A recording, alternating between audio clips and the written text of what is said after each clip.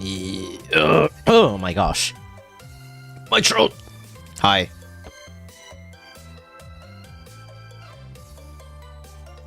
Oh, I just accidentally kicked my own PC, hold on. Okay, no, it's good. Ugh. What is poppin', gamers? How are you guys? Give me a second while I check some stuff real quick.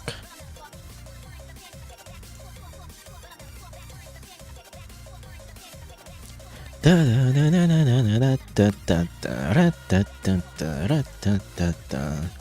I need to play Robbie Revy again. I need to actually like finish the achievements and stuff. Oh my gosh, OBS crashed. Hold on. OBS. Okay, before I actually fully crash, I got a crash message window, but I'm pretty sure it'll actually like fully crash soon. So I'm going to restart my OBS real quick just in case, so this doesn't happen again. All right. I will be disconnected for a little bit. I'm sorry. Give me a second.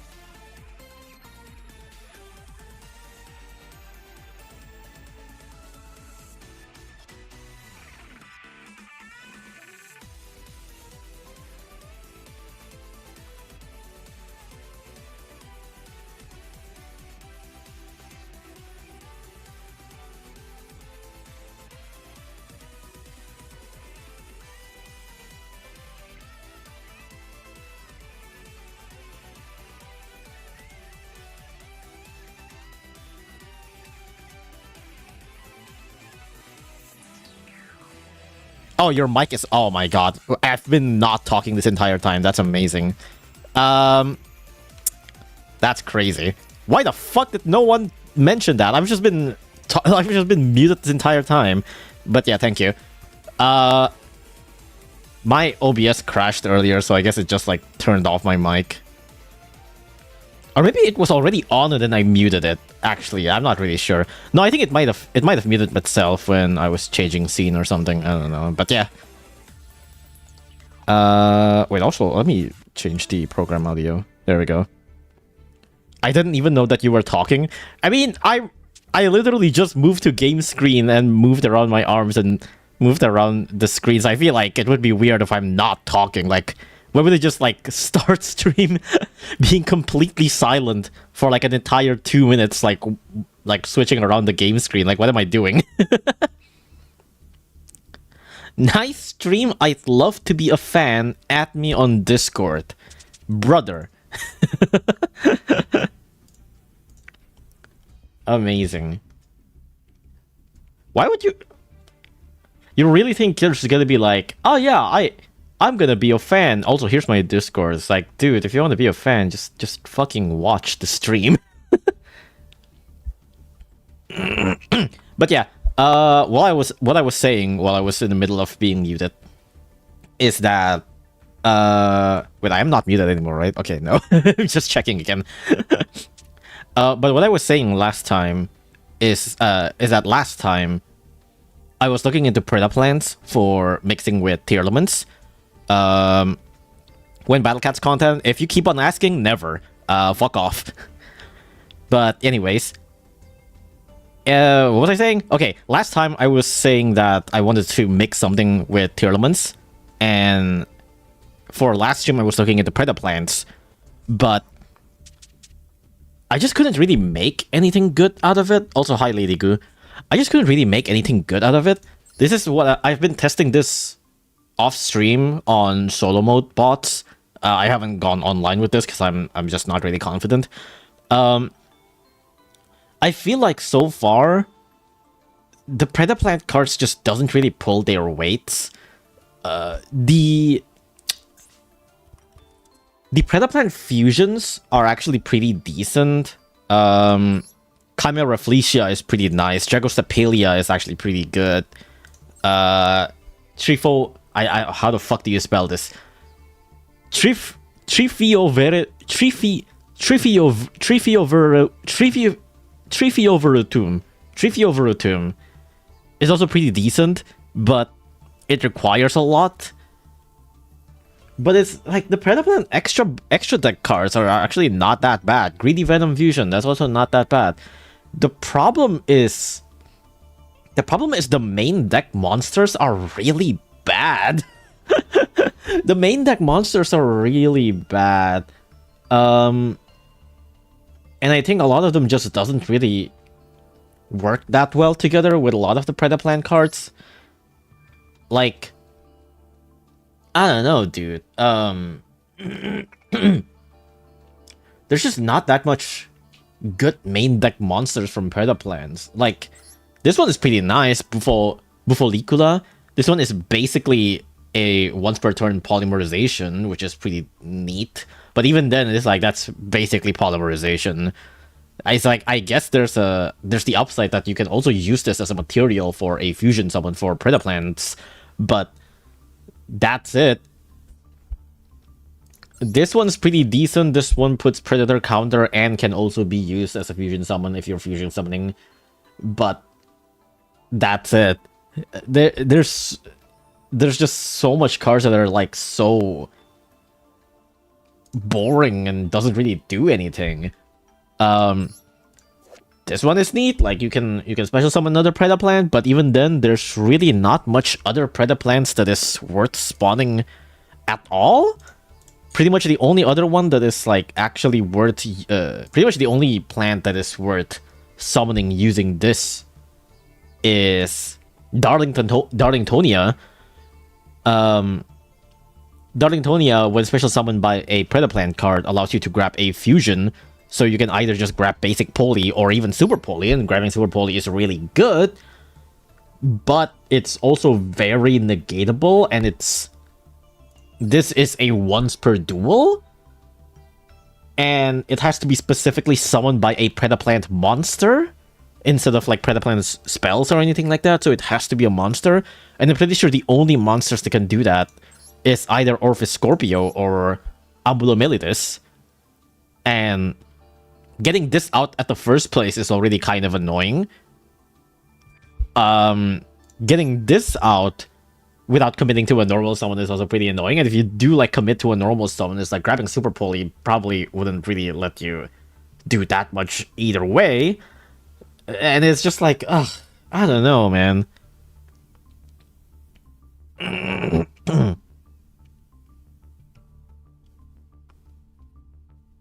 This is a YouTube featured stream with 9 people watching. What do you mean YouTube featured stream? Are you saying that like YouTube is like promoting this with ads or something? What are you talking about? YouTube featured stream? And yeah, of course, there's only 9 people watching because it's not fucking Battle Cats, and nobody fucking cares about non-Battle Cats because y'all are so fucking boring. Let me get a drink.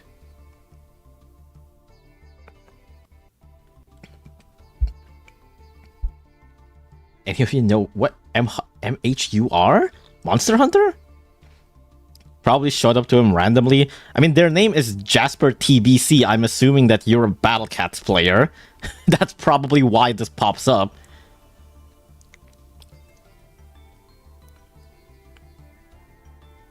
It said YouTube feature. Also, yeah, non-Battle Cats is boring. Yeah, because you're a fucking loser who only plays Battle Cats. My god, dude. Play some other damn games. I like Battle Cats as the next guy, but like, Jesus, play some other games. Holy shit. It shows up as an icon next to streams? What? I've never seen that. Does it just say YouTube featured or something? I don't think I have. Wait, hold on. Let me see my YouTube homepage. I don't think I've ever seen anything like that. I don't see anyone live. Hold on. Let me scroll until I see someone live. Or is this on phone or something? Oh my god, Creekcraft is playing Deltarune. That's pretty crazy, actually. Can't believe he's actually playing Deltarune. Is it specifically a live stream thing? Hold on, let me... I don't see any more live streams on my YouTube homepage.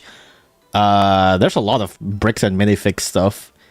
The Boys, Rainbolt, John VTuber. Why is there no live stream? I don't get any live stream. Oh, I see one live stream. But there's no icon or whatever next to it, so I don't know what you're talking about. Is it like a mobile phone only thing?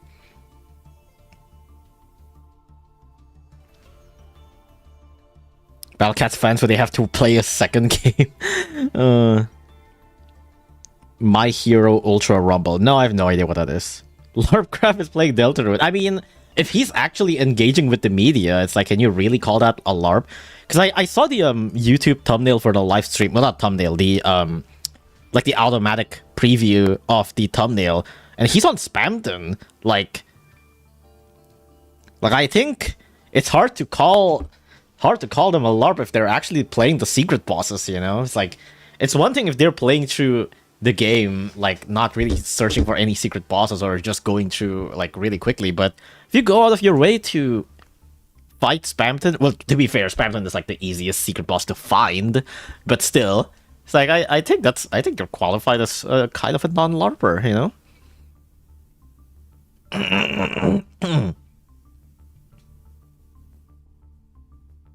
There's no one else streaming means you picked a good time. I don't know, man. It's 12 a.m. my time. Saying LARP is really funny. True, that's fair. Let me get a coffee real quick. To be honest, Deltarune isn't boring. Okay, good. At least, at least you got good taste on that. Man, I can't wait for Chapter 5. It's in... Oh god, it's oh fuck, I forgot it's this week. Holy shit, it's... Wait, no, it's not this week. It's next week. My god, it still feels so fast, dude. It feels so fast. Larpus the 4th, true. Also probably the most popular secret boss. Probably at this point, yeah. Like... No, yeah, absolutely. Yeah. I was gonna say Chapter 3, maybe, but... the validity of which Chapter 3 boss is the secret boss is already a questionable, like, debate, but, you know... But you know what I mean. You know which one I mean. You know which secret boss for Chapter 3 is what I mean. But, yeah, no, Chapter 2's secret boss is definitely, like, much more widely known than Chapter 3's. We're already in the middle of the year, yeah. I was expecting Deltarune to be coming out, like, I don't know, a little bit at the end-ish of the year, like, October, August, or something like that. But no, we're just like, yeah, it's straight up June. I feel like chapter 4 is also pretty easy to find. Yeah, chapter 4 I think is also pretty like in your face, but I don't know. I think chapter 2 is way easier because you only backtrack like once, right? And even then, that's a backtrack that's already being told. The only thing that you really need to do is remember that you were told to backtrack, and then like you backtrack once, and then like after that is pretty much a straight line, right? But for chapter 4s, it's like you actually do have to like go around and find stuff a little bit out of the way, like what, like 3 different times, I would say, right? Like you have to find like 3 different melodies for the secret bosses, so it's like it's not that hard to find. It's pretty in your face, but and I think it's more like if you're looking out for it, then it's very easy to find, right? Because like there's very obviously it's like, hey, there's a thing behind here that you gotta search. That is pretty easy to find, but it's also not in your way, and therefore people who don't really care too much about it or don't really want to bother too much about secret stuff would probably just like miss it pretty easily-ish, I would say. But for chapter 2, it's literally just like, oh yeah, this guy told me to go here, so I'll go here. And then after that, it's pretty much like, oh, this guy tells me to go here, and then I go back, and then I go back again. And it's like, okay, yeah, it's pretty straightforward. Awesome Toby referencing the truck meme for chapter 5? Oh, I don't know about that. Like, I'm thinking of like the lyrics of the truck meme and like what part of that could be used as a meme. I couldn't really think of... I mean, it's not entirely impossible, but that feels like a little bit out of... I don't know. I guess like chapter 5 can be literally anything, so, you know, who knows. Hi, Dodos. I think the one thing that, you know, I still feels like this feels like something that not a lot of people talk about when it comes to chapter 5 is that this is supposed to be like Sunday, right? Like this is supposed to be at the end of the week.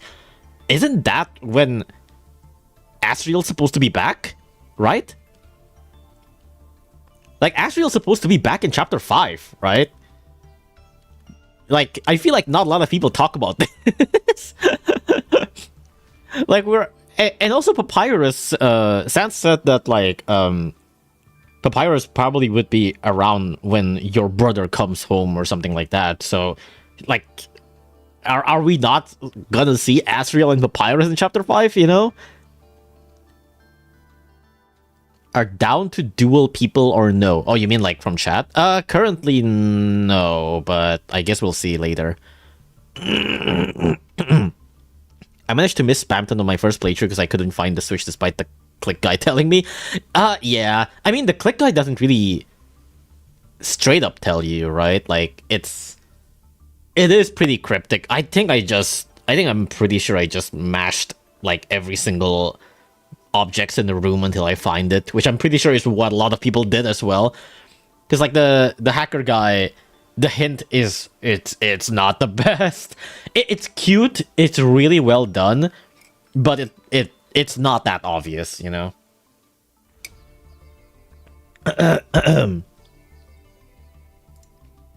We did get things took a weird route. That is true.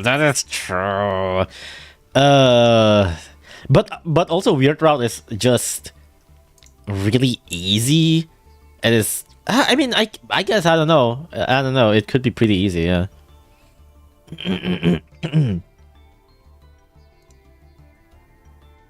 I still don't fully know what's happening in what's in Deltarune chapter 4.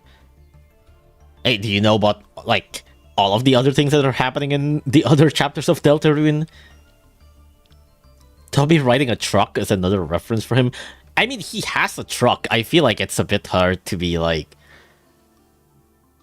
Oh, that's an intentional reference of like Asgore just riding his own vehicle that he clearly used to transport flowers. Like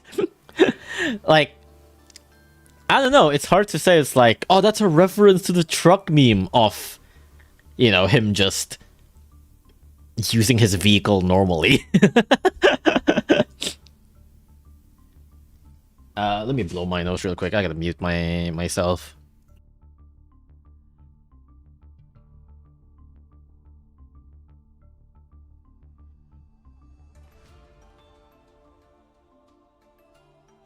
We also got the Among Us joke. Yeah, I guess, but it's like it's not too hard to incorporate those into a conversation, you know, but I don't know. I don't play Deltarune because I'm Algerian, which means I'm broke. I mean, the first 2 chapters is free. There is that. You can honestly watch like the gameplays of Deltarune like online to kinda sorta experience it. Like pretty much the only quote unquote thing you're fully out on not experiencing is just like, I don't know, like exploring stuff yourself or maybe like some of the secret boss battles, but it's like I think it's fine if you just like watch people play at the game for the most part. Because it is a very story-driven game, you know? It is a very story-driven game. If you're missing out on the gameplay or exploration, it's like, it does kind of suck a little bit, sure, but you're not super missing out like that much.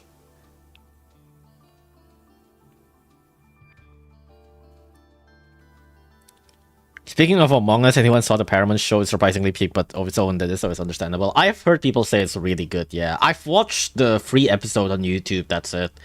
And even then, like, the free episode on YouTube was also pretty good. I really liked the joke. I really liked the one where... I forgot how it goes, but, like... What was the first 2 characters? It was White and... Who's the farm boy? Was it orange or was it purple? Or was it green, right? So it's green and white, right? And then we're green. I forgot what they were talking about. Oh, I think when one of the kitchen crew members were something like was like, "You fucking capitalist" or whatever, and then Green was like, "What's a capitalist?" And then White's like, "Oh, that's me." That's so good, so good. But I haven't watched the rest. I don't know if I want to go into like Paramount Plus to watch it or something like that, but you know, there's alternate ways to watch it, I'm sure. It's not quite the same if there's no alternative, then playthroughs are fine. Yeah. And even then, it's not that expensive, right? It's like, isn't it like $20? I thought this was a Yu-Gi-Oh stream, not a Yap stream. Every stream is a Yap stream. Every stream is a Yap stream if I feel like it. Everyone sims for the doctor. I think I saw clips of that too, yeah. White being a Nepo baby is incredible. So many tiny jabs on capitalism on this character is literally only in episode 1. And of course, he's the first one to fucking die. Have you ever tried Pure Radiant Typhoon? There's a lot of things that I have not tried. I've pretty much only tried like 2 decks at this point. Like, if you ask me literally like, hey, have you tried literally any decks? The answer is 99% of the time, probably no.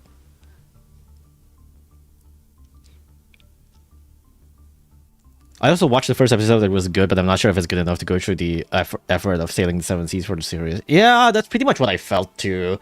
It's like, if everything is on YouTube, I probably would watch it. But it's just a bit too much effort to like watch it, really. People say it's good, that's good. But I'm not like super stoked to watch it or anything like that, you know?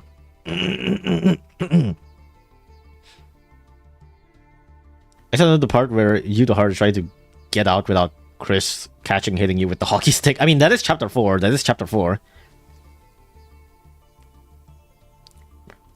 Recommend your next one to be Radiant Typhoon and Cool Tune. Fuck no, I'm not playing KT. Fuck KT. I'm not playing that shit, bro. I'm not playing Cool Tune. Radiant Typhoon does look pretty decently fun, but fuck no, I'm not playing Cool Tune. Fuck that shit. Talk about Yu-Gi-Oh, please. I mean, you gotta bring up Yu-Gi-Oh topics, you know?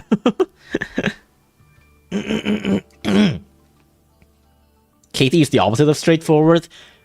I guess, but I mean, I do know that you always go for what was it, like Q and Rotary into Trackmaker, and then you you chain to you chain Trackmaker into the one that checks your deck, and then chain 3 is the one that checks your hand. So that when chain resolves, you check your opponent's hand, and then you check their top decks, and then you grab whatever else.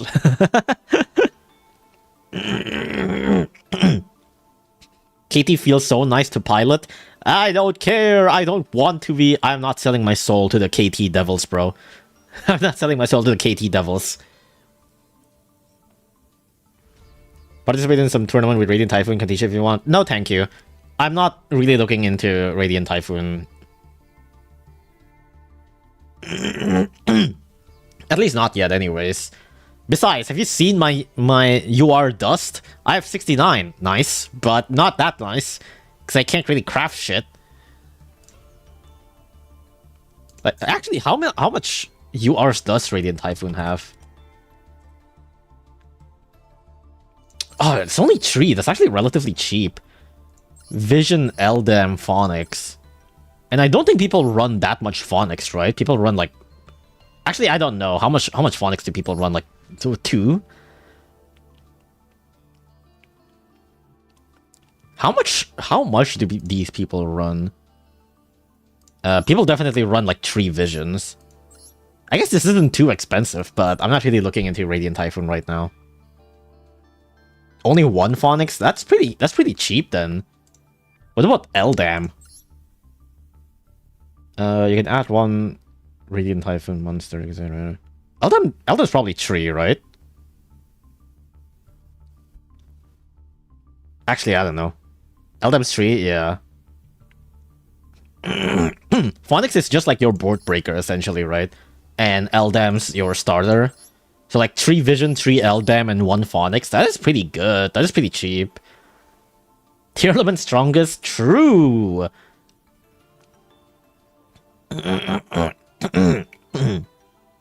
Phonics also interrupt, yeah. Forgot Brilliant Fusion was legal. It's been so long since I've seen that card. I wish I can put more Brilliant Fusion in. I mean, I can, but it's UR. And my UR Dust is screaming. Have you ever seen a full power tier mirror? I think I have seen a little bit like a long time ago before I really fully understand Yu-Gi-Oh, but I haven't seen them recently after I like kind of understand tier elements more.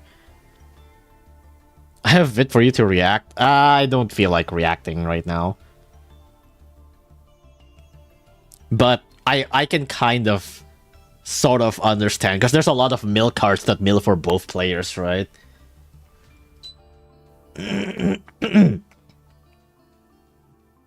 Like there's some cards that like mills for both players, and that would just like activate both players like tier cards, and then it's hard to just like try to out a bunch of the tier cards, because then you're just like popping each other's cards, and then you pop the opponent's Kit Coloss, and then they just turn into like Kaleidohar. It's like, oh shit.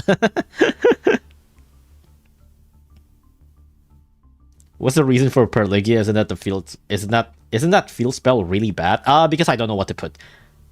This is for testing. This is for testing. Okay, for people who just came in, I've mentioned this earlier, but the backstory of this current deck that I'm looking at right now is that, so okay, if you're not too familiar with what I play, this is what I usually play.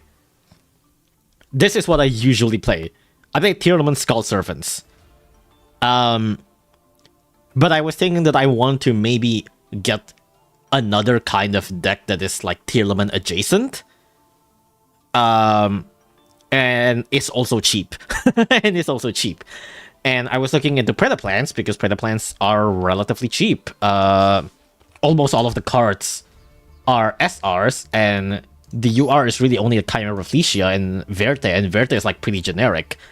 So I've tested a little bit on the Predaplant cards. That's why I have this deck that I've been testing on solo mode, essentially.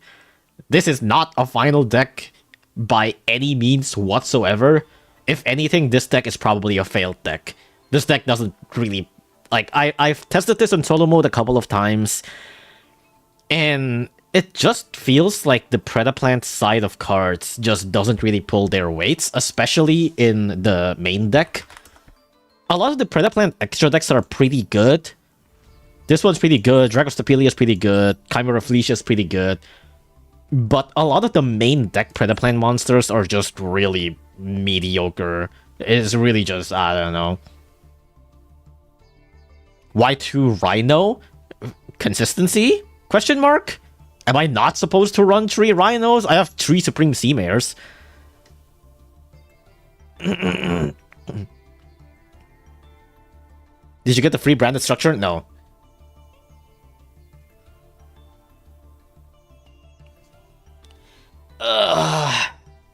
Shaddoll is pretty cheap. Shaddoll. I think I've looked into Shaddolls as well. Well, I guess a lot of these are alt cards. A lot of these are alt cards. Well, no, this one is alt card. I can make like El Shaddoll Winda with Tearlaments, but like I think a lot of the main deck Shaddolls are pretty bad as well, from what I remember reading. The main deck, at least. Yeah, but I think a lot of the main deck Shaddolls are really just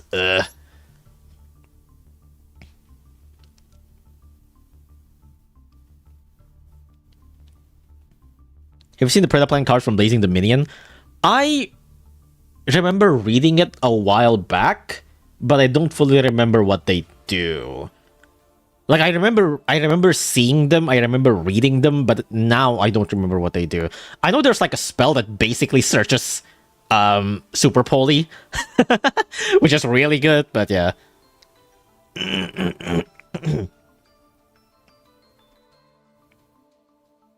You need 3? Oh, UR.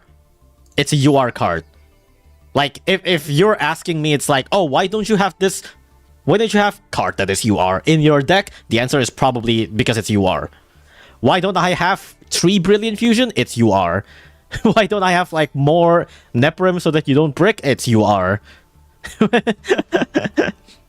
Why did you have more of I don't know, like the fairy? Why did you have like Fairy Tail Snow, or like was it one of the UR Sentinel? It's UR.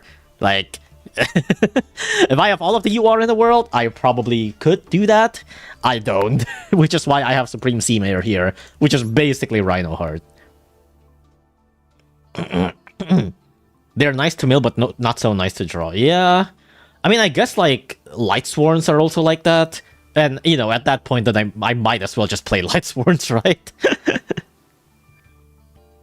Shaddolls are so bad, but it's Turbo Time Loss Simulator. Is it?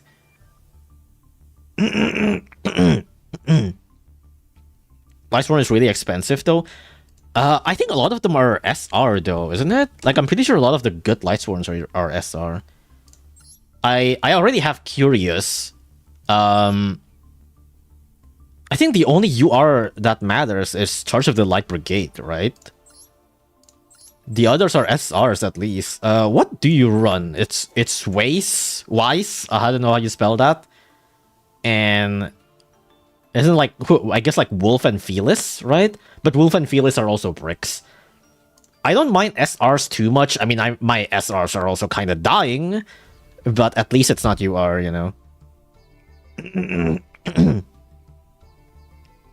If you're already struggling with consistency, you should at least cut to 40 cards and increase the odds of drawing starter. Again, this is just testing. This is not final at the slightest. This is just me, like, putting in cards just to test stuff. Like this is don't see this as a final deck at all. This is just me. This is just a purely a testing deck. That's it.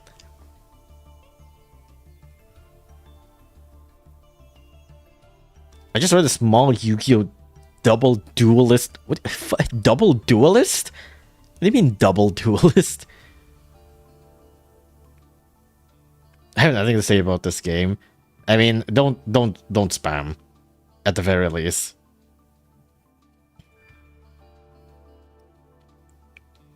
I do love internet providers and their customer service. I love having no Wi-Fi for days. So true, brother. My Wi-Fi provider used to be so much worse, but yeah. It was just a little dragon in charge or yours. You don't... I mean, yeah, Lightsworn Dragonling...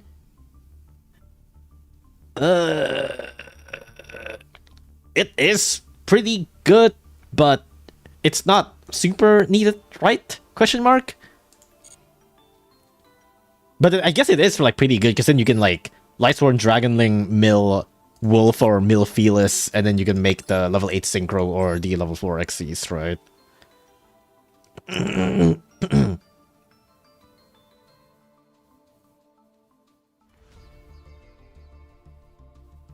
There's not even an outage. Yeah, they just do shit sometimes. Let me get a drink. I feel like you probably already built a nice pure tier deck with what you have. I mean, what is a pure tier deck anyway? Maybe I should keep King of the Swamp. What even is a pure tier deck? Like, you still keep, like... it's basically like this, right? Like, this is already a pretty close to a pure tier deck, I'm pretty sure. I guess you run, what, like 3 Screams, but they don't have Screams? And it's UR. Maybe the streamer loves Predaplants so much. Okay, to explain again on why Predaplants are here, since I assume you just came into the stream. Predaplants were just for testing. It's just, I want to see what Tearlament adjacent monsters, or Tearlament adjacent decks that I could mash with Tearlaments. And Predaplant sort of came to mind because it's pretty cheap. And I was testing Predaplants, and it doesn't feel that good. Scream is nice, but not necessary for the main combo. I mean, I guess, yeah.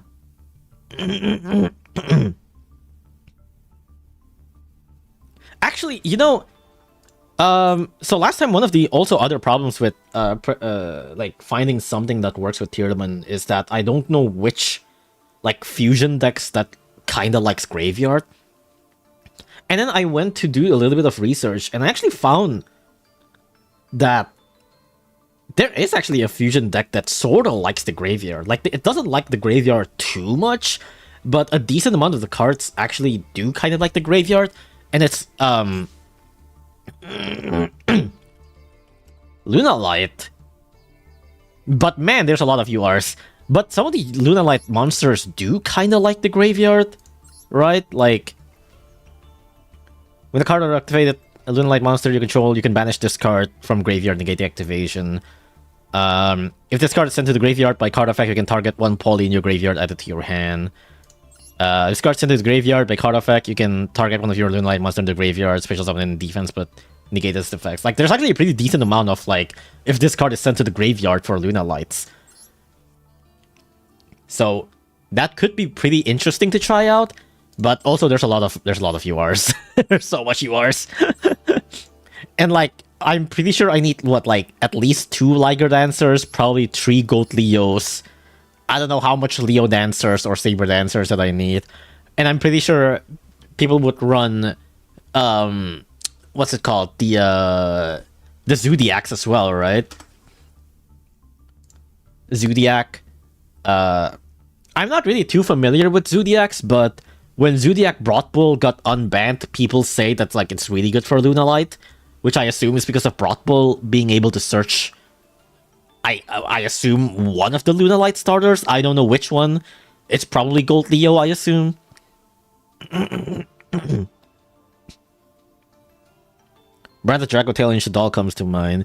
Yeah, the only problem is just Shaddoll feels really dead in hand. Branded and Draco Tail looks good, but my gosh, it's so much URs.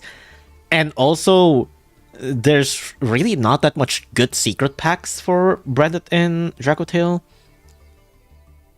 Normally, people mix every generic engine in the game with the tier limit just to enable Mills, Fiendsmith, Brilliant Fusion, Horus, anything is generic. I guess, yeah, I could be doing Fiendsmith slop, I suppose. You can also be using the MST deck. Oh, Broad Bull? Oh, yeah, I think so, because this also searches for something, right? Hi, E-Blue. If you love plants so much, why didn't you marry them? God, I wish. It's probably a better idea to start with a budget meta deck for your account so that you could farm gems for other decks. I mean... what is a budget meta deck? It's like, I mean, as far as I'm concerned, this deck is pretty budget. Well, not really. This deck is pretty heavy on the non-engine URs. But, like, this deck so far has been performing, like, pretty well. Like, this deck actually, like, Skull Servant Tournament is actually insanely, like, solid, surprisingly. Because, the Skull Servant part of the deck can lead into Tearlaments. The Tearlament part of the deck can lead into Skull Servants. Like, they both actually, like, play into each other's strengths and weaknesses, like, really well. Like, they actually play into the strengths really, really well.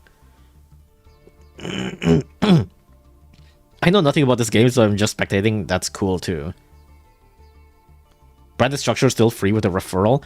I think it's changed into Sprite or something, right? How does the referral work again? Is it here? Rookie and Returner.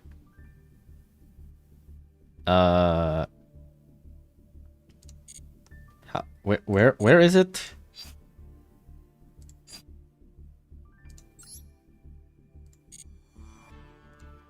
How do you check that? I actually have no idea. I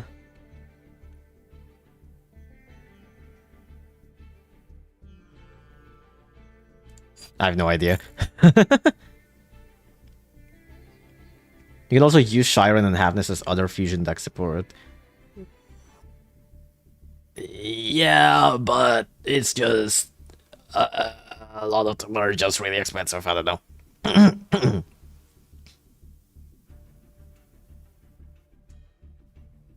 Check campaign code? Oh, is that where that is?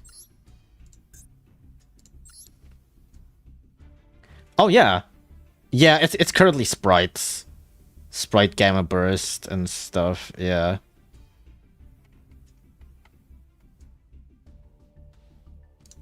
Is this just a whole...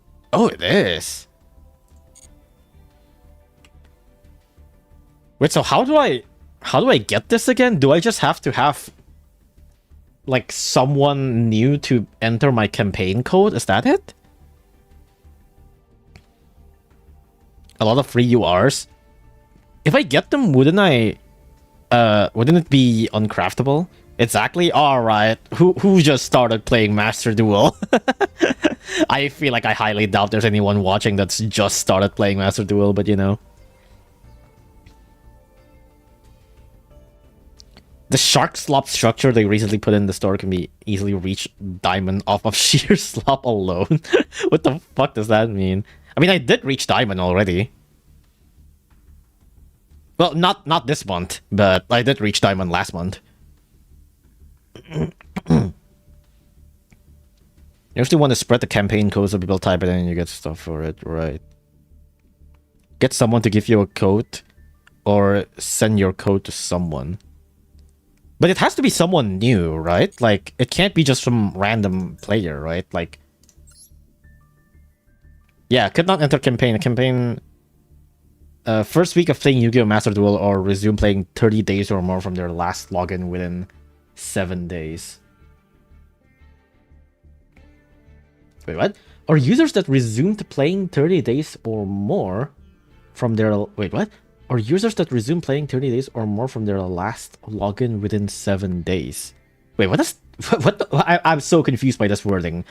Users that resumed playing 30 days or more. So they have to be playing 30 days consecutively after not playing for 7 days? What?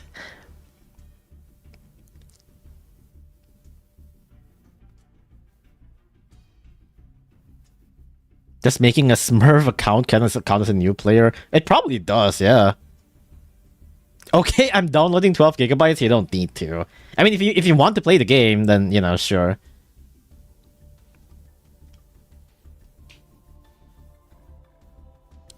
Sprite Alpha are nice if they ever decide to unban Merrily. Yeah, I did notice. I remember someone mentioning that like Sprite can be used to also like bridge into tier with Merrily. But they're fucking banned in Master Duel. Free my tier girls. I'm not big at the Yu-Gi-Oh! So I've been playing Rabbit and Steel for 15 years straight. So based. So true. Can't believe you've been playing Rabbit and Steel before it even comes out. I got like 12 alts. Okay, that's amazing. It's the other way around. Don't play for a month, come back, and within the first 7 days after coming back, they type in a code. Ah, I see. I saw the game's basic and final is just like Inscription, but more complicated. Okay. You're somehow not the first, or I don't think even the second person to say that. That is like, oh yeah, Yu-Gi-Oh! Is basically Inscription. You got 7k gems and complaining about no URs? I don't know what to spend it on!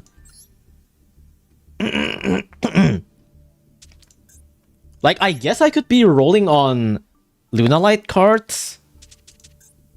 I just don't know what to spend it on. I've already spent 2k on Preda plans, and that feels like a little bit of a waste now. I'm glad I didn't roll for more, but yeah. Fiendsmith? Does Fiendsmith have their own set? Why is my monitor keeps on dying for some reason? Oh, it does. Contract of the Soul. But Fiendsmith... how much Fiendsmith cards do I need? Like... Requiem, Sequence... I don't think I need Acnum Day, right? So, like, what? 1 Requiem, 1 Sequence... With, like, 3 Tract, 2 Engraver... It's just 1 Lacrima, right? Like, 2 Engraver, 1 Lacrima... I don't think you even need Desiree. You don't need Rextrem. You just need one of these Lacrima, one of this Lacrima. Or do you even need 2 engravers, or do you just... I mean, you probably want 2 engravers so that you can get consistency for tracked or something, right? So you need like, what, like 3 tracks to... My monitor keeps on dying. What the fuck? I mean, you guys can't see it, but my monitor keeps on dying. What, like 3 tracks, 2 engraver, 1 main deck Lacrima, 1 extra deck Lacrima? So it's like, what, 3, 5, 7? 7 you are? 2 engraver, 3 track, 1 Lacrima. 2 engraver, 1 Lacrima, 1 every link, 1 and 1 every... 1 of every fusion? Do I need every fusion? If I just want to do Fiendsmith slop for like... I don't know, like Pilgrim Reaper or something, then I probably don't need the... I don't need the other fusions, right? One of every fusion except for Rextrem. Do I need Desiree for anything? Do I need Desiree to... I don't feel like I do, right? Like, this is just for a little bit of an extra. Or if I want to, like, shuffle my stuff more. You can cut Rex and Desiree, yeah. Or 1 track depending on the deck. I guess I don't need too much tracks. Because I am like... I don't know. Just a Lacrima you want to make if you want to rank 6 or Desiree for a grind game. I guess so, yeah. Desiree is a... What the fuck? Oh my god. Okay, so... YouTube has just been keep on like automatically translating my YouTube chat on live stream, and there's just like no way to change the settings for some reason.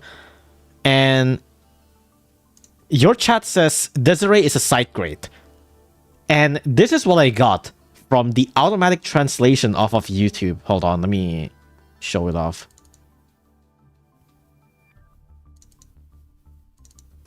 Or is it? My monitor keeps on dying. I need to check my cables after this.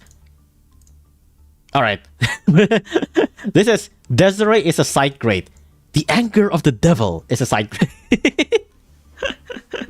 So let me just check my cables real quick.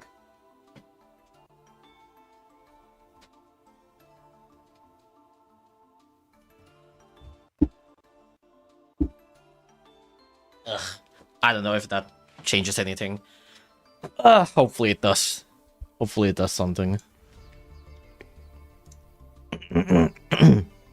I hate all of the AI YouTube, yeah. I don't know why it just, like, automatically translates shit, and I just don't see any settings for that whatsoever. Track that's mostly played at 1? Really?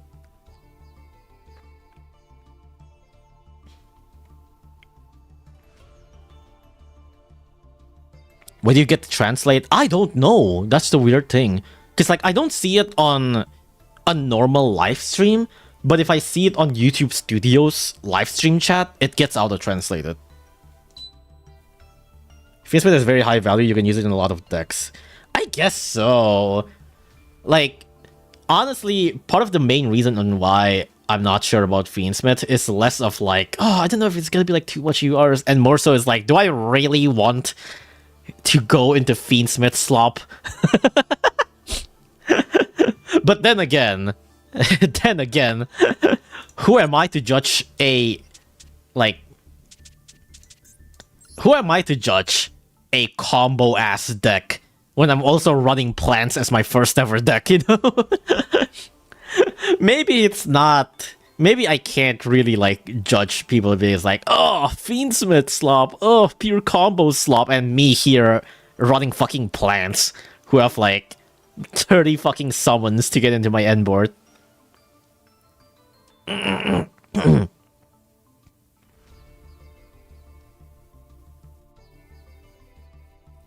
They did translate it correctly, that is true. Maybe Google if it's toggleable. I tried Googling it, I don't see it. I don't see any way around it. Desiree does mean Day of Rat, which is a sequence or him. Yeah, I guess that makes sense. If you do Fiendsmith, you need Moon of the Closed Heaven. Oh yeah, I guess so, yeah. But she is a UR, right? Yeah. I guess so. Trap Tricks is more of a control trap deck. I mean, the Trap Tricks part, yes. But the Lokai part is not. The Sonovalon part of the deck is not. The Trap Tricks part is pretty simple, but bridging from there, and even then, like, I can start from the Trap Tricks part into going all the way, comboing into, like, the Rika cards and whatever. Moon got banned in TCG. Yeah, Moon is not banned in Master Duel now. If I were you right now, I would spend gems on the latest pack for Brawl and Virtus. It's just that good. But I would need branded cards for that, don't I? I mean, I guess something like branded Tearlaments could also maybe work. I don't know.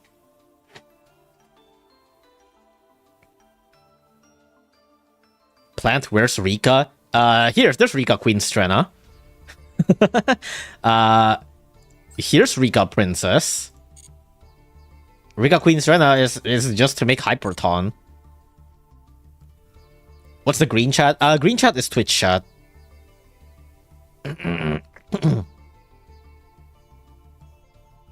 Fuck ass YouTube. He uses Twitch? Yeah, I'm multi-streaming for YouTube and Twitch. Go play Branded is an absolute blast. Branded does look neat. There's just so much URs. Good heavens, look at all those URs. I mean, I know a lot of these are like alt arts and whatever, but still. Like, oh, great heavens. There's so much URs, dude. And a lot of these cards don't even have their own, well, some of these cards. Some of these cards don't even have, like, their own sets that they can roll on, right?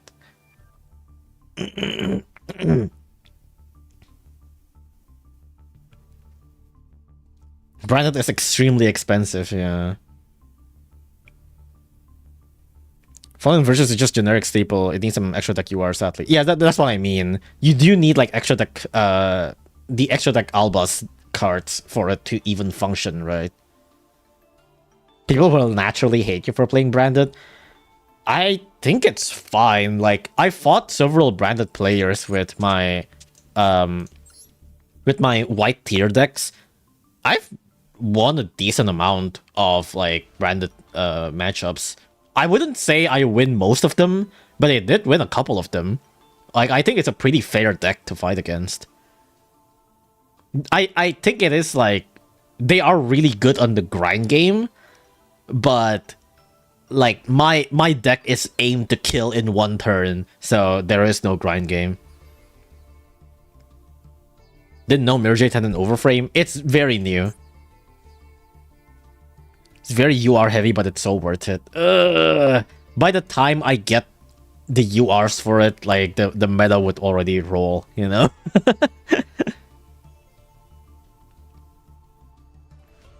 Guess 1 or 2 Albion and the optional Black Dragon are really good generic. I know, but I just don't want to be, like, super locked into a certain deck, you know? Brand has been playable since release in the game. Yeah, I don't know.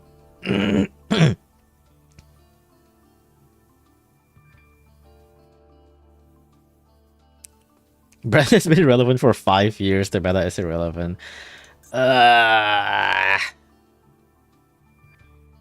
There's just so much, man. I don't know.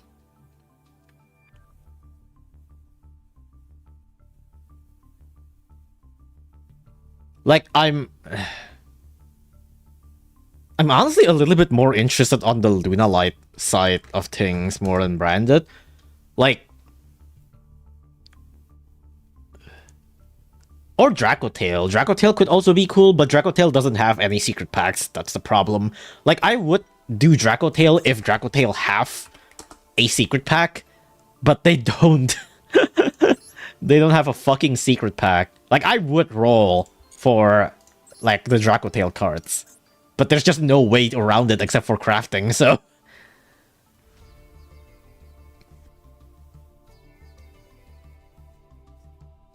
You should make an Exodia deck. I mean...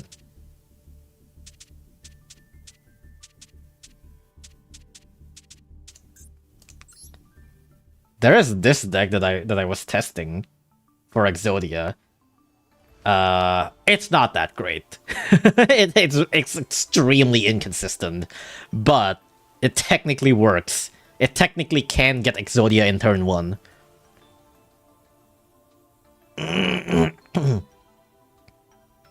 It's like Graveyard and maybe Orcus is the deck for you. It's all Graveyard spam.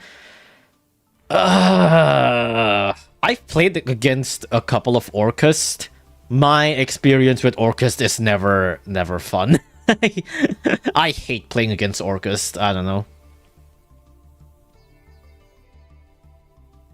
I think we were talking about the Fusion Exodia. Oh, I mean, I guess there is that too.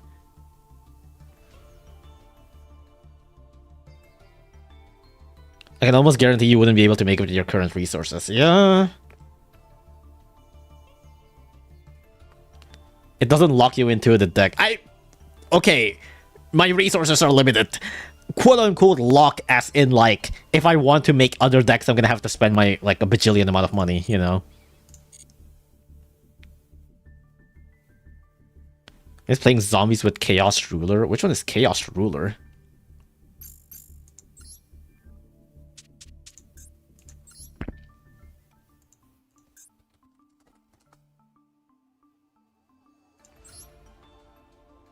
Arcana Force EX, the Chaos Ruler.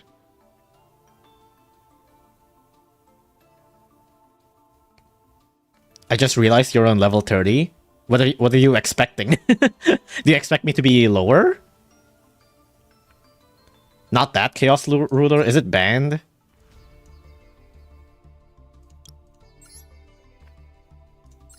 Chaos Ruler, the Chaotic Magical Dragon. Level 8 generic Synchro. If this card is Synchro, you can excavate the top 5. Act 1, excavate light or dark. Send the remaining card to graveyard. Damn. You can banish 1 light or dark from hand or graveyard. Wait, what? You can banish 1 light and 1 dark from your hand or graveyard except this card. Especially summon this card from graveyard, banish it, leaves the field. That's pretty nasty. I expected you to be like 20-ish. I think it's mostly solo mode. Like I test solo mode a lot, and solo mode gives you XP, so like I do a lot of solo modes testing. Like if you check my data for solo modes, number of solo mode duels, like I have 1,700 solo mode duels because I test on solo mode a lot. Like number of standard duels, 450.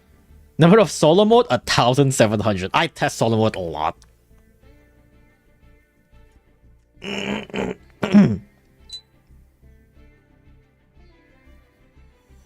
My 1,000 hours doesn't even have that. I like just testing solo mode, man.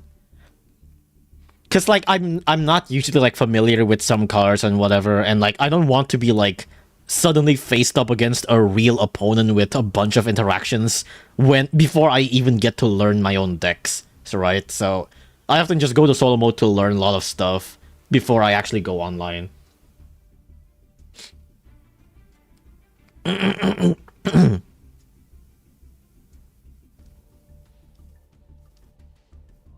I just play like 2 decks and nothing else. I mean, so far I have only played 2 decks. Well, I guess 3 technically. My decks are Plant Slop, Zombie Slop, and now Tierman Skull Servants.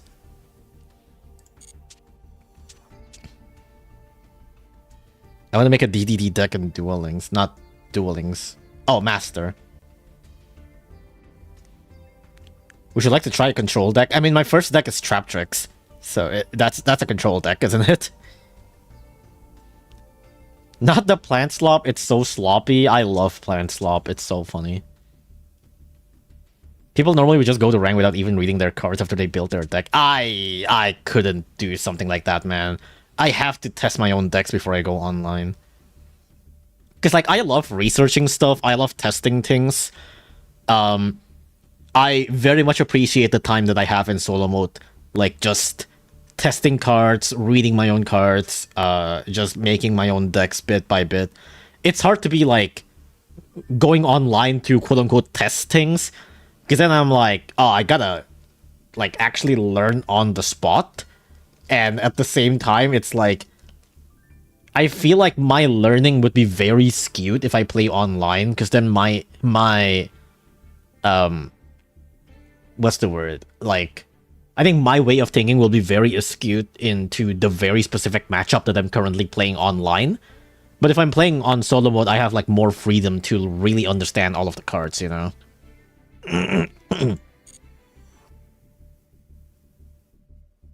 I saw a deck called White People Be Like. Yeah, that's my deck. That's my white deck. That's my zombie deck. This is my non-Eldritch zombie deck, essentially. And also, wait a second, I'm white! These deck names are insane. I love these deck names, it's so funny. Also, someone earlier asked if I saw Enneacraft. I've seen Enneacrafts on like YouTube, but I've never fought. No, I fought one Enneacraft online. They went first, open dimension shifter. I immediately press surrender. So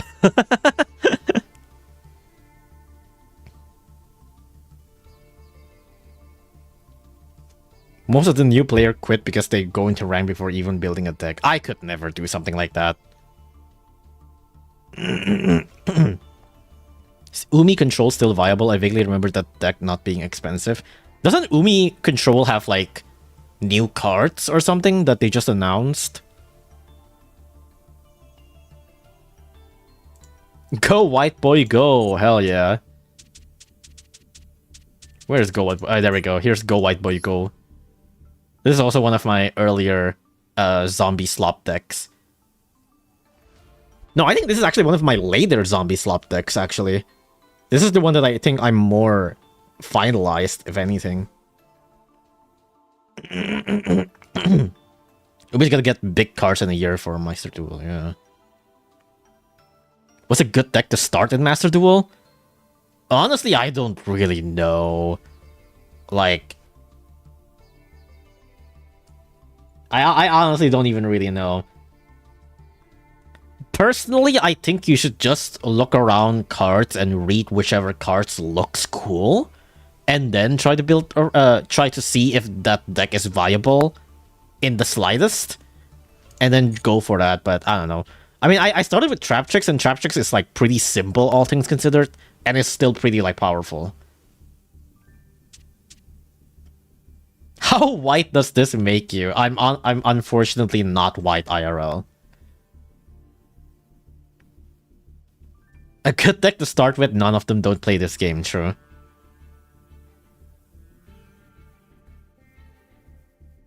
Whoever asked the question about good deck and play RB for a decent starter deck. Oh yeah, RB is pretty cool. I fought a couple of RBs before. RBs is pretty cool. I think Hecka Hands is also pretty good, right? Like, well, I wouldn't say like that good, but I think like all things considered, it's not too bad. You get like a counter trap that is a counter trap that is a spell trap negate, a counter trap that's a monster negate. Like, it's pretty decent.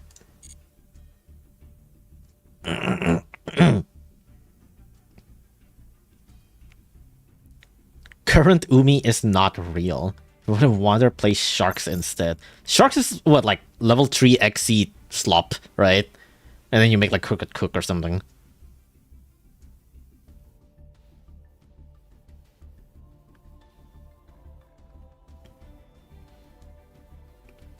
This I would suggest for new players probably Exodia Fusion, Unchained, Sprite, overall Fiend Slop. Yeah, I guess Exodia Fusion is also pretty like easy. You just get Millennium Ankh, summon Exodia, and that's it. Like, it dies to one droplet, but like, who has droplet in like early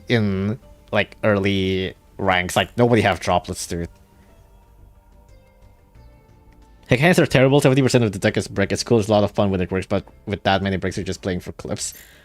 I think it does work for like mixing it with certain other illusion monsters, right? But yeah. Sharks don't do Crooked Cook. I mean, you can, but you know. Check Sharp Structure with your deck, it neat. I think I have read it, but I'm not too interested. I don't know. Is it rank 4? I thought it's rank 3. Bahamut Shark. Oh, it can be rank 3 or 5, I see.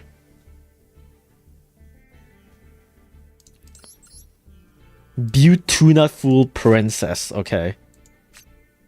I guess this is a lot of cards.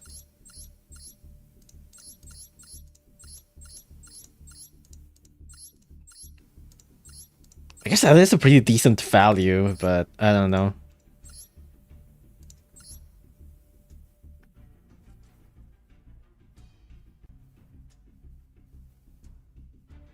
You get waterlocked. Oh, I see. Boah! The Awakened Bahamut. The Bahamut Ultra Form. Awakened Bahamut Ultra Form. With water, that means waves. You get Bahamut with explosion and waves. That's crazy. Valence is the perfect extractor deck for new players. What the fuck is Valence? I don't think I've ever heard of that. It's also got 7 Tachyon. 7 Tachyon is low-key goated. What is 7 Tachyon? I think it's one of the... Wait, what is 7 Tachyon?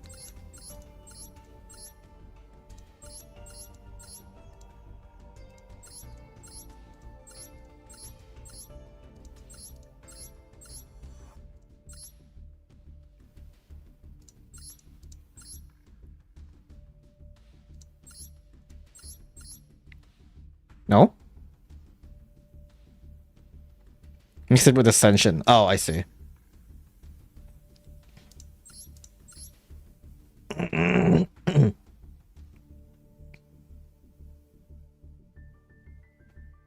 Valence, it's not stay away from that deck. I don't think I've ever heard on what Valence is. The deck is the sloppiest of slop? What?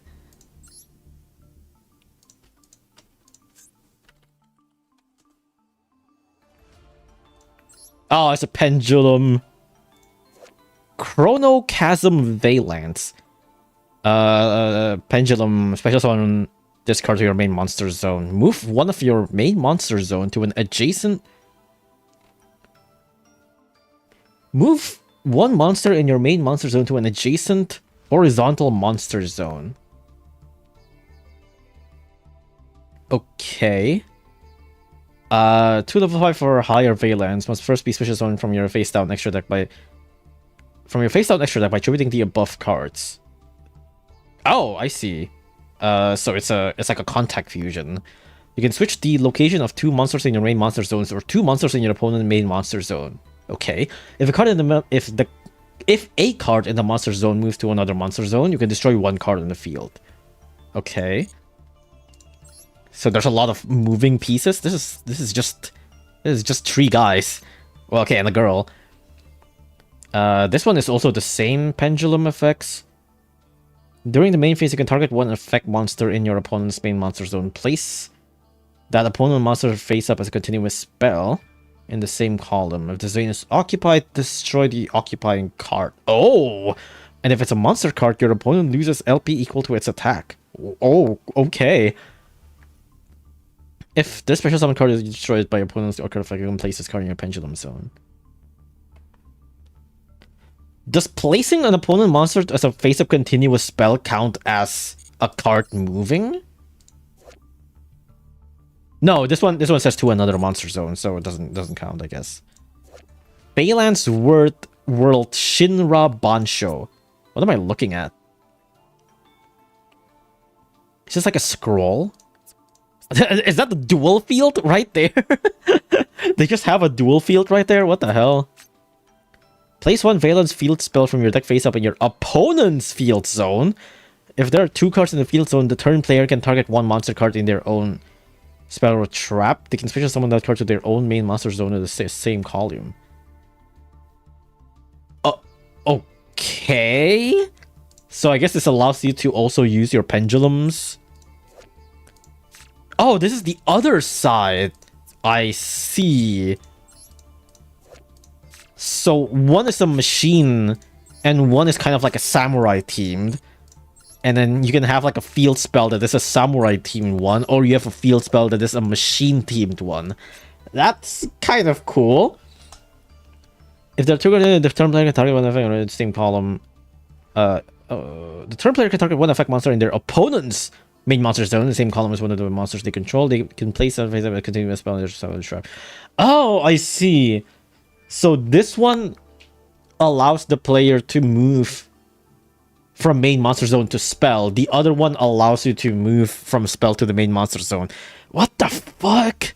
Okay. It's a lot of moving places, yeah. It's a game board. The deck switches lane, flips coin, rolls dice, destroy cards, plays with 2 field spell, all just to end on a mid board. It's like a D&D map, I see. It's like a board game turned into Yu-Gi-Oh! The Yu-Gi-Oh! Designer tried to make a deck that makes you play a board game instead of Yu-Gi-Oh! Isn't that just Flower Cardian? That's just Flower Cardigan. That's just Flower Cardigan. Me when I play Yu-Gi-Oh, but instead I play an entirely different card game. And I have to learn a rule of an entirely different card game and end on a mid-board. That's Flower Cardigan, right?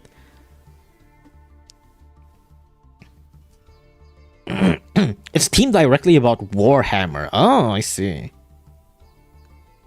The machine team spell reminds me of that one racetrack from Kirby Air Ride. That's awfully specific. Those decks can combo for a while.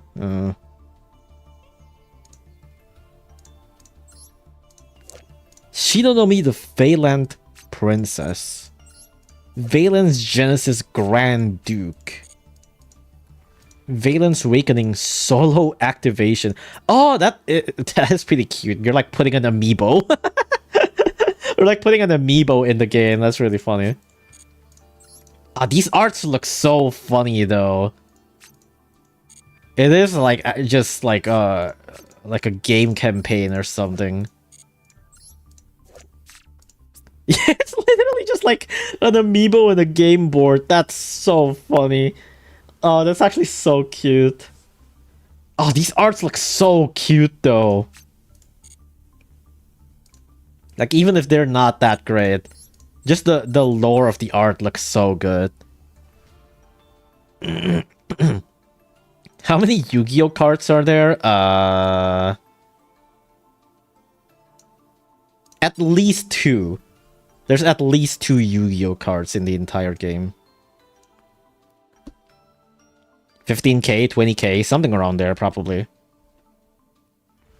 Like art cards just look like Ascent or Mimigul. I've seen Mimigul. Mimigul looks really funny. I don't remember which one is Ascent. Vados, the Eruption Dragon of Extinction. That's pretty sick. Priestess of the Ashen City. I think maybe I have seen this. I don't remember. Vados, the... Have I? I don't remember if I fought any Ashen. Extinguishing the Ashen. Have I fought an Ashen?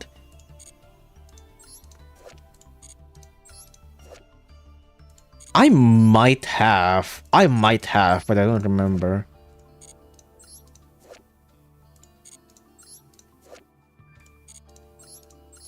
I might have fought them like once or something. Ashen is Dark Souls coded. That makes sense. Yeah, this does look like a very Dark Souls kind of character. That does make sense. That does make sense. Ashen is the worst modern deck ever. They end on nothing. About 5 years ago, a card called 10,000 Dragon came out, which is a 10,000th card. Is it? That's pretty funny.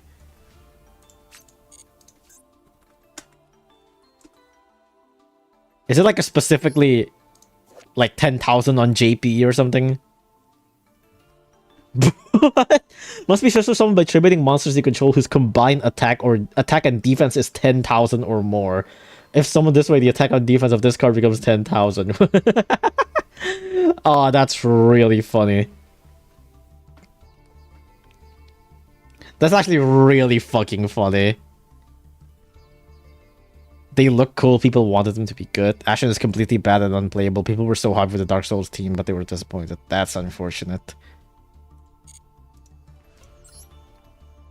Toad Master. What the fuck are these old-ass cards? A Hermit Frog has been in existence for thousands of years. It attacks with tadpoles. What? The fuck you mean it attacks with tadpoles?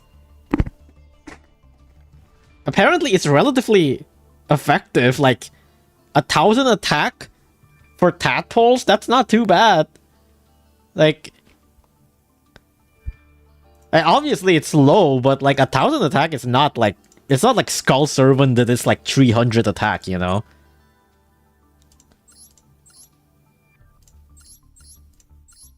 Like, who has 1,000 attack here? Like White Lord with his sword is 300 attack, right? This guy does 3 times the damage of the skeleton with a sword. With tadpoles. They throw them. Like 1,000 attack with tadpoles? That's gotta be some really strong tadpoles, bro. He attacks with tadpoles. The sword and the dog, yeah, exactly. You could time travel, put this in 2015, it'll still be mid. My gosh. Power scaling tadpoles against skeletons. We got a power scale. We got a power scale Yu-Gi-Oh cards, dude. It's so funny. He throws them really hard. It's just that strong.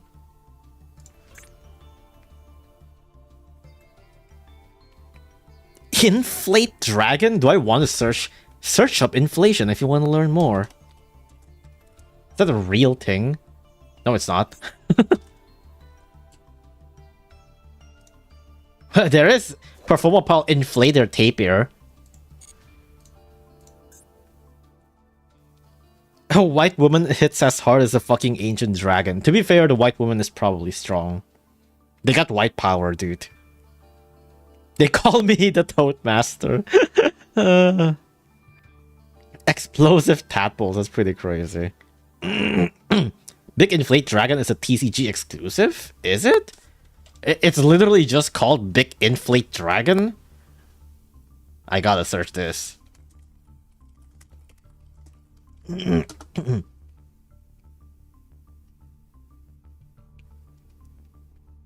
Oh my god, it is. What the fuck? Big Inflate Dragon. Who the fuck names this? I guess this is not like official translation. Biku Infreto Dragon. Oh my god, it actually is. If this card is normal summon, you can banish the top.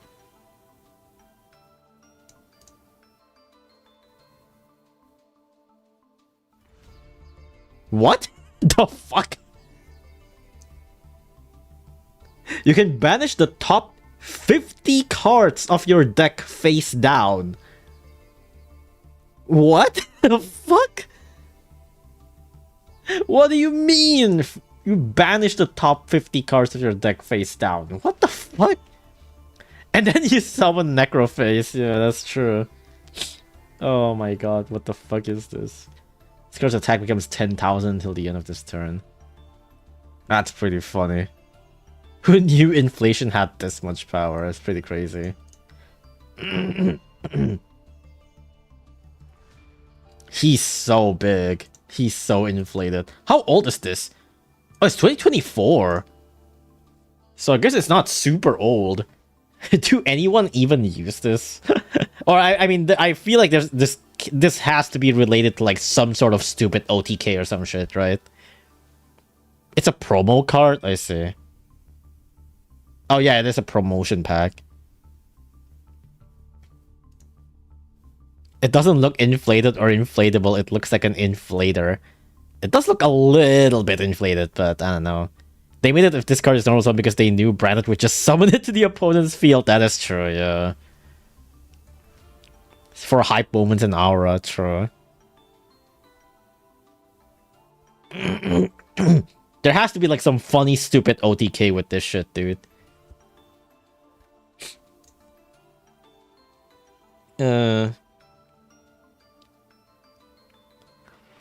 Oh, okay. So, I still haven't decided on what to do. You know what? I'm just gonna go online with my usual deck and I'll think about it. I'll think about what I want to do with my gems and stuff later. I'm just gonna go in online. And maybe even, like, reap some more gems from here, right? Yo, guy with an Albos, mate. Okay. Are we gonna fight? Are we gonna fight Branded?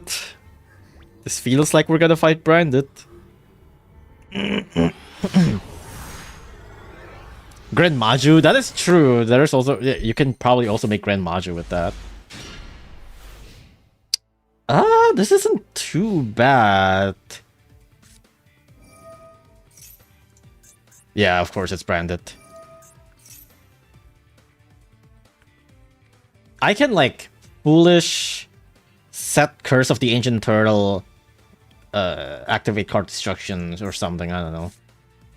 Brandon is like 40% of the decks I fight now. I don't think it's that much for me. Maybe on the YCS stuff, but I don't know. Also, I like how this guy's name is Anthony, but without the H.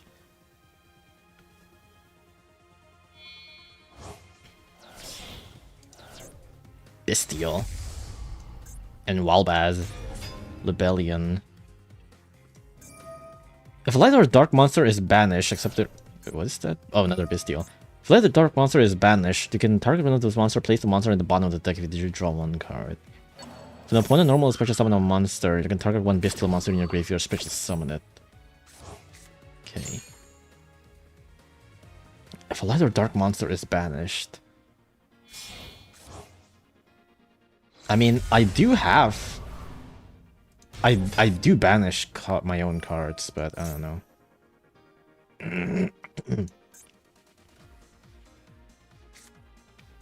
Since we may take place one thing.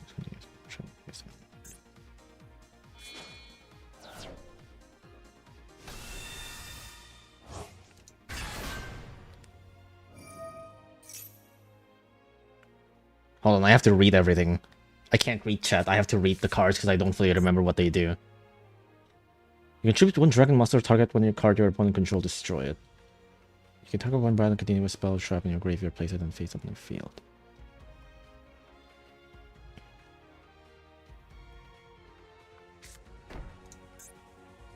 What? What is this? What is this end board? Branded Fusion?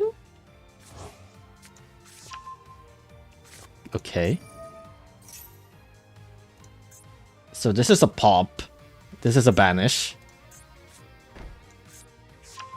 Special summon that, then you can apply one of the following effects. Special summon by banishing fusion material from either field. I guess that could be bad. I don't really know what that could be. Oh, white baking's really good. I think I'm gonna set Foolish. Yeah, I think I'm gonna... Or do I start with Foolish? Do I want to...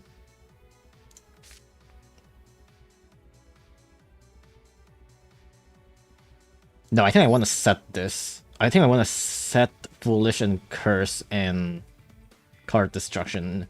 Foolish and Curse can be destroyed, but...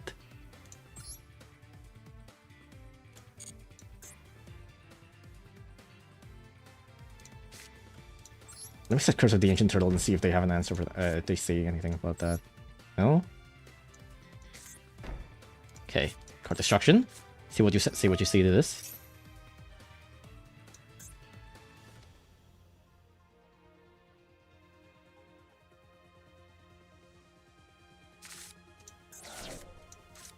Fallen of Albas. Okay. White baking. Ooh, super poly. And droplet. That's pretty big.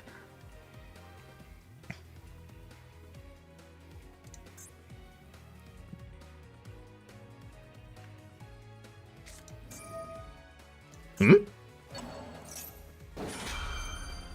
Oh. Yeah, I'm fine with that. I thought the point of this is that you get to... The point of this is that you get to banish my own cards for your own fusion summon. What's the point if you're just gonna banish your own... Light and Darkness Dragon Lord. There's also a dark attribute. Once per turn, it's a spell or a dragon monster effect, even this does negate its own activation. Ah, well, so unfortunately, the fact that this card is also a dark attribute means my super poly is live. Unfortunately for you, that might not actually play as well as you might think.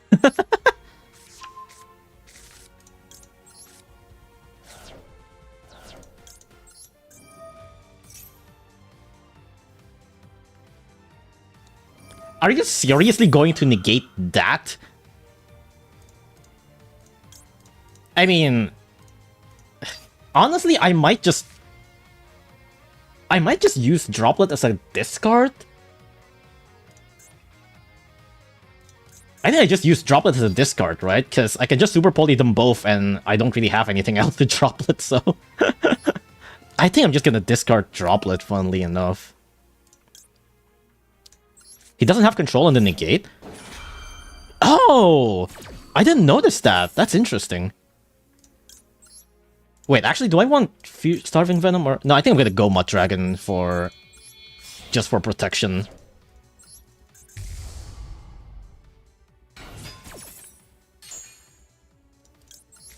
Oh yeah, it activates because it doesn't lose the... Oh, that's really funny. I didn't even think about that. That is fine.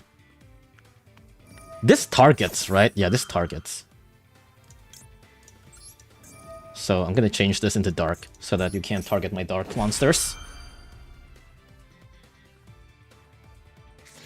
Maxi? You Maxi now? Well, I guess I Super Poly, that's why.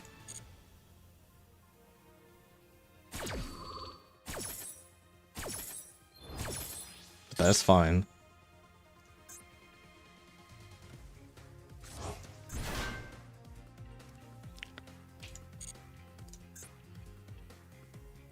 Okay, let me think.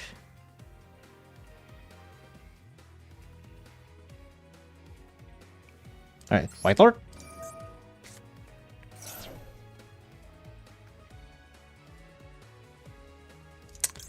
Do I want a White Princess?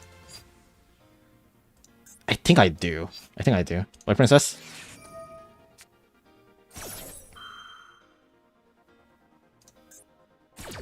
If a light or dark monster is banished. Mill 10! Ooh, ooh, that's pretty good. Siren.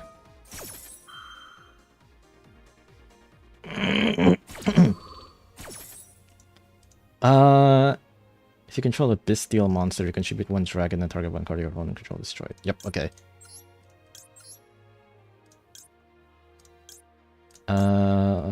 Let's get Supreme Seamare back.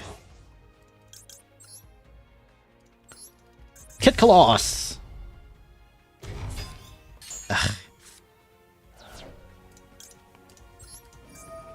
I mean, to be honest, I can just summon King and that would be game, but... I am a little bit scared of the trap. I could just send... I could send Halfness, make Rhino Heart, and then bounce the trap back.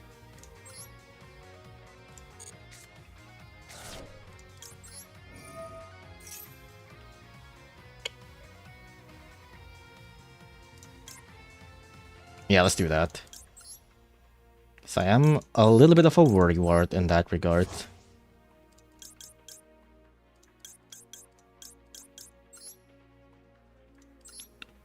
Kaleido Heart! Okay. It's a lot of cards, but oh well. Let me bounce this trap. Oh, it's Fallen in Virtuous, okay.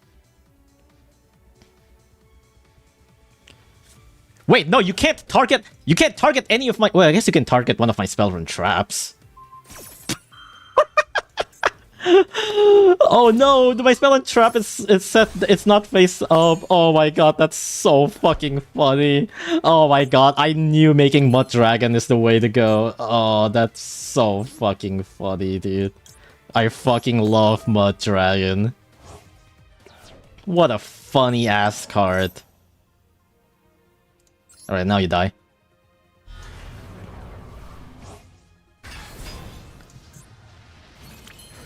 Alright, just in case. I don't want to give you another draw, but... Curse of the Ancient Turtle.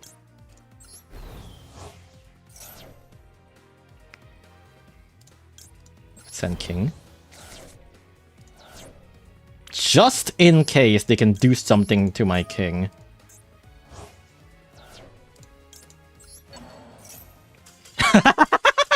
Alright, sorry. I didn't mean to BM. I'm just trying to be safe, okay? I'm just trying to be safe. GG's. See, Brandon's not that bad. It doesn't say you can. Oh, I see. So I guess it is kind of like Appaloosa, I guess, sorta. It's Appaloosa, but it's like mandatory. He ended on Mirror Jade Pass, yeah. I mean, he have like some spell or traps, but some of them don't. He also have Fallen in Virtues, but like a lot of them are not even live. He was pretty bad. Yeah, that wasn't really that good. There are some other interactions, but it is kind of over once I got Super Poly. I was gonna learn Branded, but I quit after searching on YouTube. The first video was 40 hours of Branded guide. I saw that. It's so funny. It's like, what was it? Like, it was like a short, what was it, like a short guide on Branded or something like that, right? A brief study of Branded, 19 hours. And then there's another one that is like 40 hours that I'm pretty sure is new from April. A short guide to Branded, 3 hours. The best Branded guide, 20 minutes. Well, take 20 minutes, not too bad, but you know. This one is 1 year ago. There's like one more new one that is also like 40 hours.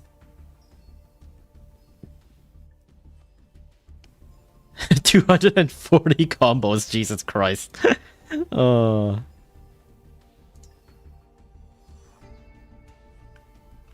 Where is it? Where's that? Probably just search for most popular. Where's that 40-hour guide? Let me search Branded. A brief study of Branded Part 2, 25 hours. My god. So fucking funny. 352 combos.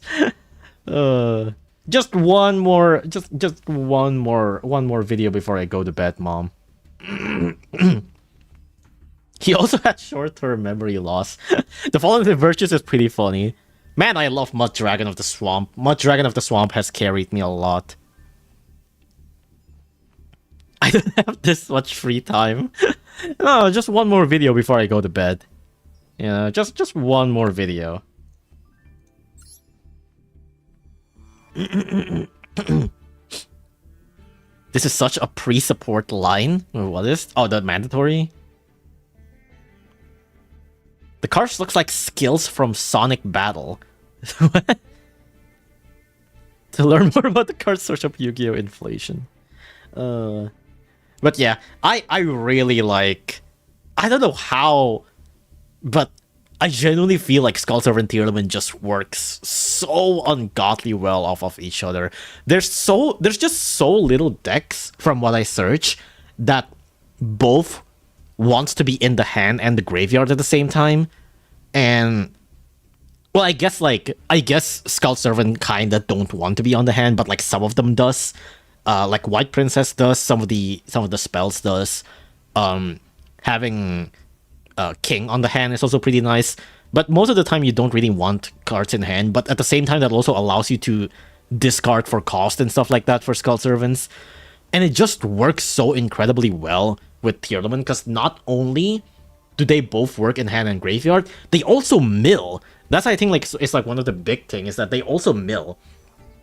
And there's just so little cards in the, or like decks in the game that are both of those, you know? It's like some of the decks likes to be in the graveyard but doesn't mill, or likes to be in the graveyard but doesn't mill other cards. Or cards that mills but doesn't want to be in the graveyard. And like Skull Servant just happens to be both, and like it's just really good. I don't know, man. Alright, I'll do one more duel, probably. Like, something about Tier Skull Servant just mixes so well. Oh my god, another Albaz. Lightsworn does kind of do the same thing. A lot of Lightsworn is a little bit mixed. Because some Lightsworn, if you draw them, it's just dead card, right? Like, Wolf and Felis is just dead cards.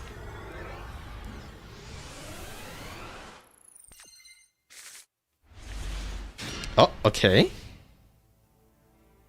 Fua, card destruction, super poly. Soon I can stream snipe you. Elf Note. Does Elf Note have like a Link 1? No, it doesn't. Okay. You can add one monster from your deck to your hand except Elf Note Lucina.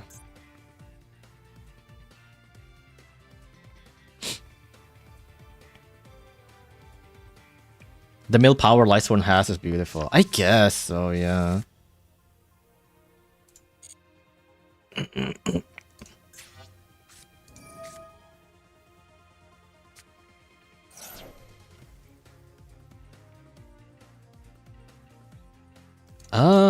I think I'll Fua now. I mean, I know I can also Fua after they chain, but let's get a Fua now. Oh my god, of course. Elf Notes are... Elf Notes are really hard to super poly from what I remember. A lot of their cards are just so much different elements. I feel like the super poly might actually be dead in my hand. Ugh. This is not good.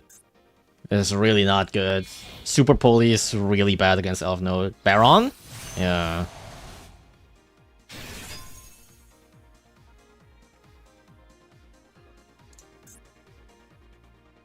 Ah, fuck.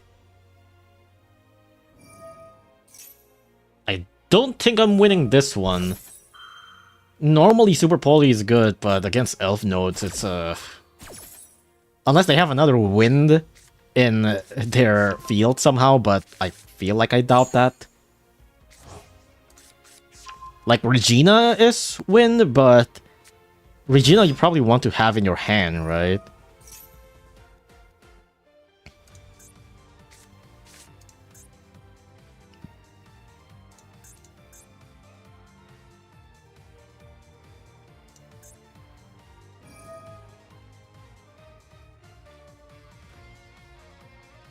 And also, my Fua getting ashed is also really bad.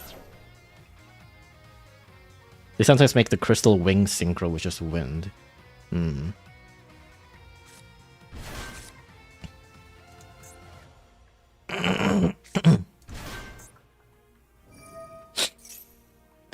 The trap is also really annoying, and I don't really have much back row removal at all.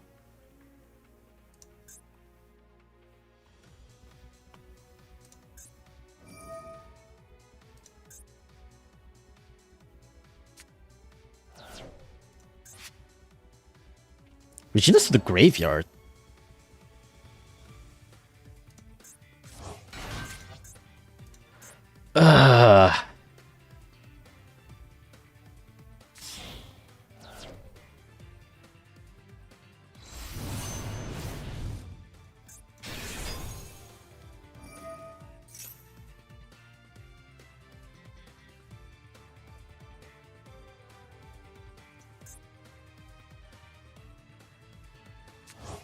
Do you have Dragostapelia?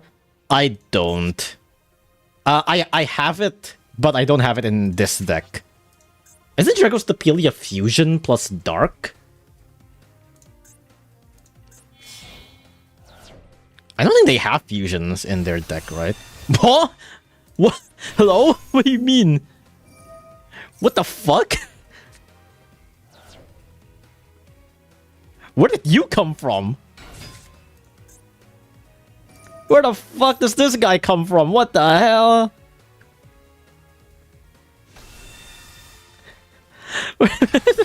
Why? Suddenly Alba's jump scare. What the fuck?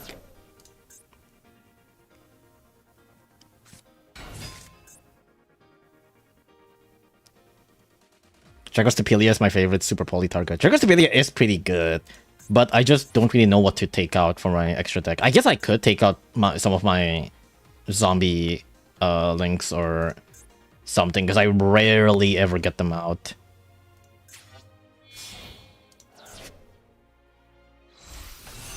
So oh my god, they're gonna hand loot me.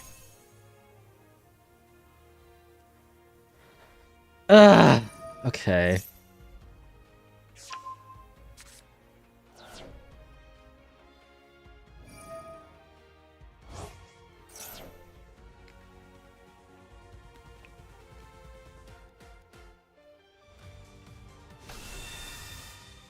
I should probably just quit at this point. Like, I probably should just surrender right now.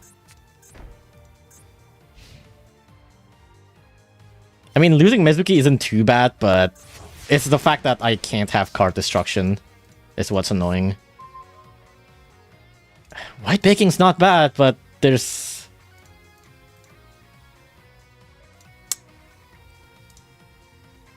I mean, I guess I can still super poly to remove these two, which is nice. This basically...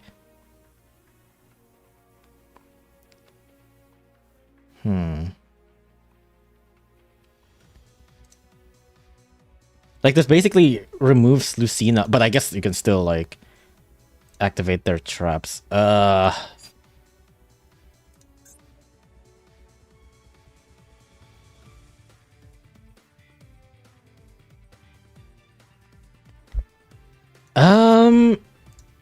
This is same...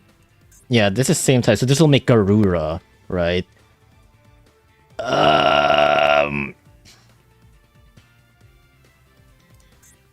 Yeah, this doesn't really lead to anything.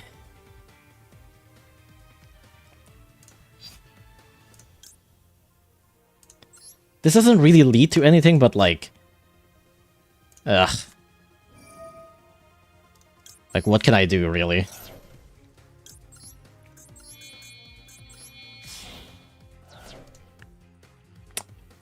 I think I'm gonna put this to attack so that I'm able to crash to draw a card.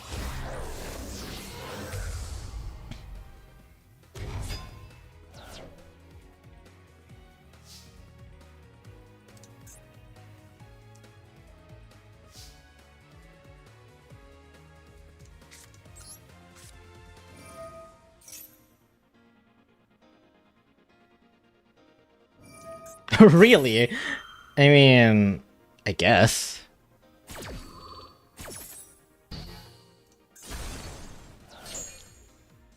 I guess I can summon White Baking into SP Little Knight, and SP Little Knight would be able to, like... What, banish the trap or something?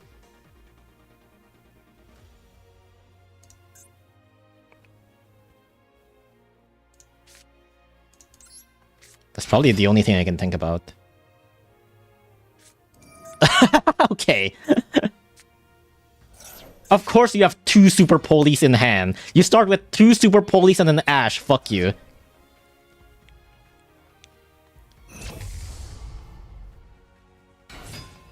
I mean, these are both live, but...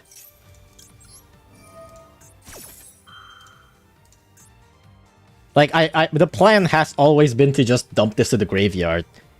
But also, you open 2 Super Polies, an Ash, and, like, 2 card starter. Fuck you. Oh, Droplet! But Droplet doesn't really do anything here, I don't think. Yeah, Droplet doesn't really do anything here.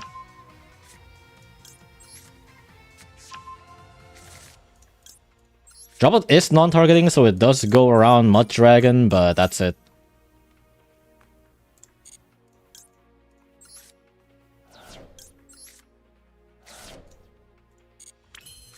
And even then, I got nothing to Droplet. I got nothing to send for Droplet. Unless... Ooh, 2 Shirens. Okay. But this still negates, right? If you control a single monster, you can negate the face up when you control at the end of the turn. I mean, I can dodge the negate with Droplet?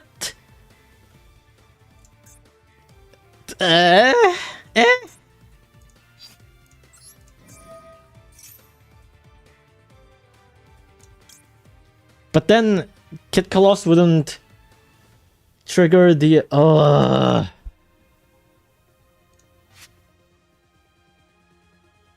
mean, I still have to use Kid Coloss, right?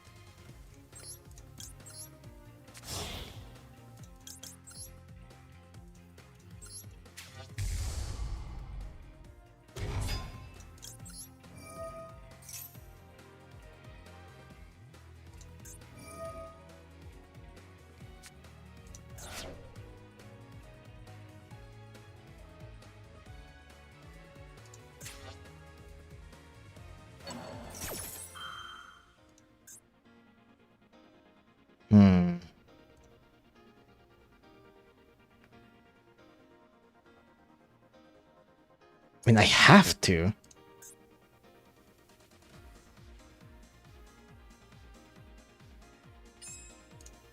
I kinda have to. But even then, this doesn't really lead anywhere. Like, I don't know what to even summon from here.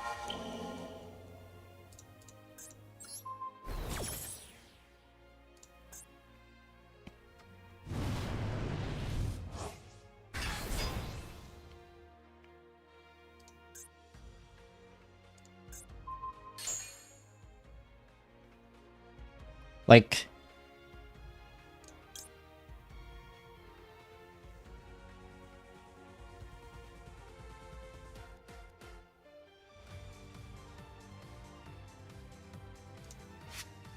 I don't have any other tier cards in my graveyard except for Kid Colossus. I think I have to grab Kashtira to hand. Have I normal summoned? Wait, have I normal summoned? No, I have. I have normal summoned White Baking. I have to grab Tearlum and Kashtira banishing Kid Colossus because this mills 3. Ugh.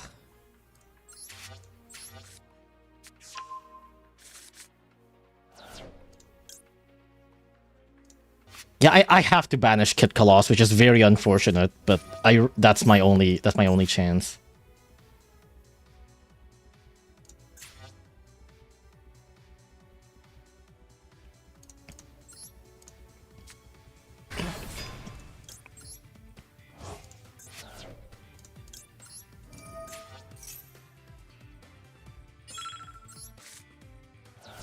That's not great.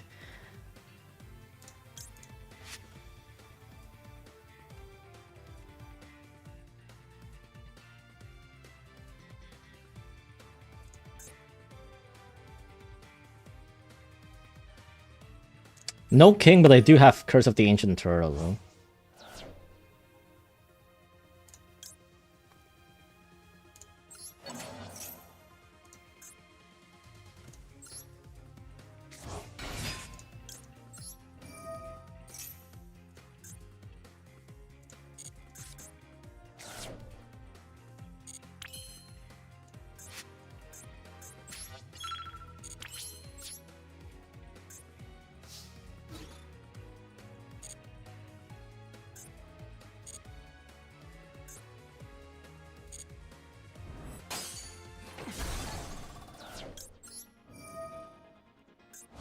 This does say during the main phase.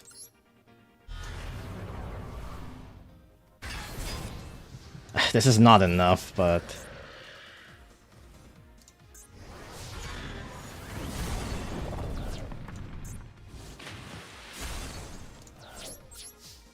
That's about as much as I can do. I can also... Do I want to make SP? I'm gonna make SP. Do I want to banish one of the spell or traps?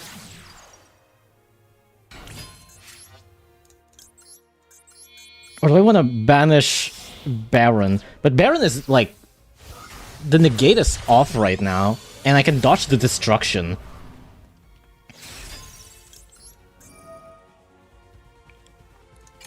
I think I'm gonna banish the trap.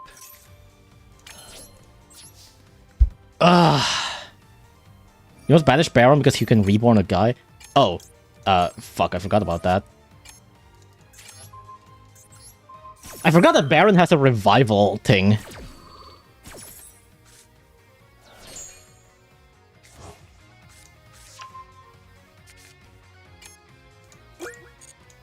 I forgot that Baron has a revival, dude. Like, it's something that has almost never really come up.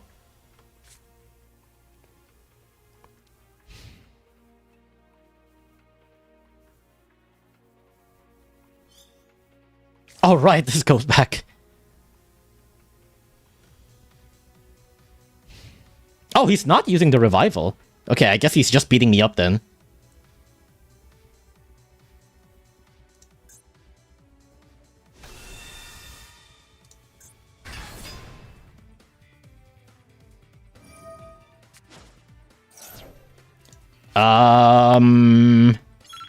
Fuck, I don't know, actually.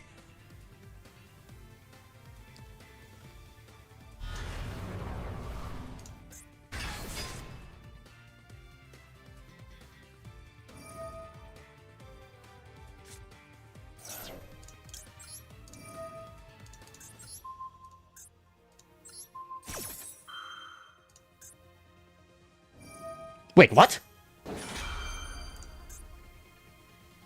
Wait, does SP Banish reset that? Really? SP Banish reset that?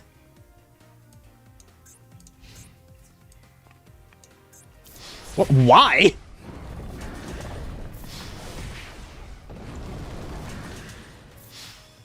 I was just banishing for fun. I didn't know that resets.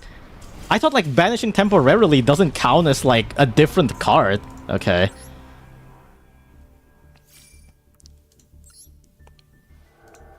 Guess I learned something new. Does that reset like soft once per turns as well? I thought just a temporary banish just doesn't really count as like a different card. Yeah, I never knew that. I don't think that has ever came across. I don't think it's ever came across my duels. Ah, that's unfortunate. I would have actually been able to do something in that case. Now you know, I guess so, yeah. Ah, if I didn't banish, I might have actually been able to win. Then in that case.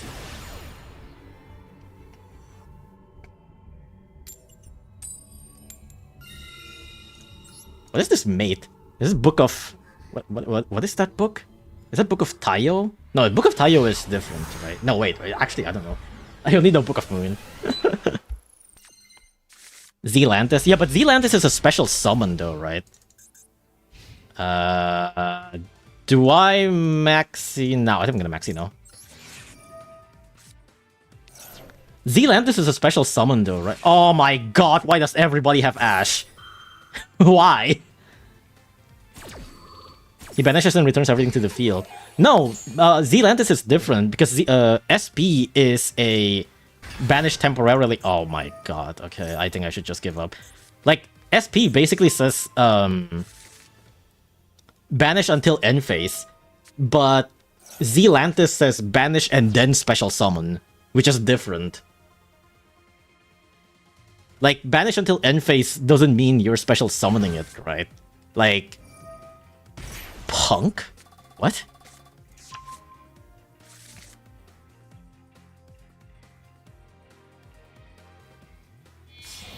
The Master Duel RNG is just that good. This is unfair sometimes. In fairness, I think I did like pretty decently well, all things considered. Baron?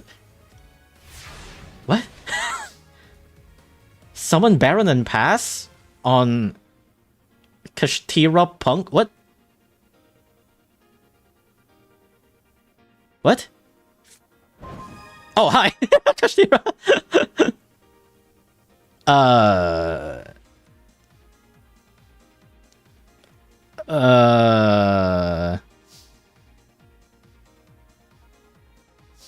No, they have something. They have something. They have a trigger. But... I feel like if I card Destruction, they're just gonna... They have something in their hand, for sure. Do I want to use my normal summon to bait out with White Prince? Baron Reborn trigger. Oh, that could be it as well. Do I want to try to bait out... Card Destruction is a lot of value, but... I am a little bit scared if this is... whatever. Card Destruction. Oh, they're allowing it. Okay.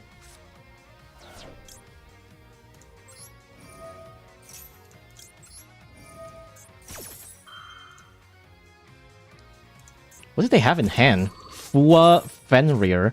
You're not using Fenrir? Okay. Oh shit, I milled White Baking. That's pretty good. And also Shiren. I think I'm gonna go Shiren first. Because I already have White Lord in hand. And White Baking is to search for White Lord. I haven't normal summoned, right? No, I don't think I have. These are really good mills, yeah. White Baking and... Okay, I guess they bricked, question mark? I guess they bricked. Did they open like 2 Fenrirs? Is that why they couldn't summon both of them?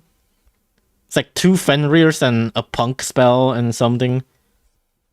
They did open Ash and what's it called? Fucking Purulia as well, right? They also opened Purulia. I guess they bricked, yeah. That's fair, I suppose. That's fair. Mills were so good he just left. That's also probably what it is.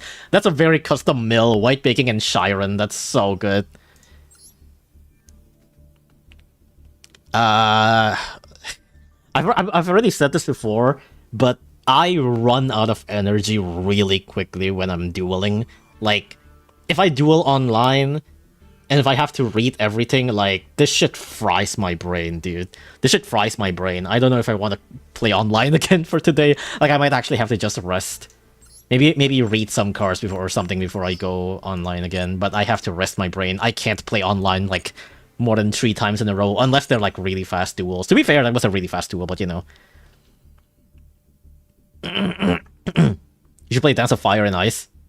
It does look cool, but there's so much rhythm games that I want to play. I think if there's any rhythm games that I want to really stream, it's Rhythm Doctor. Rhythm Doctor's already been out, but I haven't played it. Rhythm Doctor looks so good. I've played the demo. Well, not demo, but you know, like the alpha or whatever. It's so good. I need to play the full game. Necrodancer also got a like big new update apparently. I also need to stream that. I want to stream Necrodancer as well. He shouldn't have normal summon Ash. He wasted 2 interactions for an Omni. Normal summoned Ash? Wait, did he do that? I didn't even remember what he does, to be honest. It was kind of a blur. I just recently started binge watching your videos. I really enjoy your Battlecats content. Hell yeah, good to know. I'm not playing Battlecats today though, but I probably will stream Battlecats at some point this week. I just read 3 chapters of the Battlecats manga. Which Battlecats manga? Is it the one that like White translated a long time ago? Okay, I have gems. Now what do I want to make? I still have no idea what I want to make. The Predaplant stuff. Oh man, the extra deck Predaplant monsters are really good.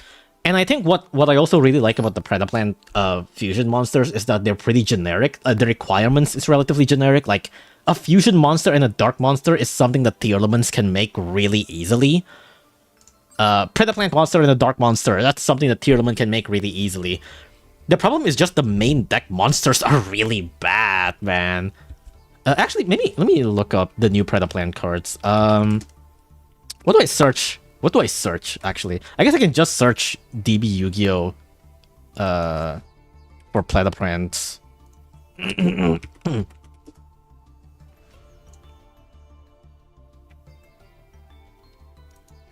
Predap. Which ones are new? Sort by release date descending? Yeah, okay. So, are these 3 the new ones? Wait, no. Wait, no. These are... Wait, is it the old ones? Wait. Oh, no, yeah, okay, these are the new ones. So, Primitive, Predaplant Longiphilia, Predaplant Lil Lizard, and Predaplant Baltea. Okay. Let me read these. So, Primitive, this is the one that searches Super Poly, I think, right? Primitive, send 1 Predap card from your deck to the graveyard, except Primitive. Okay, so you can send... which one activates on graveyard? I think it's, this... Wait, no. Which one was it? Is it this one? Oh, this one does have a graveyard effect. I think, like, you can tribute the opponent's monster on the graveyard, which is pretty cool. But I think the one that is... Like... There's one that searches on the graveyard or something. Where was it? Oh, it's Bibelist, this one. This one if sent to the graveyard, you can add 1 Predaplant monster. So there's that. And that's a cost, that's pretty cool. Send 1 from deck to the graveyard, add 1 Poly spell or fusion spell so you can search Super Poly. Also, you cannot special summon after this card resolve except Plant or Dragon. Oh! I guess I can't use this for, Tearlaments then. plant or dragons. I guess you can use this in like branded Dracotail, but you probably can't use this for Tearlament then, damn. If a monster is special summon to your opponent's field, you can banish this card from your graveyard, target one fusion monster you control, destroy it?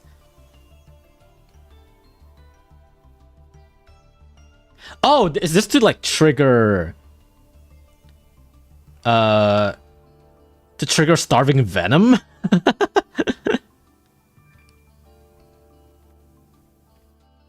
Or something like that, right? Like you can trigger Starving Venom for this. But that's really funny. I guess you can kind of still use the graveyard effect to like pop Ket Colossal or something like that. Predapan Longinfelia. If this card is normal or special, you can add one Predap card from your deck to your hand. Oh, that's it. You can banish this card from your graveyard, activate one of these effects. Place one Predator counter on one face-up monster. If you do, those monsters become level 1. Set one poly from your graveyard or banishment. I mean, this one, I guess, works with Tearlament. Because it does have a graveyard effect. And it's multiple things that you can do, I guess. But, Predapan Little Lizard. If you control one Predaplan or Starving Venom and this card's in your hand and is special summon, then you can add one poly.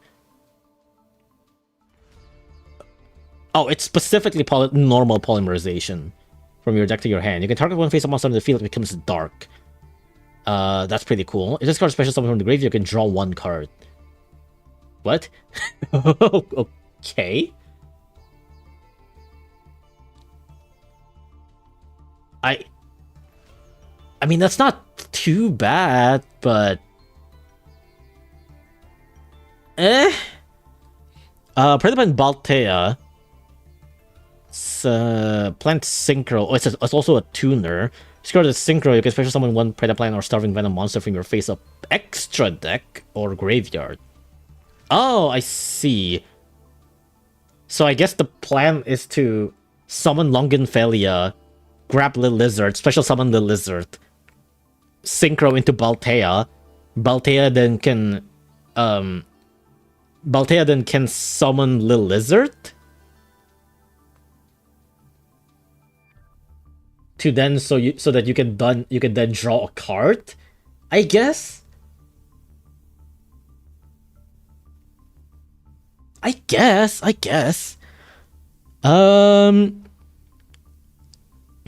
If a monster is special summoned to your opponent's field, you can banish one poly and discard in your graveyard. Fusion summon one fusion monster from your extra deck using monster in your hand or field. Okay. That's pretty neat, I guess. Sort of an emergency fusion.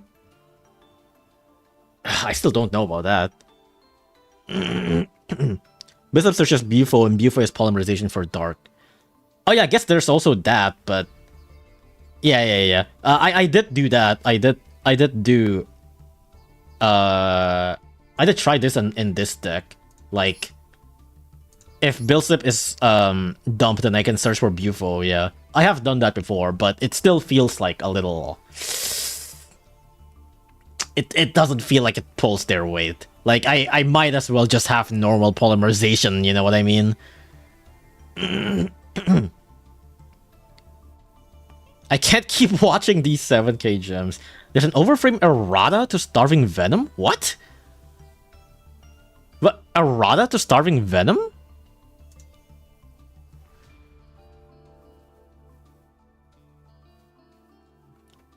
Wait, what do you mean? Wait.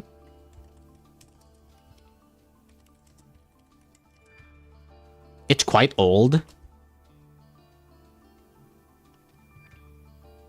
I assume you mean Starving Phantom Fusion Dragon, right? Starving Phantom Fusion Dragon.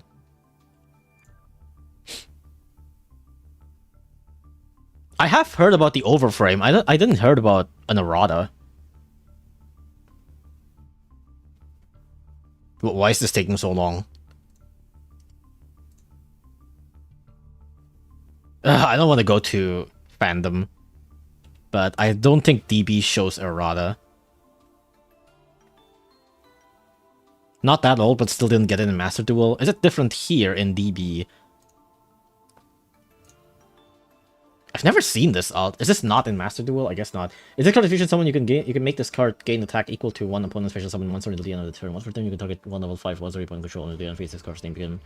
That monster's original name. Replace that effect monster. If fusion summon the card is destroyed, you can destroy all opponent's monster, special summon monster. That sounded the same. Is it different?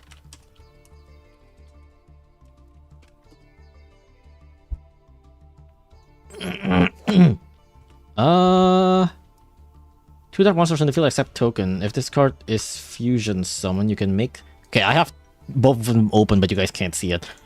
You can make this card gain attack equal to one opponent's special summon monster until the end of the turn. Once per turn, you can target one level 5 or higher monster your opponent controls. Opponent controls until the end phase. This card's name becomes that monster's original name and replace this effect with that monster's original effects. If this fusion summon card is destroyed, you can destroy all of your opponent's special summon monsters. This looks word for word the same. Or is it specifically the overframe that's an errata, or is this not here?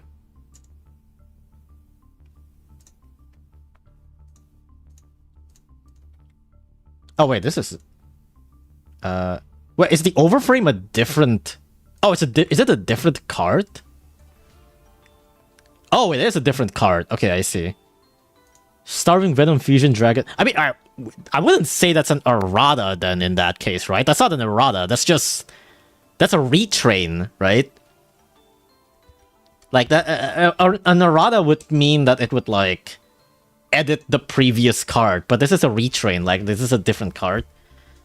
Two dark monsters in the field. This card is always treated as Predaplant. Oh, that's actually neat, then, in that case. If this card is special summon, you can target one other face-up monster in the field, change its attack to 0, negates the effect. Also, it becomes dark. That's nice. Wait, it doesn't put Predator counter. When your opponent activates a card or effect, you can fusion summon one dark fusion monster with extra attack using dark monster on either... Oh, okay, it's a super poly. That's cool. My English is not that good. I thought I'd rather making an old card good.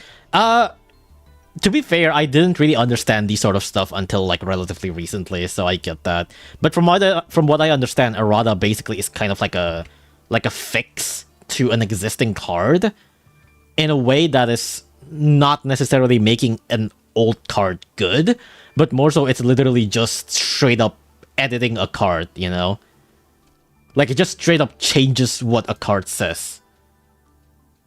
Like, this is an errata.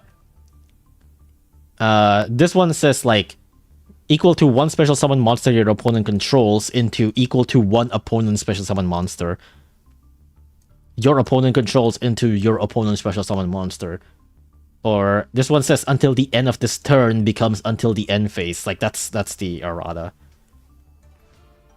An errata would mean the old card is deleted from its existence, basically, yeah.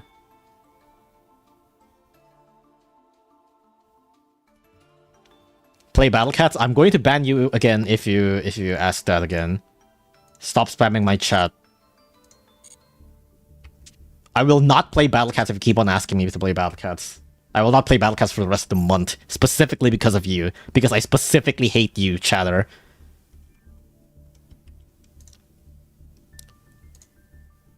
I specifically only hate you and nobody else in the world, that's it. Overframe is basically a super poly slapped over in the super poly. Yeah, that's pretty good. Okay, I still have not think about what I want. Honestly, I might go... Would it be a good idea to go the Luna-like route for Tearlaments? Because especially with the Zodiac stuff, like, making Luna-like work shouldn't be too bad, right? Like, especially with the Zodiac stuff, you can search, I assume, one of their starters. I don't know any Luna-like combos, but I assume it's Gold Leo first. If this card's normal special summon, you can add one light monster from your deck to your hand and discard. If a Luna-like monster is sent to the graveyard while this card is in your monster zone, you can target one of them, add it to your hand. Does this mean that if I discard a Lunalite monster as a cost... Okay, if I discard a Lunalite monster as a cost, will that trigger the second effect? I don't think so, right? Because Lunalite Goat Leo needs to be in the monster zone. No, I guess not. I guess not. I don't think so, right? This doesn't trigger it. You summon him using 2 dark monsters the opponent has by Super Poly, then you change one of the opponent's monsters to dark, then you fusion summon again using a monster you turn into dark to make Dragostapelia. That's so fucking funny. Zodiacs plus 20 hand traps with the early Master Duel meta. That's pretty terrifying.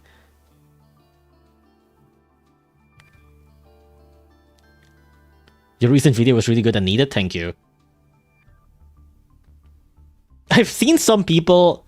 Okay, I'm bringing up Battle Cats, but it's fine. I've seen some people mention, like, oh, you should do the same with Ubers. Like, fuck, no, what the hell?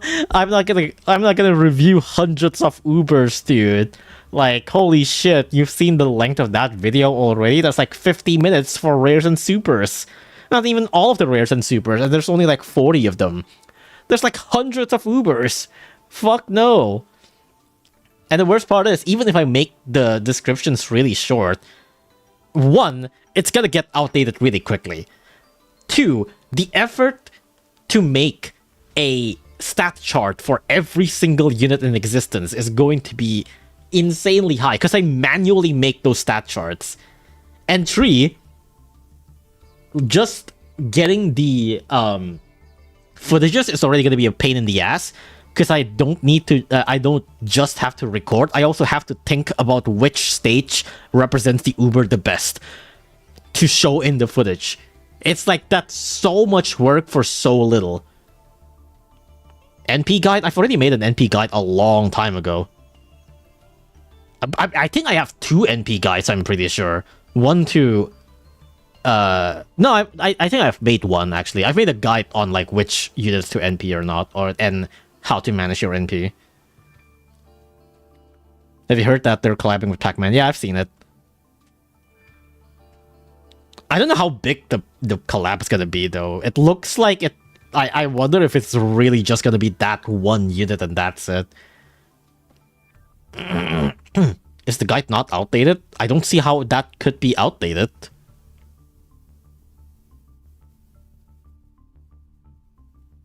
Like, it's just how to manage your NP. Like, what has changed in the game that would change that? Like, it's not like we got any new ways to get NP. Like, it's NP has just been the same as ever. Unless you're saying that, like, make a guide on which units to spend NP on, which in that case, no. Because that's, once again, gonna be me reviewing hundreds of units. I ain't got the time for that.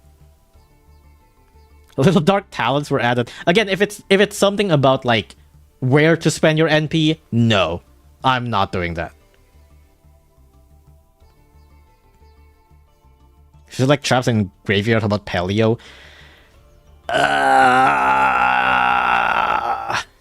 I feel like if I make Paleo, it wouldn't be with Tearlament. If I make Paleo, it would be with, like, Eldritch or something.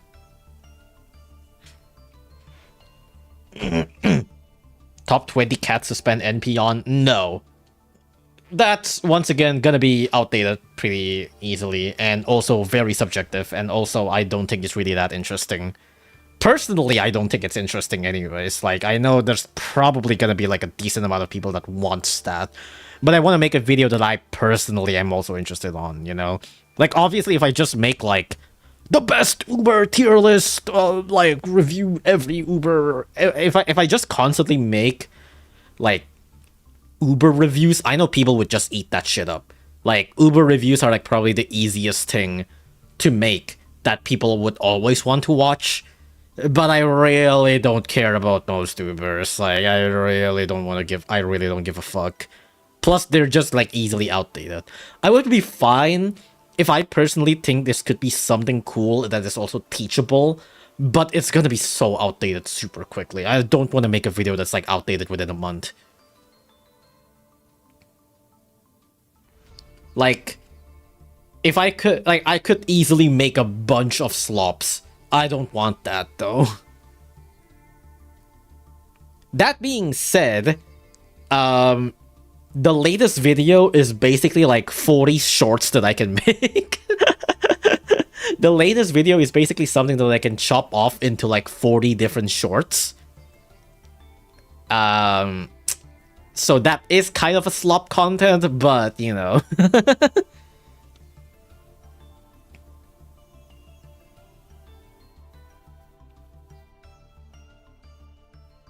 Kelly that likes to play 20-turn game. I mean, Eldritch also does that, right? Like, Eldritch also loves, like, 20-turn games. Really close to 100k subs, hell yeah. Video idea where to spend your first NP, and it's just 1 minute of can idle animation? Yeah, that's about right. Like, where to spend your first NP literally is just, like, can double cash.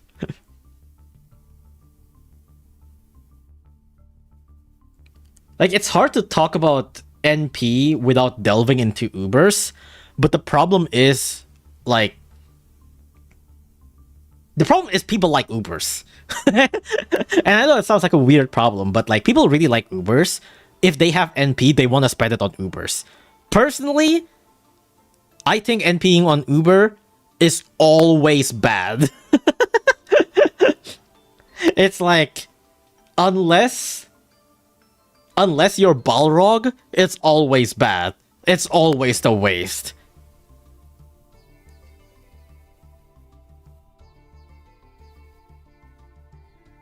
And like, if I say that, I don't think people would like the video.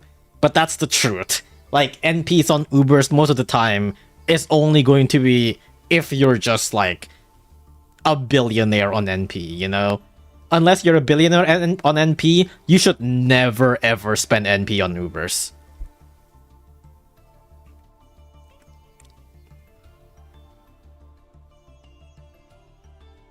Doing Uber review that I like is reviewing Nekaluga first form, hell yeah.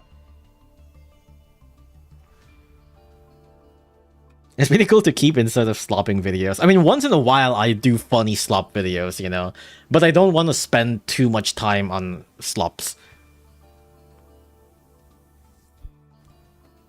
Other than made infinite speed up because it makes the game a lot more easier and less grindless, but why is speed up still in the shop if it's free and infinite? I mean, for triple speed ups, right? For people who's really impatient. Okay, anyways, Luna Light. Can I get your campaign code? Give me a second. Campaign code. Oh, wait, have you already gotten it? Oh shit, I got it, thank you. Learn how to use the structure tech in your possession. No, thank you. But thank you, whoever redeemed my code. But yeah, there's my campaign code. 12 gigabyte finally downloaded. Who entered my campaign code? There's apparently 2 people. Wait, no, this is one person. This is one person. Who entered my campaign code? Sprite Sprine. Swap Frog. Sprite Sprine is so cute. Something about this is just really cute. Is that Kit, the Tri-Brigade at the background? I don't know, actually. Rodin Toden. Nimble Angler. Oh, it's a wallpaper. Sprite Gamma Burst. Only be Maru Soul Sweeper. Where's this edgy ass guy? Mannequin Cat, Gin Buster, Wind Up Kitten. Herald of Pure. I mean, a lot of these are just N's and R's at this point. I think I've seen this before. Target monster in your opponent's graveyard special summon to your opponent's field. If a monster special summon to your opponent's field where you control this card, target one face a monster your opponent controls special summon one monster with the same type and attribute from your hand, deck, or graveyard. I see. That's Kit's code serving as a makeshift sprite prison. Kit loves committing horrific war crimes on the sprite.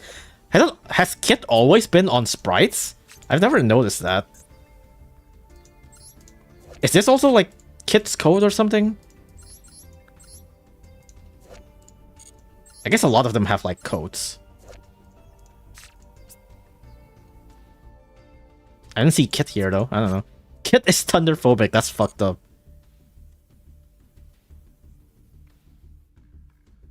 The YouTuber has spent NP on his Mola and at one Iron Legion unit. Iron Legion unit? Cat-Egg Behemoth? The wave talent is pretty neat, if that's what you mean. My Switch is dusting in the corner with Master Duel. You're using Switch for Master Duel? Damn. People run some heinous card as mannequin cat targets. What kind of heinous cards?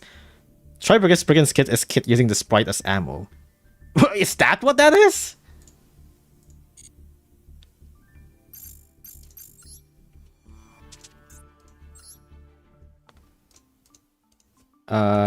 Kit. Wait, hold on. Kit.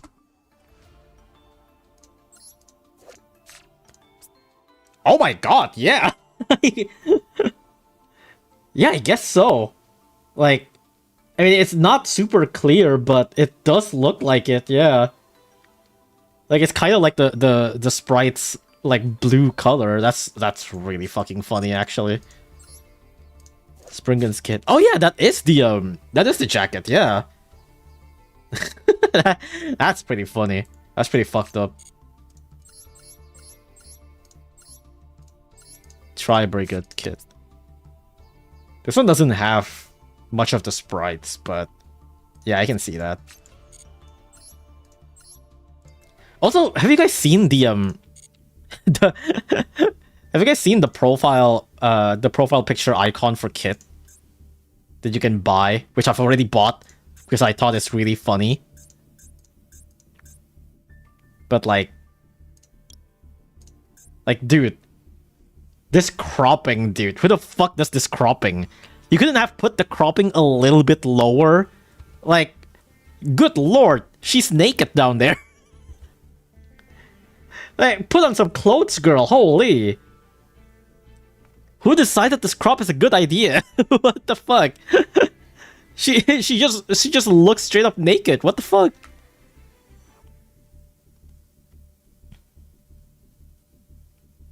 She's XDing so hard. The face is really cute. But this crop is diabolical, dude. This crop is diabolical. She just straight up looks naked. Put on some clothes, girl. God damn.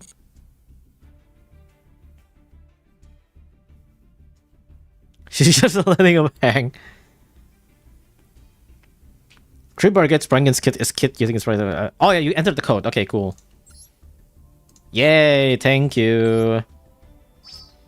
Hell yeah, Sprite. I think I like 2 codes is already pretty much all I need, right? Like the others are not that important. Like these are not really that important.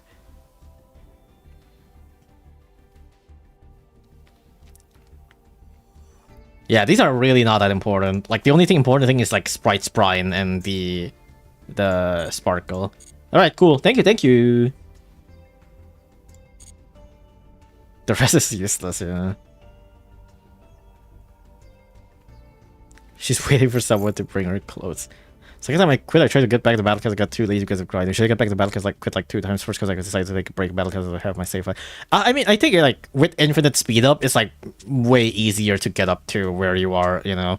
And especially like grinding and stuff is just so much more bearable. Are the sprites even... These are not... Yeah, I can't dismantle. Okay. just had to check. But yeah, you can't dismantle the URs. Makes sense. But it's still neat. I get Sprite Elf, Sprite Sprine. Oh, you know, speaking of which... not tier, but... For Skull Servants, I remember someone mentioning that you can do like yummy? Like a yummy Skull Servants or something like that? Is that a thing? I don't really remember what yummy does, so I don't know how you would even do that. Like, how do you get yummy Skull Servant?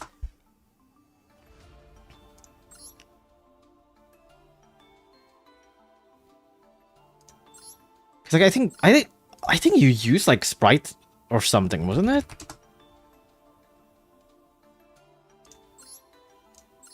No, I don't think so. But how do you get to Yummy? Yummy pack is gone, sadly. No. I know, but like I'm just thinking, cause like you gotta wait a lot for Yummy. I guess it is a lot of URs, but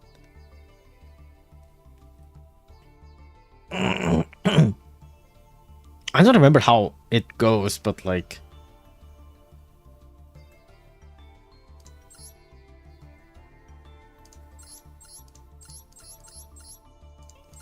Yeah, I don't know. Maybe not. I don't know. Okay. I am still kind of interested in Luna Lights, though. So let me see. So if I do, well, actually, Luna Lights are, you know, a lot of the Luna Lights are level 4. A lot of the Luna Lights are level 4, and if I can get, if I can get 2 level 4s on the field, then I can make Minerva. Then Minerva can mill, which might not really lead to anything, but you know, if it leads to a tier, that would be cool, right? Any Link 1 plus any Skull Servant equals full Yummy combo or something? Really? How does that work?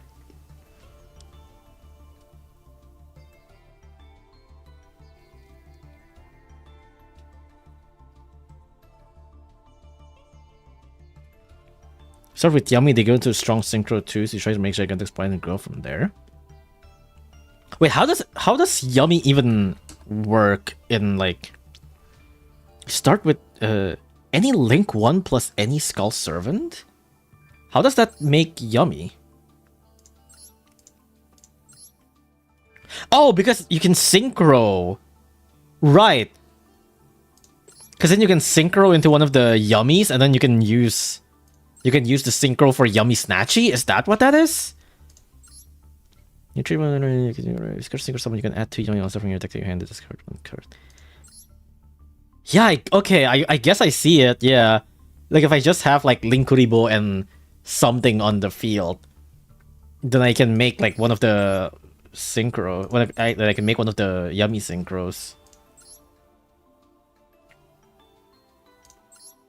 I guess you would make Cupsy, right? You can add 2 Yummy monsters from your deck to your hand and discard 1 card.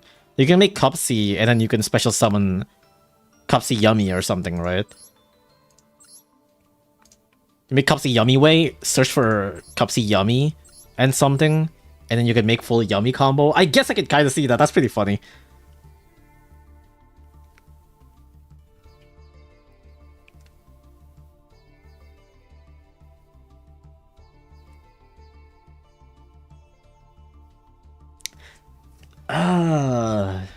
But there's still a lot of URs. Do people run like 3 cookies? I mean, this is like what, like 3, 6, 8. Yummy Surprise. I don't even remember this card that much. There's still a decent amount of URs. It's like 10-ish, I guess, for Lunalight. I mean, I guess I can also just start with Fiendsmith. I hate to do Fiendsmith slop, but it does seem effective.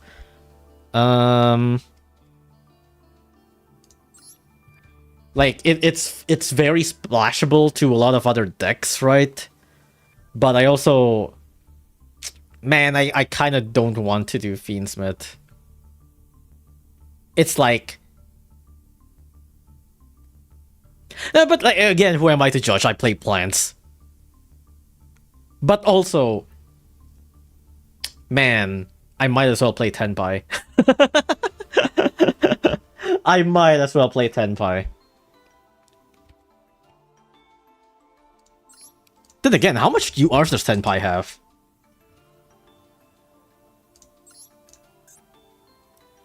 Like 1 Chudra, like 3 Pydra. I guess one of these. It's like 8. I guess it's not that much either. It's like a little bit less than 10. I guess most of the 10 by stuff are like the non-engines. 10 by is a pretty sad deck. I mean, it's a funny one.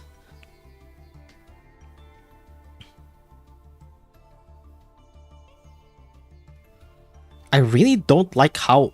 What? What? I really don't like how hard your... What? Oh, UR can be to get. Oh, okay. I was reading UR as your, and I was like, what the fuck are you talking about? No, yeah. It is pretty annoying. I guess I can...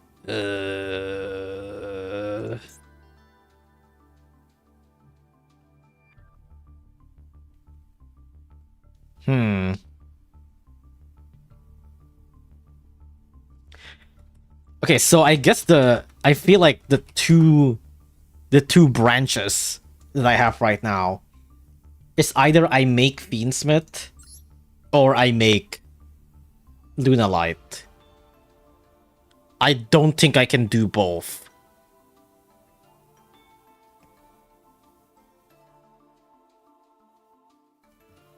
I guess I can kind of like make a bit of a half-powered Fiendsmith or something like that.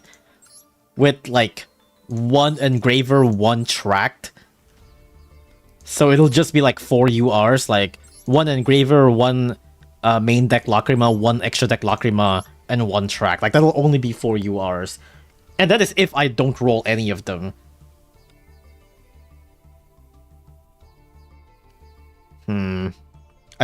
I'd make Feedsmith because I'm not a furry.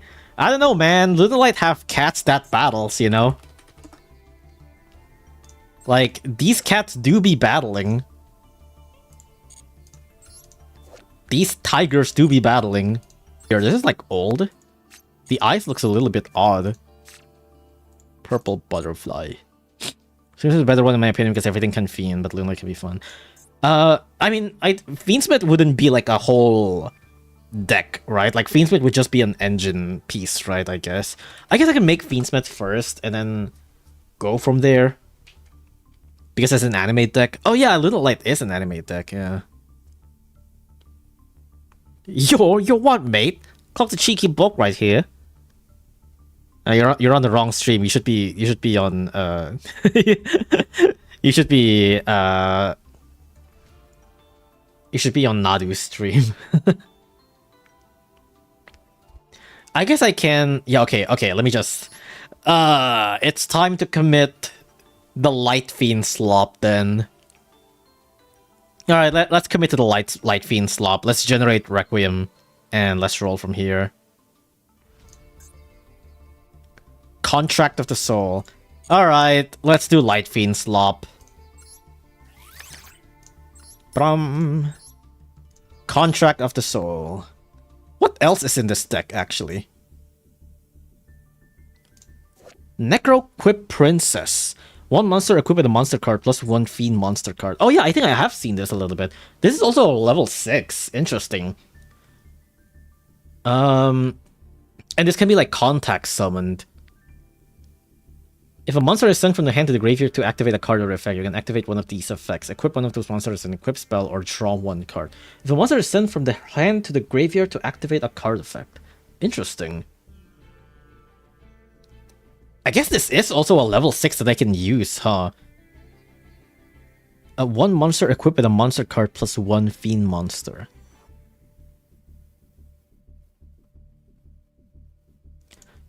Fiend monster card. So I guess like if the equip card is a fiend monster, then you can use both of them, right? So Fiendsmith Requiem says you can tribute this card, special summon 1 fiend monster from your hand to your deck. Fiendsmith Sequence. You can feature someone with by shuffling his. You can target one light non-link fiend monster you control. Equip this card from your field to the graveyard to that monster you control as an equip spell. So, what is the combo again? What is the Fiendsmith combo again? The normal Fiendsmith combo. You make Requiem, tribute this card, special summon Engraver, right? Or do you special summon Lacrima?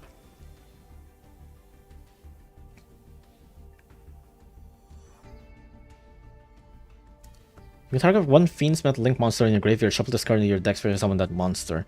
Wait, which one do you make? Which one do you send? Which one do you make?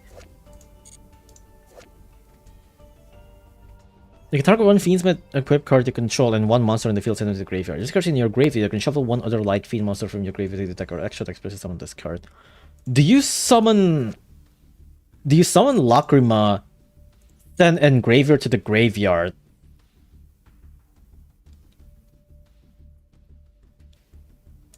Wait, is it? Summon Lacrima, dump Engraver. Hold on, let me think. Summon Lacrima, dump Engraver. So now in graveyard we have Requiem and Engraver. This card is in your graveyard. You can shuffle one other light fiend monster in your graveyard to the deck or extra deck to summon this card. So you can special summon Engraver from the graveyard by shuffling Requiem.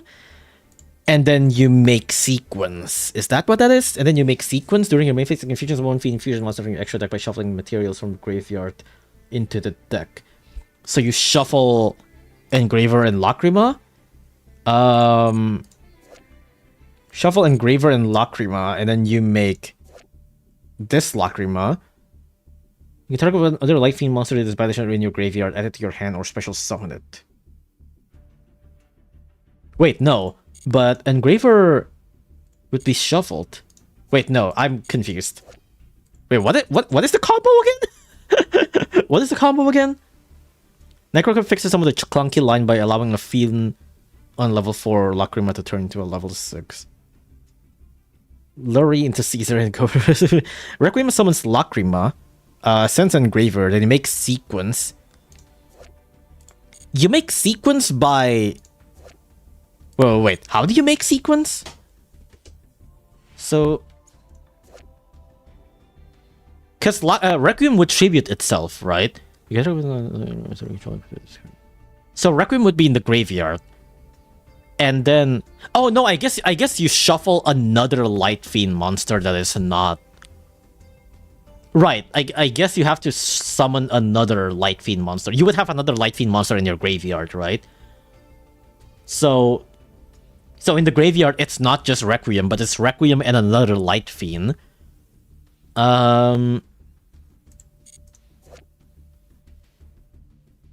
So then for the Fiendsmith Sequence, you would fuse this using Lacrima and the other Light Fiend, and then you would have Desiree, you would have this Lacrima on the field. This Lacrima then summons Engraver from the graveyard, then you have 2 level 6.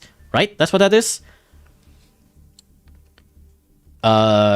Requiem level 4 Lacrima send Engraver. Engraver reborn by shuffling either Lurie or Moon. Right, okay, yeah. So you shuffle the other card that is used for Requiem. Right, okay, that makes sense. Contact Fusion Lacrima and Requiem to Princess. Wait, what? You equip you shuffling either Lurie or Moon. Send Engraver reborn by shuffling either Lurie or Moon. You equip Requiem to level 4 Lacrima. You can contact Fusion Lacrima and Requiem to Princess. Now you got 2 level 6. Oh, I guess that makes sense too. Then you got 2 level 6 to make rank 6, plus a level 4 Lacrima and Requiem in the graveyard. Lacrima can reborn Requiem. Requiem can special summon Lacrima on the opponent's turn. Lacrima can summon... Wait, what? Lacrima can special summon Lacrima... Requiem can special summon Lacrima on the opponent's turn. You send the trap to the what? Okay, that's getting a bit much. That's a bit much. I'm starting to lose track of what's in the field and on the graveyard. Sorry for the long graph. No, it's fine. You try to explain and that's fine. But I feel like it's a bit hard without seeing it. You usually have Moon or Lurie in the graveyard. You can make Sequence with Lacrima and anything else. If you don't have anything else, then you shuffle Lurie to summon Engraver, right? So let's say it's Lurie. Lurie into Requiem. Requiem tributes itself to special summon this Lacrima. Lacrima then Foolish Engraver. So now on the graveyard we have Engraver, Requiem, and Lurie. There's 3 cards. And then you equip Requiem to level 4 Lacrima. Okay, so then Requiem into Lacrima, and then that creates Necroquip. So now on the field, you have Necroquip and Engraver. And in the graveyard, you have Lacrima, Fiendsmith's Requiem, and Lurie, right? Okay, Connect Fusion Lacrima to Princess. Now you got 2 levels to make rank 6 plus a level 4... Plus level 4 Lacrima... Wait, what? And Requiem in the graveyard. Lacrima can reborn Requiem. During your opponent's turn, if this card's in your graveyard, you can target 1 Fiendsmith Link monster in your graveyard. Shuffle this card in the deck if you do special summon that monster. Okay, so this can special summon Requiem. And then Requiem can special summon Lacrima on the opponent's turn. You can tribute this card to summon 1 Fiendsmith monster in your deck. Wait, what? Requiem can special summon Lacrima on your opponent's turn. And then you send the trap to the graveyard. Oh, the trap that like fusion, wasn't it? No, this one Fiendsmith Kyrie. You can banish this card from your graveyard. Finish summon 1 Fiendsmith monster from your extra deck monster you control or in your spell or trap zone. Right. Trap can send Desiree. Trap can send Desiree to send a card on the field to the graveyard plus your rank 6. Wait, what? Trap can send Desiree plus... Trap can send Desiree to... Wait, what? Oh, Desire? Wait, what? Desire?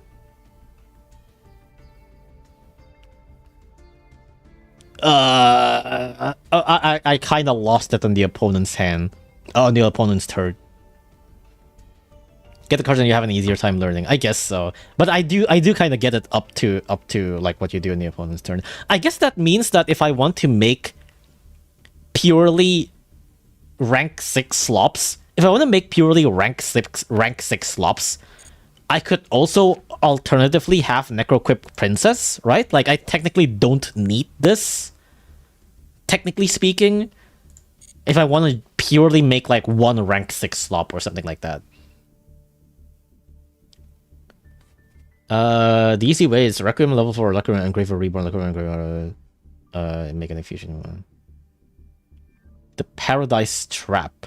Oh, this one? If your opponent special summon a monster while this card is in your graveyard, you can banish this card, send Fiendsmith monster from your deck or extra deck to the graveyard. Wait, what? Oh, Trap can send... You send... Trap can send Desire to sign... What?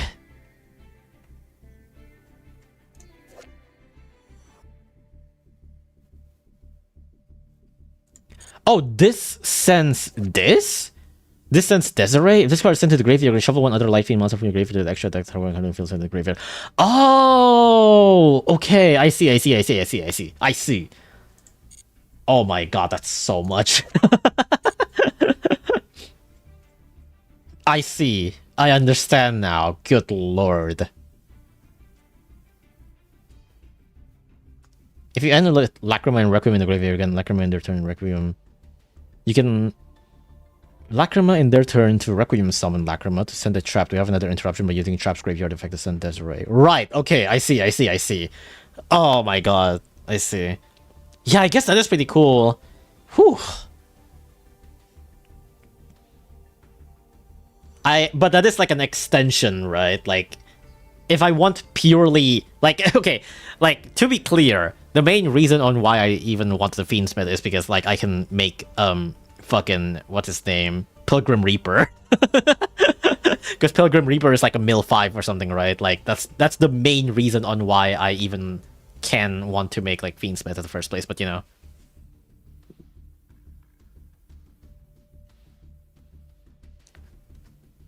The full Fiendsmith engine can win game on its own because of the grind game it gives on the deck. Yeah, it just keeps on shuffling cards to your deck, right?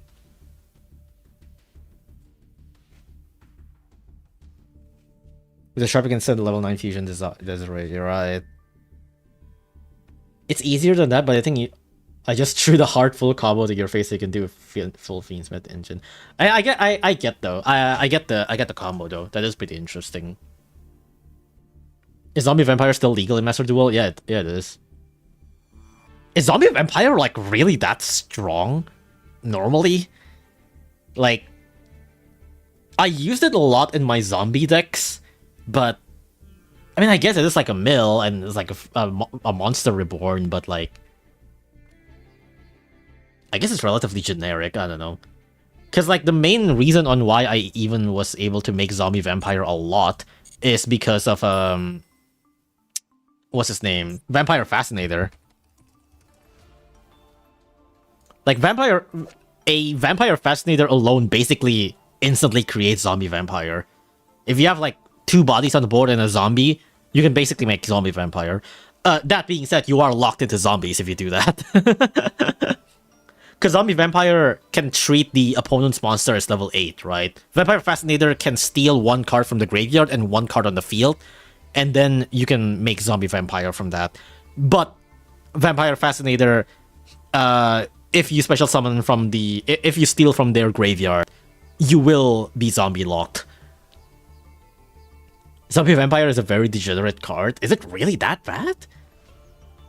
Pilgrim Reaper is what you want, and I think the UR is what you want is 2 Engraver, 1 Lacrimal, 1 Shrek, 1 Desiree, and 1 Princess, and that's all. You technically don't even need Desiree, don't you?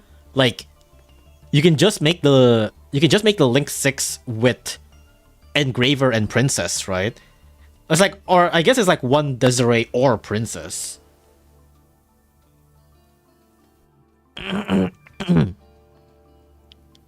If they like Desiree, then maybe Acnum they just need. Acnum is mostly optional since people want negates, so Caesar. Yeah. I don't want to make Caesar, though.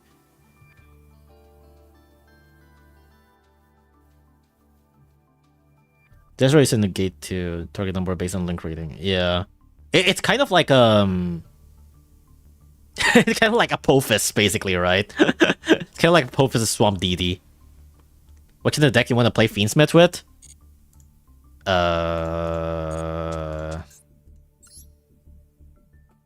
This? No need for Desiree that much. Yeah. He is value, that is true. But like, if I get it, I get it. If I don't get it, I don't need it, right? Like, that's basically my thought process here. I haven't rolled. Hold on, I need to roll it. Let me roll it. Secret pack.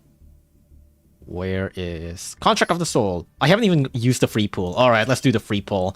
Surely I get Desiree from here. Fuck no. Oh, sick! Shiranui stalled success! I like this card. This card is legit like the MVP in so much duels. This card has won me so many fucking games, it's insane. This card is so good. Because it literally just says that, like, yeah, your king cannot be affected by anything for this turn. Fuck yeah. This card's so good. Zombie Slop is so good. Zombie Slop is really fun. I had so much fun with Zombie Slops. But it is pretty unfortunate that your choices are very limited with zombies because so much cards, like, locks you. Or at least so much good cards locks you into zombies is the thing. Like, there's a decent amount of zombies that doesn't lock you, but a lot of the good ones locks you. To be fair, that's also, like, basically Plants. Plants also does that. So give me a second.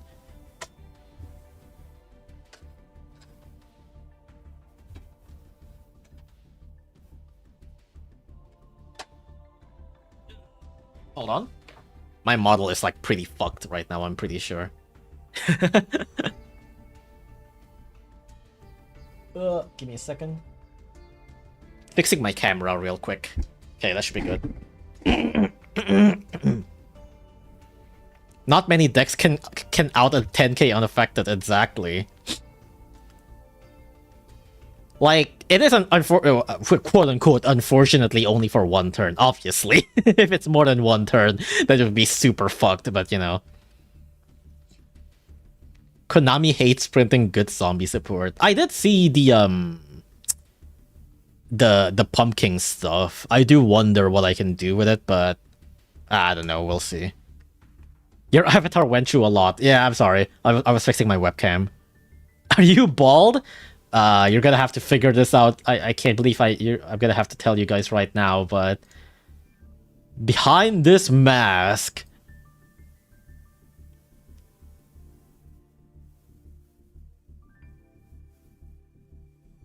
yeah. It's pretty terrifying, I know. My true form is very terrifying. The legend was true. And sometimes, like, my face, like, clips through it, too. Like, I need to fix this. Please don't show that again. Yeah, you asked for it. You asked for it, dude.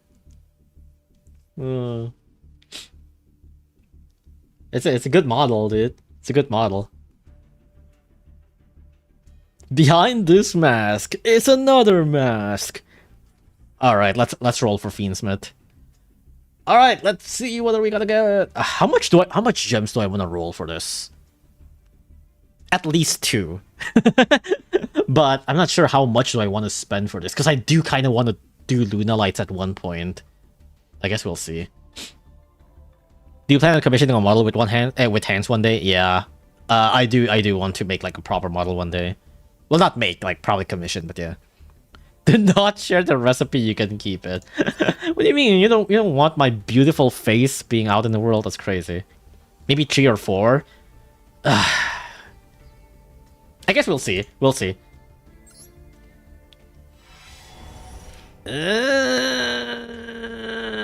That's not the best, but I suppose we'll see. WCQs is such a good event. Went from 1 to 7k. Damn, is it that good? I guess I really have to keep on playing the. I have to keep on playing the events if I want more. If I want more gems. I just don't know how people are able to play like so much Master Duel in like one day. I guess it's because I'm new. And because I'm new, I really have to like put all my brain into reading all of the cards. And it's just like so tiring. I don't know how people play so much cards. Fiendsmith Requiem, that's nice. And Caesar. Okay. Okay, 1 Fiendsmith Requiem, at least I don't need to craft that. Well, no, I already have crafted that. Fuck. Never mind. That's my 2nd Requiem. That sucks, actually. It's a gem farm event normally. I guess I really need to play more than... Bestial, that's pretty good. Well, I already have the Bestial Baldrake, I think, but still pretty nice. People are fine playing Master Duel for 5 hours straight, no rest, no deck building. How the fuck do people do that? Groza, Tyrant of Thunder. Oh! Shiny! Fiend Synchro Effect. 1 tuner, 1 non-tuner Fiend monsters. Okay, it has to be specifically Fiend. During your opponent's main phase, you can target 1 effect monster in the field. Discard 1 monster. If you do, negate that monster's effect until the end of the turn. If a Fiend monster is sent from the hand to your graveyard, you can apply one of the following effects until the end of the turn. Can it be destroyed? Can it be destroyed? Your opponent cannot target. Okay. I guess it's like a pseudo tower, but I mean, it's a shiny card. Can't complain. Cool shiny card.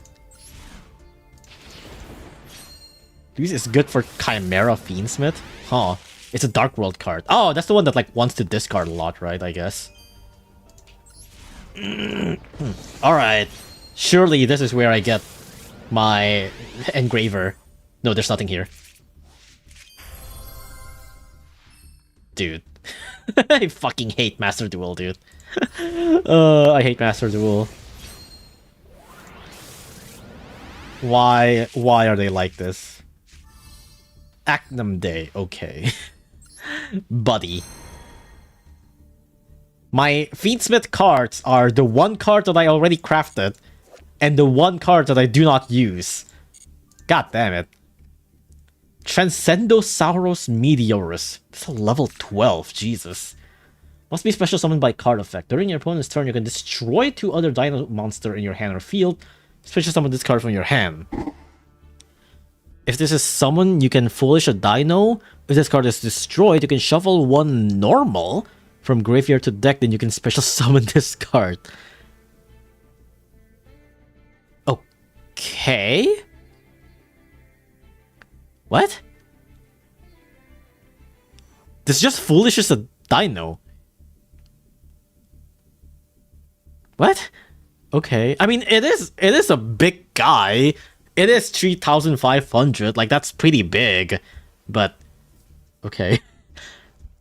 I guess it like works if you have dino cards that wants to be destroyed, question mark. It's decent. I think people play it. I see. Pop 2 babies. What the fuck do you mean pop 2 babies? Baby Ceratosaurus. If this card is destroyed by card effect, sent to the graveyard, especially summon 1 level 4. Oh, I see. So if you pop Baby Ceratosaurus, then you can just summon more dinos. I see. Frostosaurus. I see. I guess I can kind of see that, yeah. Dinos like popping babies. That's pretty fucked up. I see. I guess it makes sense. And it's not once per turn either, isn't it? Yeah, this isn't once per turn. That's pretty cool. This card destroyed. Special summon 1 level 4 or higher dino, but it cannot attack. Miscellaneous Cyrus. I think I've heard about this card a lot. You can send this card from your hand to the graveyard. Dinosaur monster you control are unaffected by your opponent's activated effects. Oh!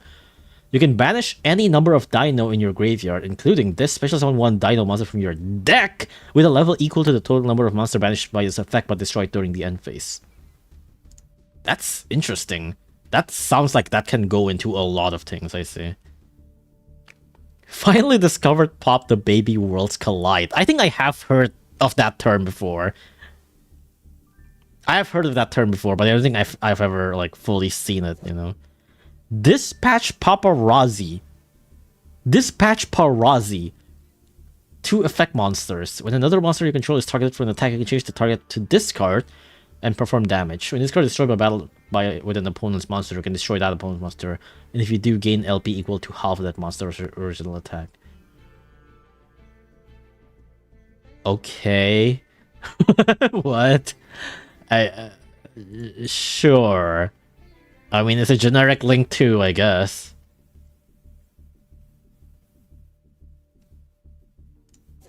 TT Night Howl, that's terrifying. Alright, let's roll again. Didn't get shit from there. This doesn't look that good either. Alright, let's see what's in here. Card pack number 1. Altergeist. Fiendsmith Sequence. Okay, that's good. Sequence is nice. Alright, this is the only rainbow one. Surely this will give me Desiree or one of them. One of the other Contact Fusion. Okay. The UR is part of the pack. Which UR is this? Please do not give me, like, one of the... like, don't give me Rextramend. I think that's the only one that I do not want. Do not give me Rextramend. Okay, Lacrima, that's good. That's good. Yeah, I guess that's good. That's one less UR that they gotta craft. That's nice. I still gotta... okay, I'm just gonna skip the rest, actually. I'm just gonna skip the rest. That's my only UR. Awesome. I hate rolling packs, dude. I fucking hate rolling packs. 2k gems for 2 URs. Classic secret packs experience. Fuck, man. I guess I do gotta roll for more. Fucking hell. People call this game free-to-play friendly, by the way. That's the fucked up part.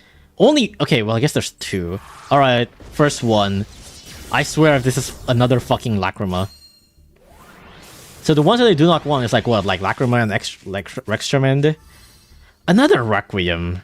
I mean, I guess I already have, like, Requiem and, like, the Link, too. That's pretty much all I need. Alright, what's over here? White Dust.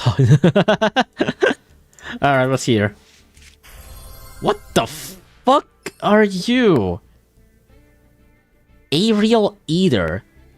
This card is fusion summon. You can send one fiend monster from your deck to your graveyard. If this card is in your graveyard, you can banish 2 level 6 higher monsters with the same attribute of each other except any level special summon this card.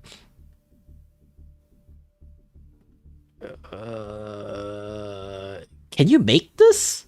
Wait, can you make this instead of Desiree?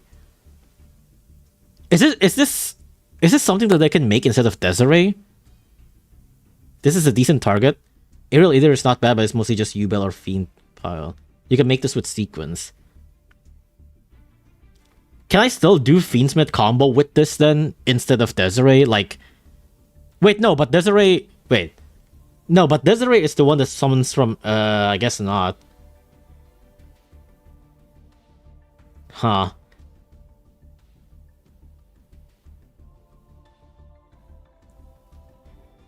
Huh. Another wildcard for Chimera Fiendsmith. Huh. It's a sloppy card. I see. I guess I'll have to check what I can do with it. I'm just gonna skip the rest. What? This? Okay, I got 2... Oh, I got Engraver! Okay. Okay, that's good. I'm actually happy with that. So... But 2 Aerial Eater. Why the fuck do I need 2 of these? I guess that's a UR Dust. Despian Quartus. Oh, I actually thought about making this. I actually thought about making this for as a target for Tearlament. I thought about making this for a target for Tearlament. You can change the attack of all monsters currently on the field to 0 until the end of the turn, except level 8 or higher fusion monster. If this face-up card in its owner control leaves the field by your opponent's card effect again after your hand was summon Albas or Despia monster from your deck. Which I don't really know if I need that, but you know. I thought that this could be funny with like just slotting a random Despian monster with Tearlament or something like that, you know. They normally cheat this guy. Oh, I see. 2 Aerial Eater is annoying. I wish this is another Fiendsmith card, but I guess this is Engraver, so I can't complain. Okay, can I technically do Fiendsmith combo with what I have then? Like, I don't have Tracked, unfortunately. But if I just have, like, a Light Fiend... do I have a... test deck?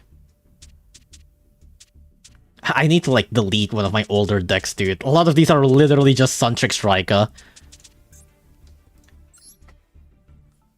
Okay, so... Fiendsmith. So this... I don't need Actum Day, but I'm gonna put it in anyways. I don't have Tracked, but I guess that's technically not needed, right?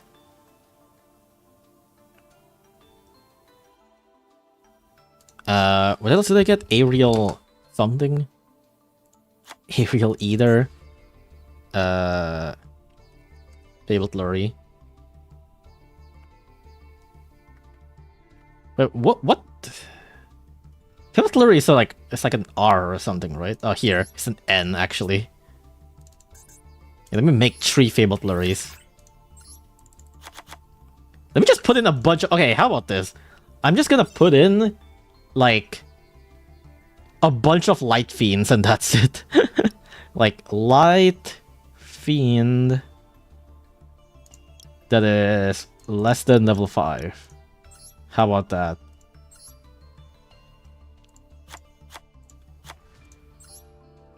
Like, so that just so that I can start the combos, you know. Wait, no, this is still Fabled. Whoops. Let me put... Misjudge is a Light Fiend? Wait, that's so funny.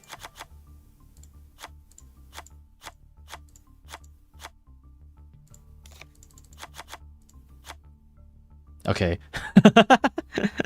The Fiend Slop is taking over. Closed Moon? I guess so, but... That's a UR, isn't it?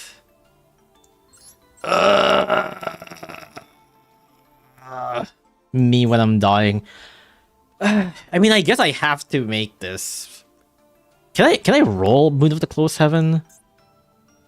No, I can't. Fuck. My URs! White dust on Pillion. Oh, right, unexpected die. Yeah, I guess I can use unexpected die. Unexpected die, primate roar.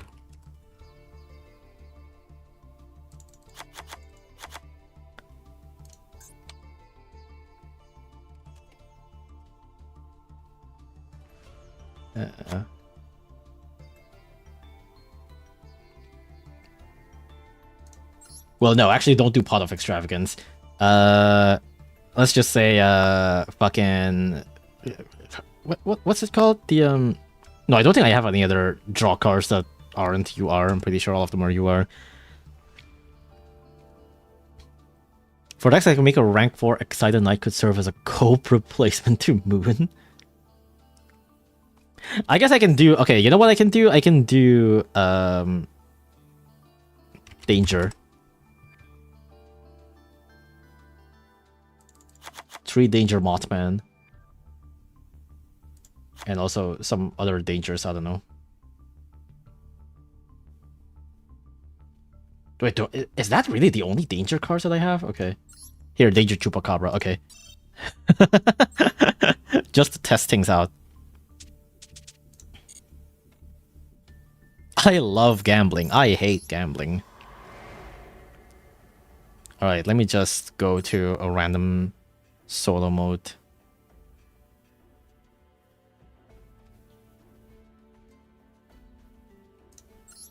Yeah, sure, Tenyi. Pure Light Fiend slop. Ugh, pure slop!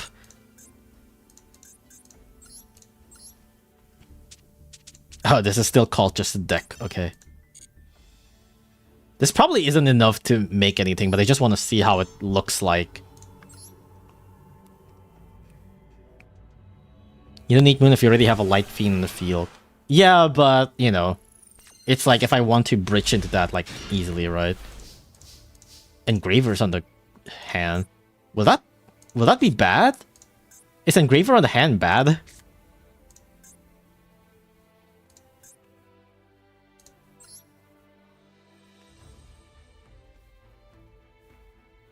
Cause Lacrima... Wait. Without track, Engraver is bad at hand. Oh.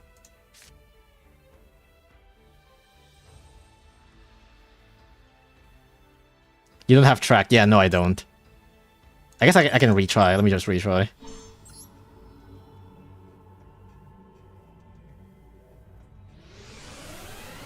Because Lacrima sends from deck, right? Okay, unexpected die. White Dust on. Into Fiendsmith Requiem. Me learning try to Fiendsmith combo. Fiendsmith Requiem. Fiendsmith Requiem Tribute. Into Lacrima. Then Lacrima dump from deck to graveyard. Send Engraver. And then...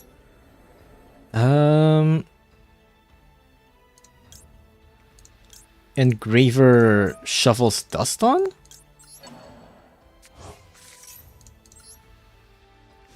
Wait, no, did I fuck up?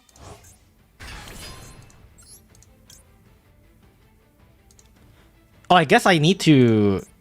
Wait, did I fuck up? You're good? So now I go into sequence.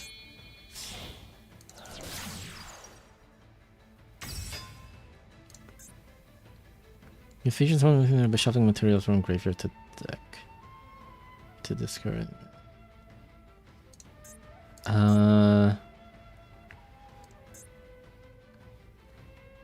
mean, I'm supposed to make Desiree, right? And then Desiree would be able to... Like, normally I should make Desiree here. But I can't. And then Desiree would be able to, like, revive or something like that. If you have Necroquip, you can put Requiem on Lacrima and make Necroquip and then make your Exceed. Right, yeah. But right now I can only make Aerial Eater. That's it.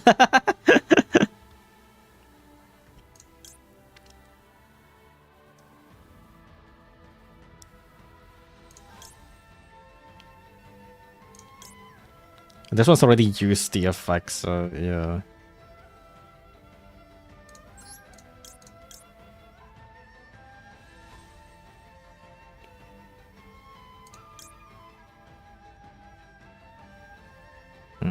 Yeah, I can't really do much about that. You send one fiend monster from your deck to your graveyard. Cards in your graveyard, you can banish 2 level 6 or higher fiend monster with the same attribute as each other. Except Aerial Eater, special summon this card.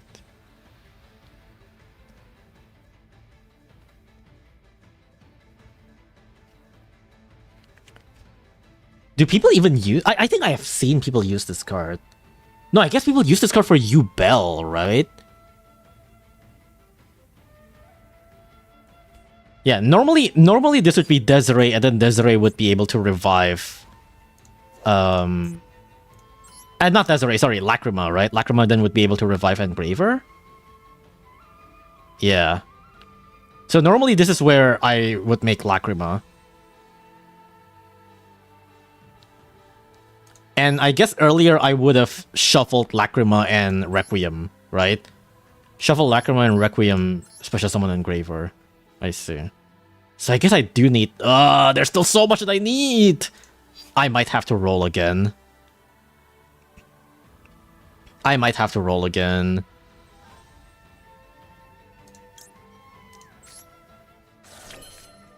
Mothman.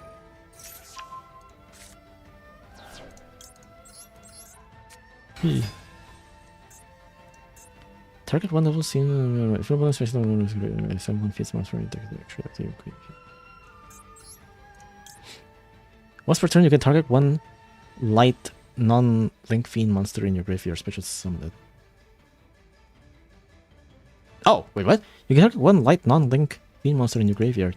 Oh, huh? Whoa, wait, what? Hold on. If I have another body, couldn't I make Acnum Day and then special summon Engraver?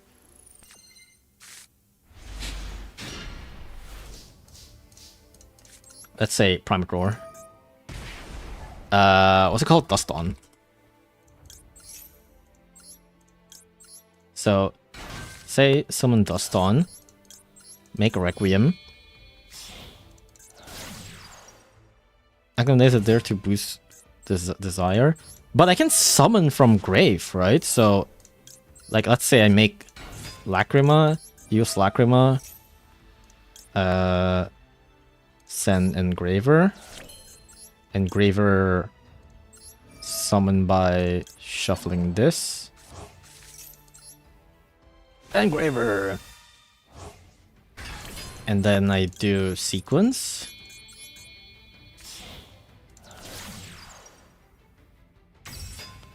Sequence, then Confuse. Let's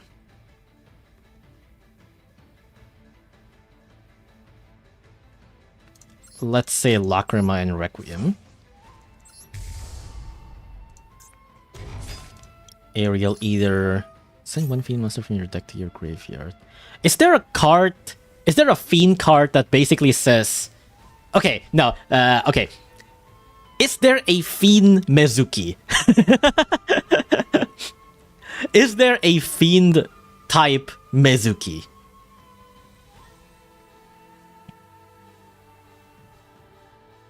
Or a fiend, or maybe just a fiend card that would special summon itself from the graveyard by any means, really. It doesn't have to be Mezuki, actually. It doesn't have to be Mezuki. Just literally any monster that, like, special summons itself from the graveyard or something like that.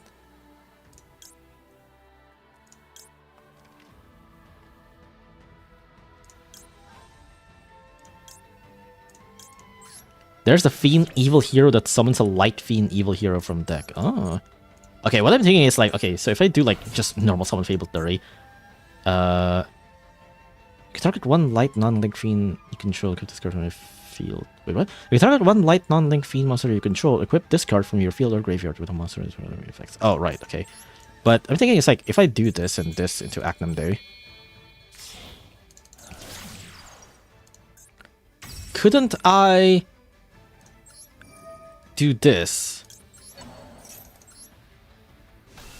Yeah. So now I have 2 level 6. And also removal. I do need like 1 more body though to make Actum Day. But like, if I can... You're playing a target monster effects. Yeah, it's like if I just have a fiend that wants to be... But I guess that's a lot of like... I guess those are bricks. I guess that's bricky. But if I just have 1 more body, then I can do a level 6 here, right? Sounds clunky. You know, everything to save up 1 UR. Anything to save up 1 UR, man. This is what I did with my plant deck too, essentially. This is just like I make it as budget as possible, you know?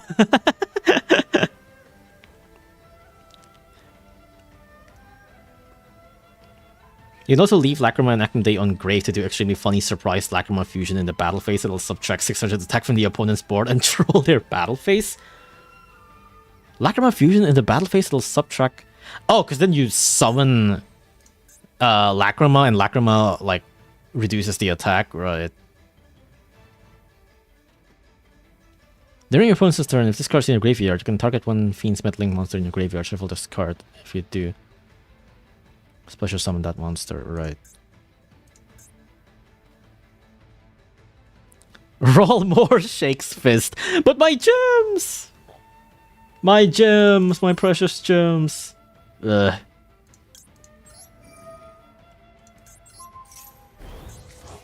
Oh yeah, this isn't a Light Fiend. Forgot about that.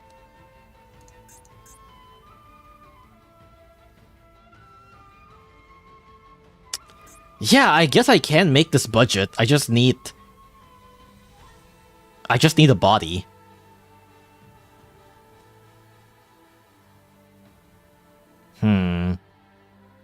But even then, it's like if I make Moon of the Closed Heaven, that's already needing a body. That's kind of annoying. Your gems are worth having fun. Hey, look, man. I also have fun trying to make budget decks, right? I'm getting mixed by 2 Lacrimas. Okay, I want a Fiend. Where's Fiend? That says, like, special summon this from graveyard.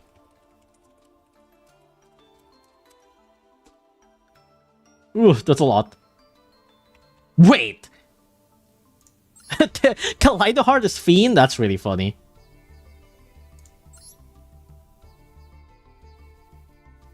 Ah, but it has to be specifically Light Fiend. Ah, that's unfortunate.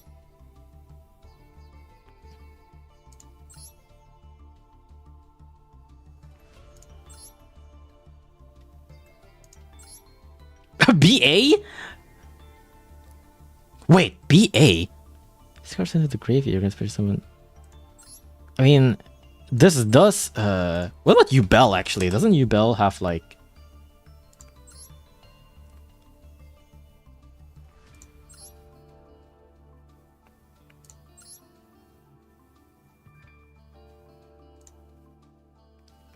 If you control a fiend monster, special summon this card from your hand, you can destroy it. You can banish this card from your special summon 1 fiend monster with 0 attack or different. You can banish this card from your graveyard, special summon 1 fiend monster with 0 attack and defense from your hand. From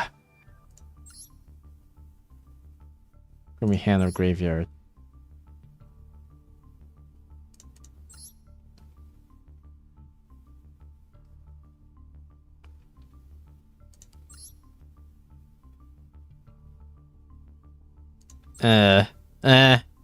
I'll be self-destructive if you try to think what you're thinking of. No, I'm just thinking that, like, BA has effects if they're milled, right?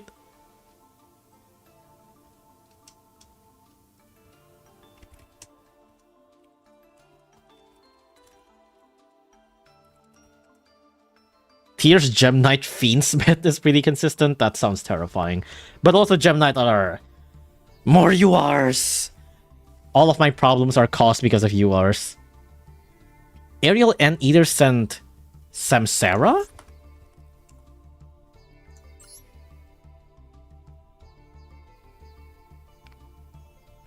Ariel either sent Samsara, link into Muckcracker? What the fuck is Muckcracker?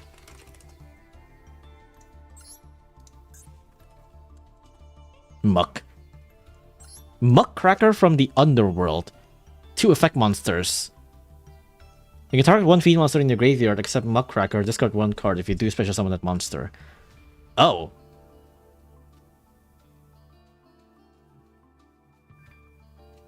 Oh, this locks me into fiends. No. And also... no. No. The one who rakes muck, true. Muckraker. Millennium combo that goes into zombie vampire. I'm not too surprised.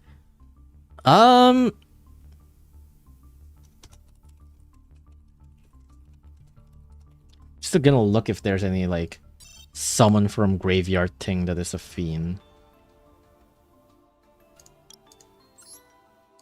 That is preferably lower rarity, but you know. It's so much harder to search here. I think I'm gonna have to search from like DB. Like much easier to search. Fiend, preferably light.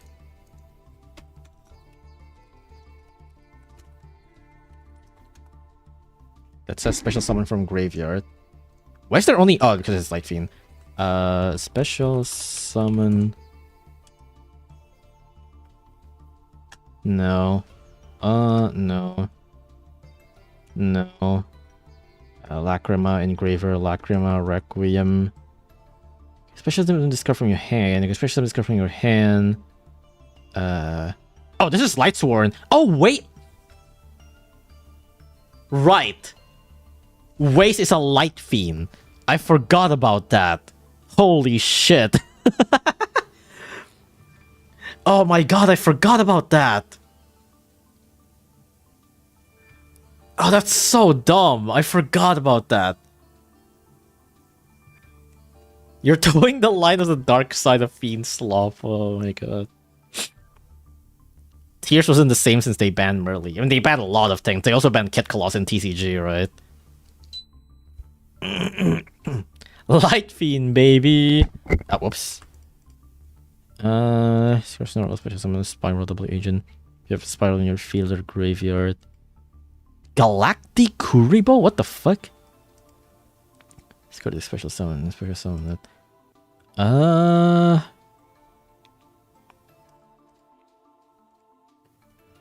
Oh, Evil Twin is light. Is Fiend as well.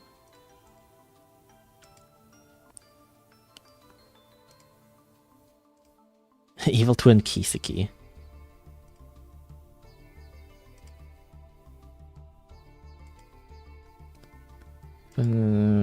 Extribute this card to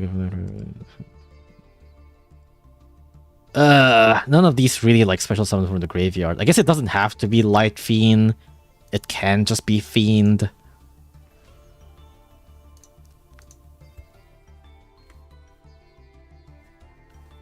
Or if this card is in your graveyard. Aerial Eater, Engraver. Attach one to special summon this card when it should leave the field.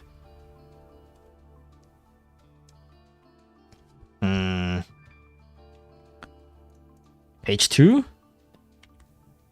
If this card is in your graveyard, attribute this to your hand.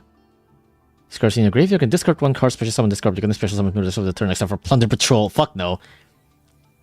You can banish one light and one dark except for chaos. Oh no. You place one card from your hand to the top of your deck, special summon this card in defense position. I mean, that's technically what I want. You can send 2 cards from your hand to the graveyard. That's a bit much. That's a bit too steep. Bit too steep of a cost. This card's in the graveyard goes to... Oh, nope. What about just special summon this card?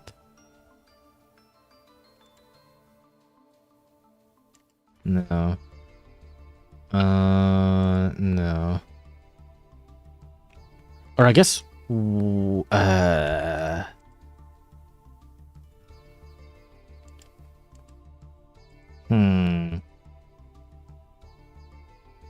Gem Knight Hollow Core.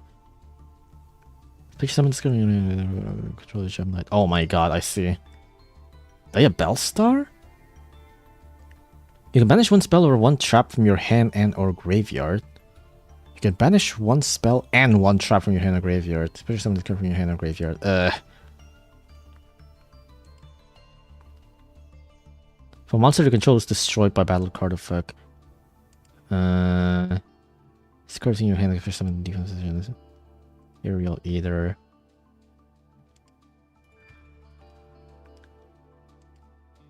Special summon this card by banishing 3 cards from your graveyard. Maybe cool Arc Fiend? No. You special summon this card from your hand. Special summon this card from your hand. Special summon this card from your hand. Special from your hand. Special from your hand. Special to your opponent's field. Detach one Exceed. Promethean Princess. Spirit of Ubel. I don't know. Nightsword Serpent is perfect. Nightsword Serpent. Also, this is like what you're seeing right now is basically the type of shit that I do when I did like my first plant deck. Nightsword Serpent. Scar sent to the graveyard. Oh, but it's a reptile. Like, this specifically says send one fiend monster. So it has to be fiend. Or do you mean like for just for like a random body? Because if it's a random body, I probably would rather do Lightsworns, right?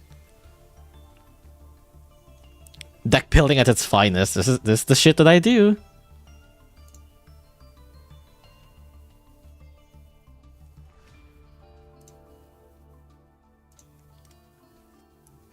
Oh, why doesn't it search? What the hell? Special summon. Whoa. Special summon from graveyard. What? Oh, Cartex. Before Marta, I Dennis ran Abyss Dweller in Exo. Why would you run Abyss Dweller in Exo? Doesn't Exo already have, like, basically Abyss Dweller?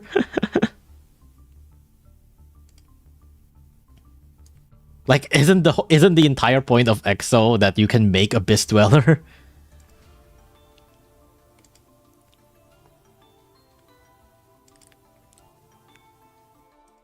Plunder Patrol, Plunder Patrol.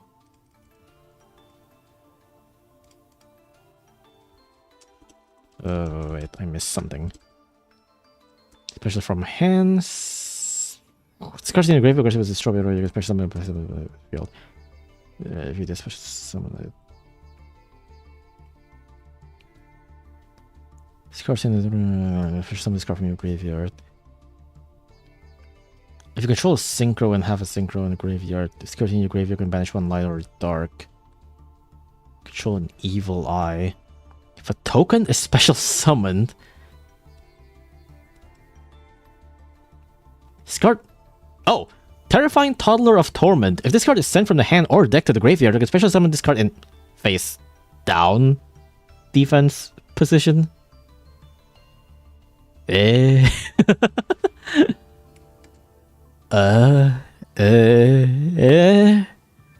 mean, that's literally what I asked for, but then it summons a defense? What the face down defense? What the fuck? This is literally what I asked for. Except that it flips itself. Why? Can still be used as fusion material? No, but like I want to dump this using the fusion.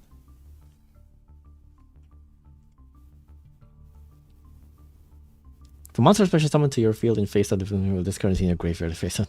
Oh.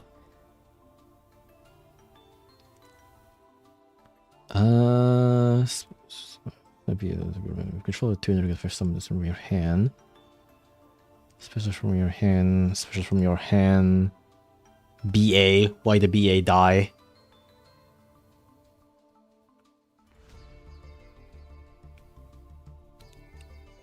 This card is sent to the graveyard. One monster on the field banished until end phase. Place one card today. This is technically the closest thing we got so far. This card is sent to the graveyard. Target one burning abyss monster in your graveyard. Special summon it. It's gonna summon one burning abyss monster from your deck. Well, that's not really gonna work. This card is discarded. From your hand. This card is sent from the field to the graveyard. No.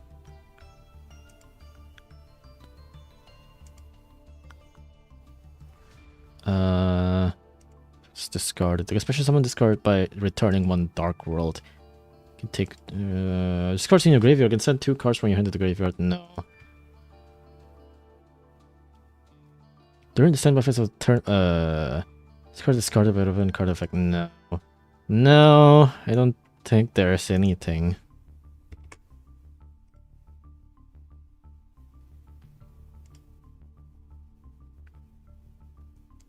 No, there's nothing. There's nothing. The toddler and this is the closest thing, but this is a -1 on hand economy. And the toddler just... That's pretty funny. They censor it by just making it glow. That's so funny. Fartfa. It's always like this, the perfect cut for you, for your deck, except for like one line of text that ruins it. Yeah. I mean, the BAs are also kind of like that. Archfiend Ares can also be an option. I don't know if Archfiend card can do anything. Archfiend... Hold on. Harris? Archfiend Harris. This card is sent to the graveyard by card effect, or by being destroyed by battle. You can add one Archfiend card from your deck to your hand. Oh. I feel like that would be too much bricks in that case.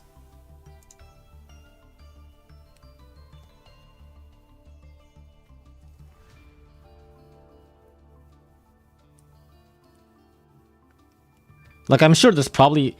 I don't know. It might be too much bricks.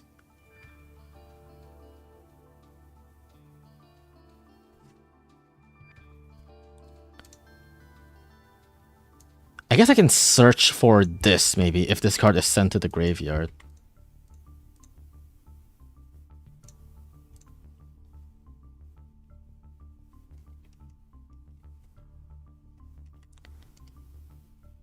As link material, as synchro material, as synchro material, as synchro material. You can add one voice. No. As a synchro material by a Mentos monster effect. As a material for fusion. Oh! Diabolica the Draconic General. Fiend monster except Draconica is sent to the graveyard by card effect. Especially when discard from your graveyard. If this monster is hand or even if not, potentially leaves the field. If this card is sent to graveyard by card effect, you can target one fiend monster in your graveyard. Add it to your hand.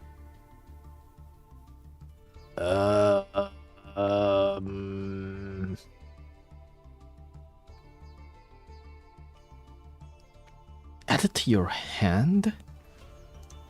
I mean... Add it to my hand.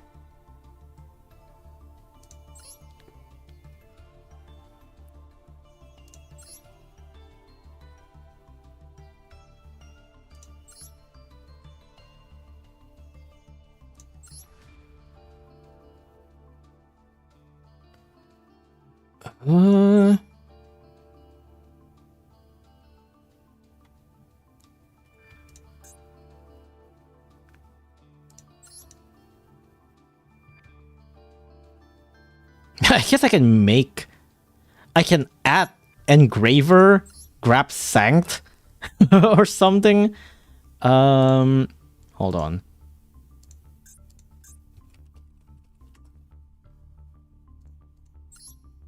Like, okay, oh, wait. If you didn't use the engraver hand effect, you can add it back with diagonal search for sanct. Yeah, that's what I was thinking. I gotta go shopping or else I would have something to eat tonight. Go have some food. Thank you for stopping by. I have lacrima!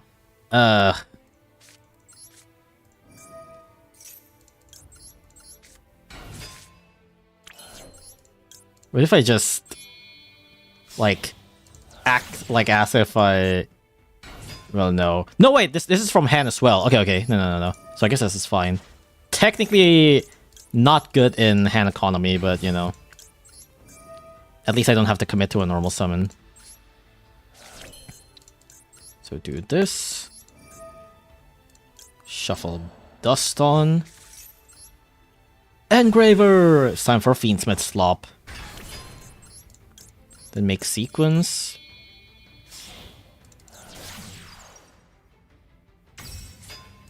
Sequence Fusion. I think I have to let Engraver to be in the graveyard, right?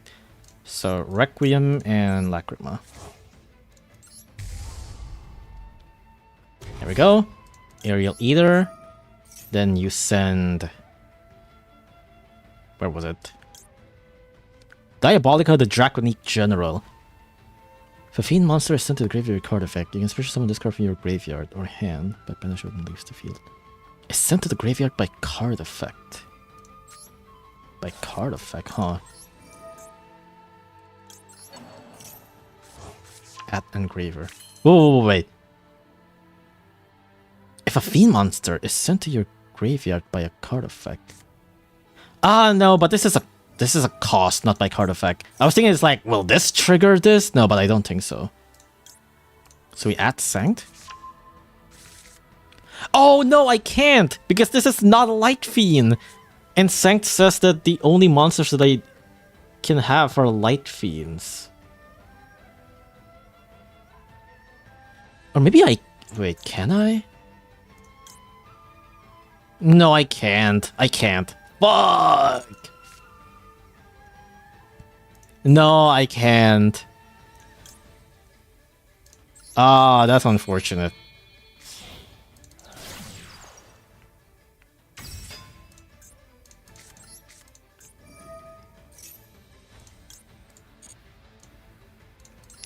This is just a level 1.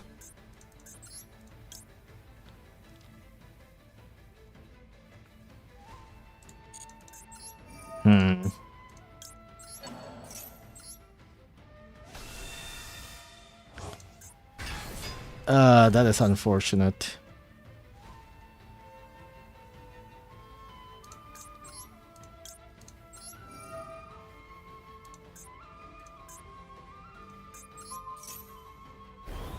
That is unfortunate.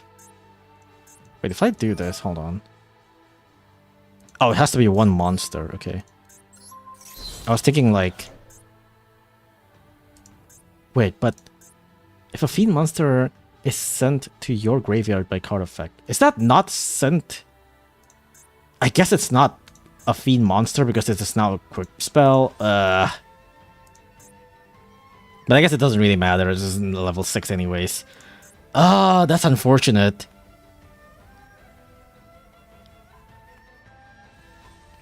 The perfect 3 hours of stream is crazy. No, 3 hours of stream is normal for my Master Duel streams. This is very, very normal. Even my Battle Cat streams sometimes go to 3 hours. Like, I usually play Master Duel for like 4 to 5 hours. Although a lot of them are usually not dueling, but you know. Ah, this is unfortunate.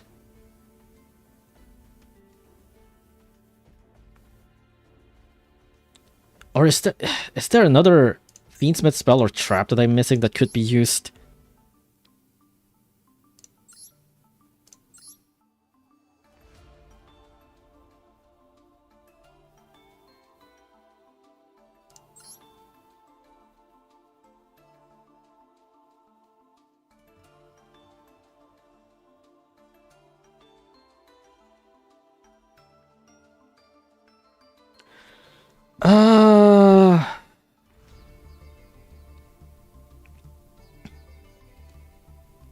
No, that's really it, huh?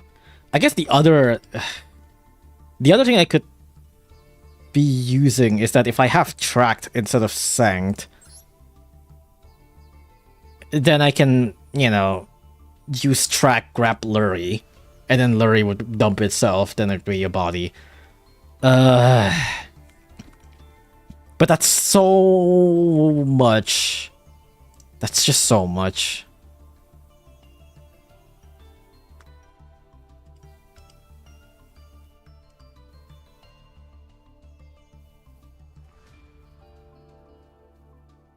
Wait. Oh, Hell Shadow Hollow. How do you spell this again? Hell Shadow.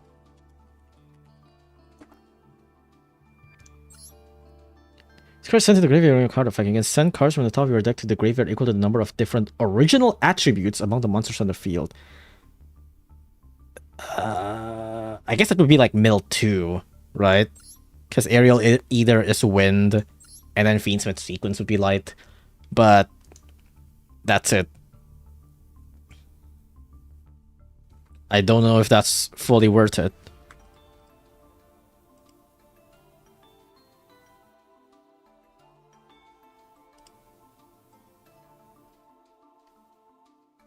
Fiendish Rhino Warrior. This card is sent to the graveyard. You can send one fiend monster from your deck to the graveyard. That's just unnecessary. You can look at the 3 top cards on your deck, place them on the top of your deck in the order. Banish it until end phase. Special summon it. Special summon.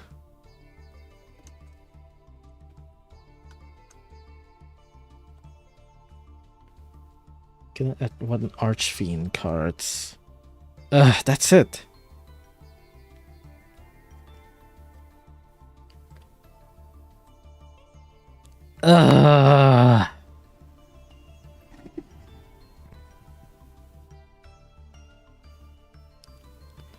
No, I don't see any way. I might have to just roll again.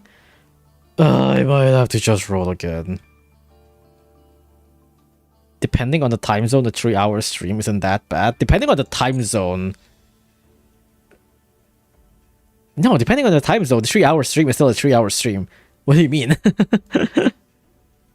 That's time zone doesn't change the fact that it's still gonna be 3 hours, you know?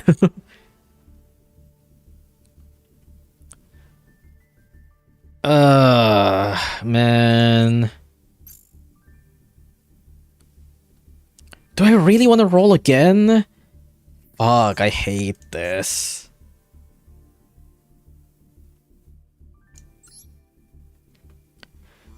I mean, I do have the gems.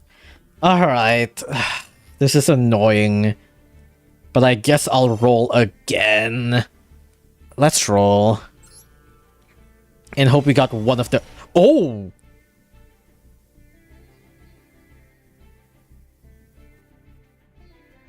Oh, okay. Okay, I guess I should have been rolling for 3. Okay. God, I hope I actually hit something this one. I swear if I don't get anything here. Please. Please give me Desiree or something. War Rock Window. Okay. Okay. 1 out of 3. Please give me Desiree or some shit. Okay. Something in the pack? Okay, a second engraver is nice. That's good, that's good. So I'm looking for Tract or Desiree or the Contact Fusion. That's basically what I want. Another one. Let's see what this is. No! Tellarknight? Tellarknight Ptolemaeus. You can attach 3 material from this card, especially someone from your extra deck 1xc that is 1 rank higher from this card, except a number monster, by using this face-up card to control as a material. Oh, that's terrifying. You can attach 7 materials from this card. Skip your opponent's next turn. Huh.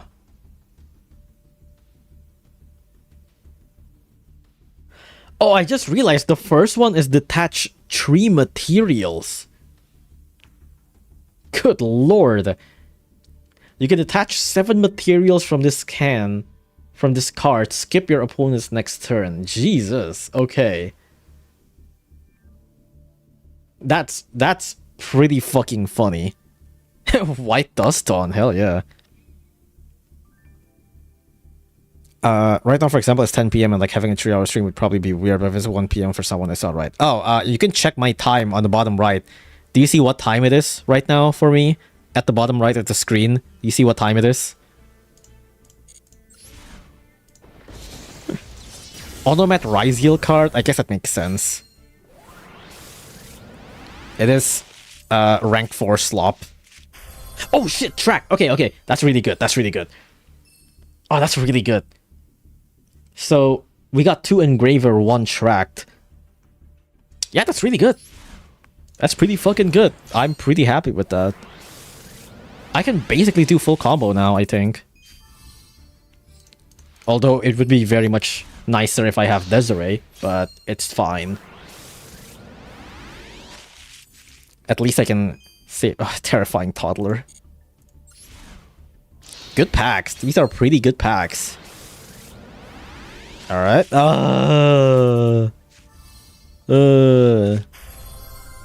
Ultimate Draconic Utopia Ray. 3 level 5. When a card or effect is activated, it targets this card, or when this card is targeted for an effect, you can equip 1 CW monster from your hand or deck to discard as if it were equipped by that monster's effect. Oh, I see. Like, it's like as if the monster equips itself. I see. Once per turn, you can detach 1 material from this card, target 1 face-up control. Up to the number of ZW monster equipped to this card, negate their effects. It's not a quick effect.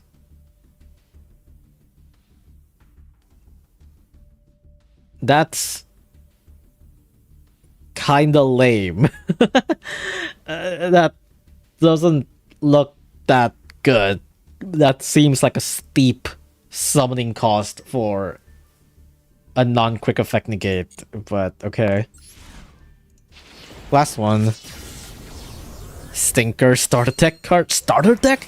I feel like even starter decks wouldn't be able to summon that. That's crazy. Mixmaster. Requiem. I mean, I can't complain, right? I can't complain. I have track and a second engraver, like... That's about as good as it can get, really. I didn't get Desiree, but like... If I do... Alright, let's get back here. Let's say... Here, edit deck. So we add tracked.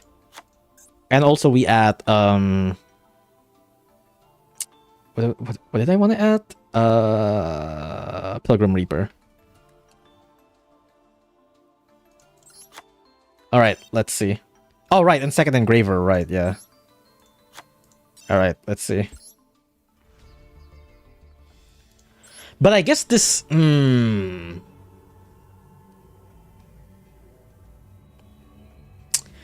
Oh no, this actually would be kinda weird, because this means that to do the combo, I specifically have to not use tracked.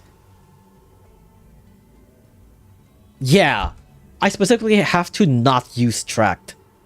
So, I guess that could be weird. But if I can make Moon of the Closed Heaven, then I can go here without using tracked, right? So from here, if I use track, I wouldn't be able to do it, but let's just say with Primate Roar.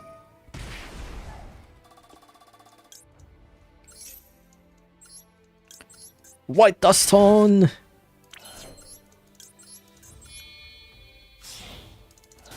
And some dismantles, yeah. That level 4 one looks pretty cool though. I don't think I will use it, but it looks funny. It looks like something that I could try to, like, make work. Okay, Wisp, send Engraver.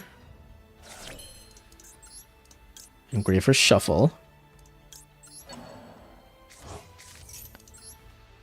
Engraver! And then we start the slop. Sequence. Sequence summon. Using Lacrima and Requiem. Aerial Eater. Aerial Eater sends... this is a long combo route for kind of...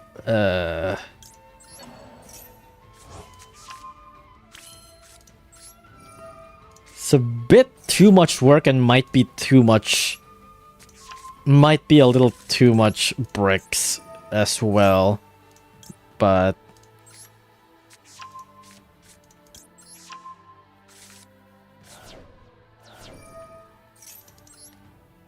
Oh, right, that's mandatory. What's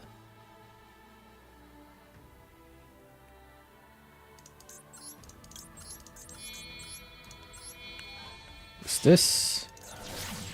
I guess this is still really bricky if this is the case, huh?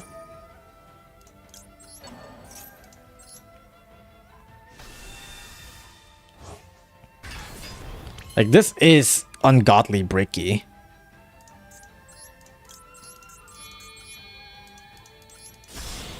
Pilgrim Reaper. 200. If this card is in your graveyard, you can banish 2 level 6 or higher feed monsters with the same attribute as each other. The same attributes as each other. Wait.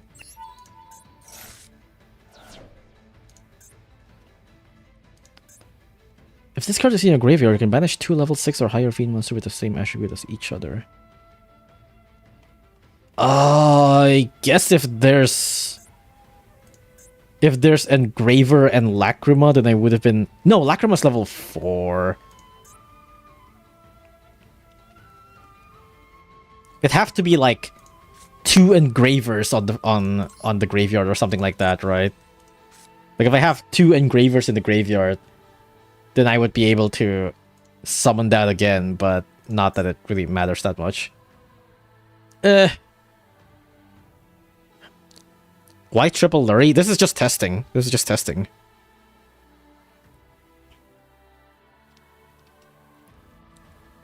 I don't know if I'm happy with this.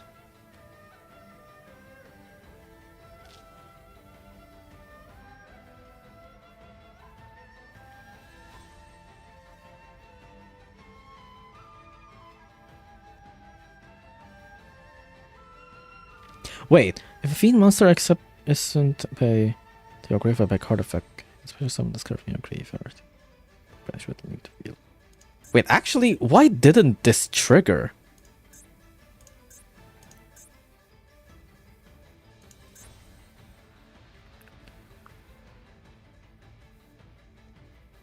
Why didn't this trigger? What? If a fiend monster is sent to your graveyard by card effect, you can special summon this card from your graveyard.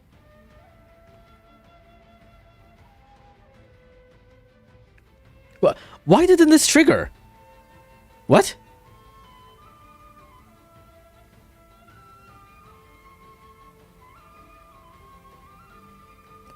Like, Pilgrim Reaper just sent a bunch of fiends to the graveyard. Detaching is in effect. No, not the detach. The mill. Because it doesn't say, like, from field to graveyard or anything. It just says if a fiend monster is sent to your graveyard.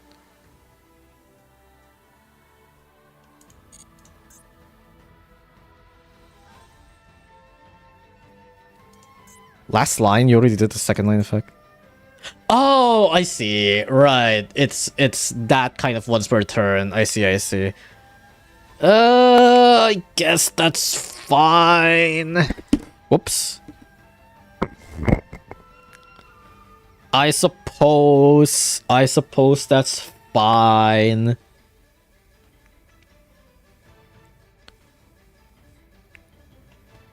That is unfortunate.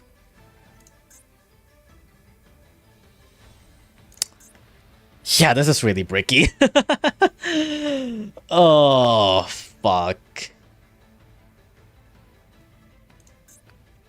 Because there's a lot of, like, first of all, I gotta have this, which is, like, already basically a brick. It's not the worst card. It is a free body if there's a fiend that leaves the field.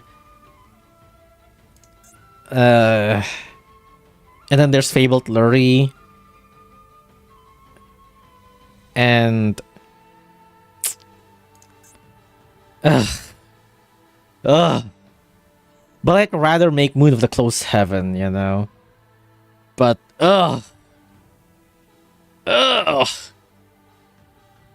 hate those kind of cards that only have one effect per turn. I usually see it a lot on, like, spells or traps that have, like, graveyard banishment effects. Those ones I understand, right? Because you don't want them to be just, like, I use my spell, and then I use the second effect in the graveyard. Like, I get that part.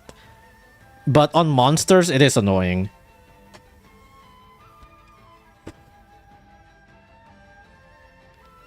Because, like, for example, a lot of the Eldritch cards has a lot of those. But Eldritch cards make sense. It's like, yeah, you don't want to, like, just use the spell and immediately recycle it on the same turn. Like, it would be way too much.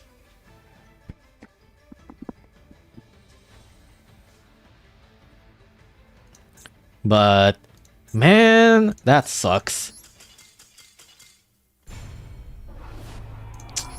I don't want to craft that much URs, man. I mean, I did got, like, UR Dust from earlier. I'm never building a Lunalight deck, huh? At this rate. At this rate, how much more gems do I need for a Lunalight deck? Good lord. This is already very low in terms of UR cost. And if I want to make a Lunalight deck, I'm gonna need, like, way more. At least you gotta find a way to make a rank 6 without Necroquip or Lacrima. Yeah, but... man...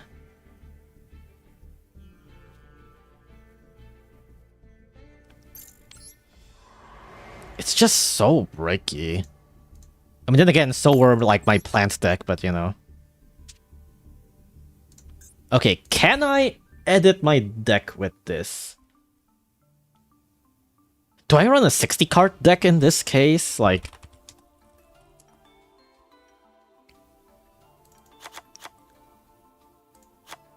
I'm gonna have to remove something.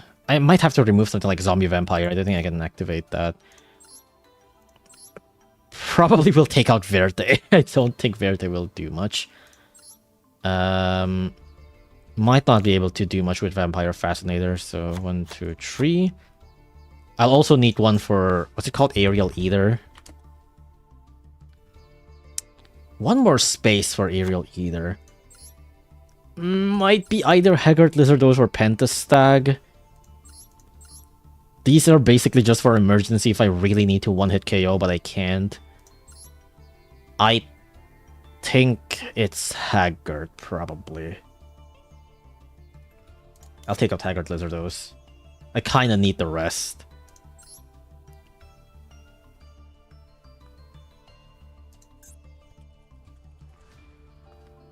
And then I need, like, the other 2 bricks. Which is, Lurie. Actually, is there any other Fable that is, like, better for that? Like, a Light Fiend Fable that it also special summons itself that is better than Lurie? If this card is discarded to the graveyard, add one fabled spell or trap. You can discard one fabled monster, add this card to your hand. This card is discarded to the graveyard, target one other level 4 fabled monster, especially summon graveyard.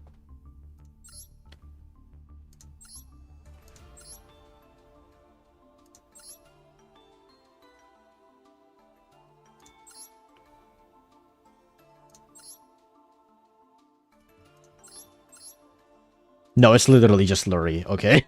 It's literally just Lurie. It has to be Lurie. I also need Moon of the Closed Heaven. I don't really have the extra deck space for that. I guess I can take out Pentastag.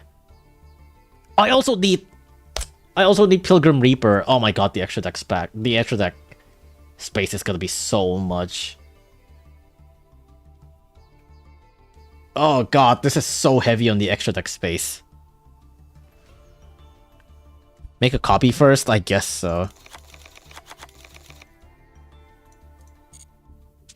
I guess I can delete this. I need to delete some older ones, dude. I have some opponents' decks that I copied online.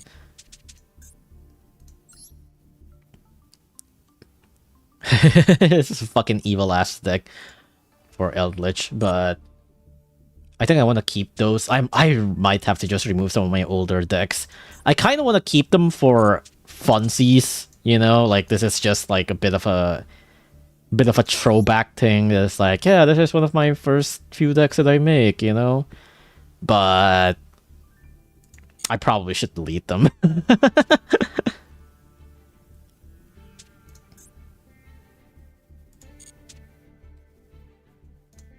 Like, let me just delete some of them. There's a lot of them.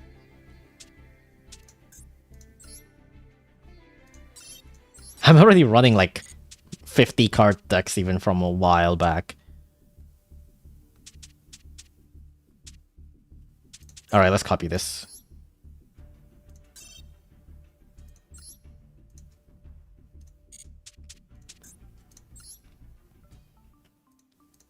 Rip and Tear featuring Light Fiend. How often does Starving Venom come up? Every once in a while. There are times where your opponent just have dark monsters and Starving Venom just feels like the better choice. Either because of like the destruction effect or because you want to have like a big beater. Or sometimes it's because you have like 2 super polies. And 2 super polies, like if they all have like a bunch of darks in the field, then you can turn one into Starving Venom, turn the other into Garura or something like that. I'm still planning for King to be the only damage dealer? Yeah. If you got more cards on the board, you can take out some white cards so that there's less bricks, even though King will do some less. No, King is pretty much like the final, like that's pretty much the whole thing the deck is trying to make, essentially. That's like the card the deck wants to make. Dark is the most abundant attribute in the game, so Starving Venom is really good super poly target. Yeah, I mean, there are a lot of times where I would rather prefer make Mud Dragon, because Mud Dragon have like the targeting protection, which is really good. I love the targeting protection from Mud Dragon. But there are also times where Starving Venom feels like the better choice. You could save them as screenshots, I guess, so. Not Fiend May Cry. That's true. Featuring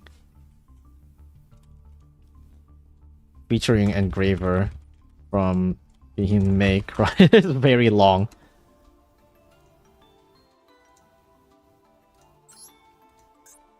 Fiendsmith.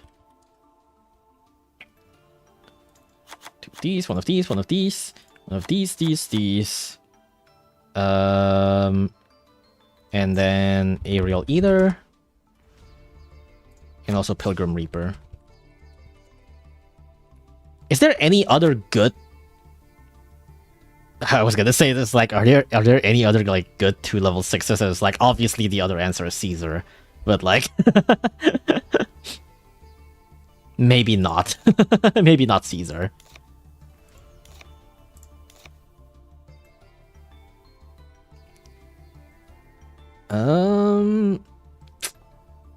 One more. I guess I can take out Pentastack. Pentastack very rarely comes up. If anything, it almost never comes up. Yeah, Pentastack almost never comes up. I also need, like, Moon of the Close Heaven, I suppose.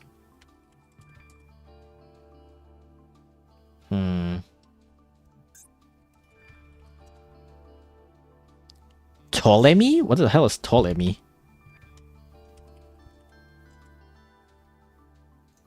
Oh, this is... Wasn't this literally what I got? You can also accept if some of this way the following effects cannot be activated. Once per turn, you can detach one material from this card, target monster in the field in either graveyard, return the target to hand. Oh. That is pretty cool. Target one monster in the field or either graveyard, return the target to hand. What a happy coincidence, yeah.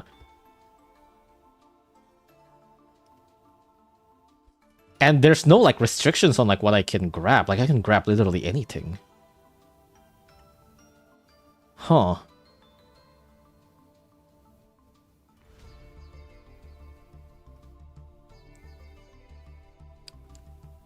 That is pretty cool. But I just don't think I have the extra deck space.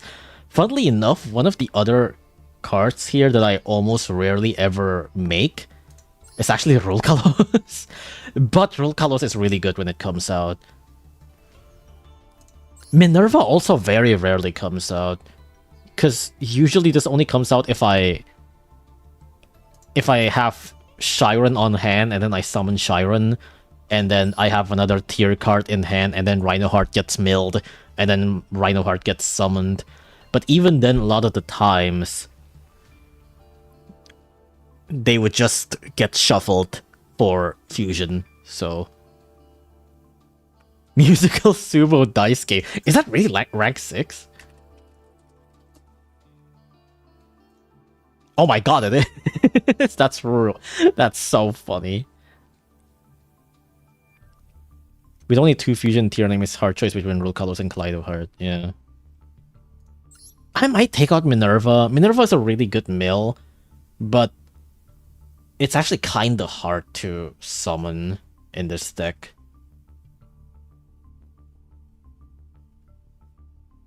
I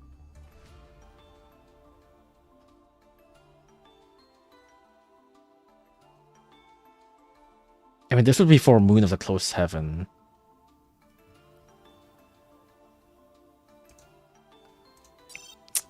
Let me see. Is there any other good rank 6s first before I commit into Moon?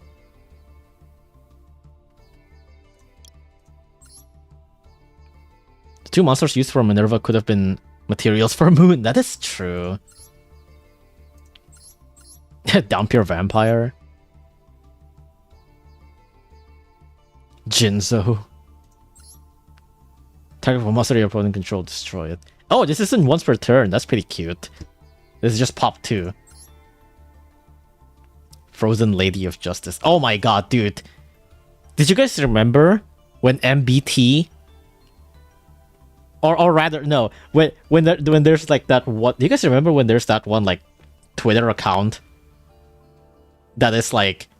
Number 21 Frozen Lady of Justice will rise in value, and then they just post like a huge chunk of Frozen Lady of Justice cards like all over the place. Like they basically like buy it in bulk, and we're like, I'm investing in number 21 Frozen Lady of Justice, and people were clowning on the Twitter account, being like, oh my god, this is like one of those stupid fucking like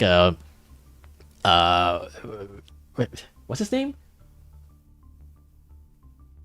What's the guy's name that's been trying to, like, invest in Yu-Gi-Oh? What's it called?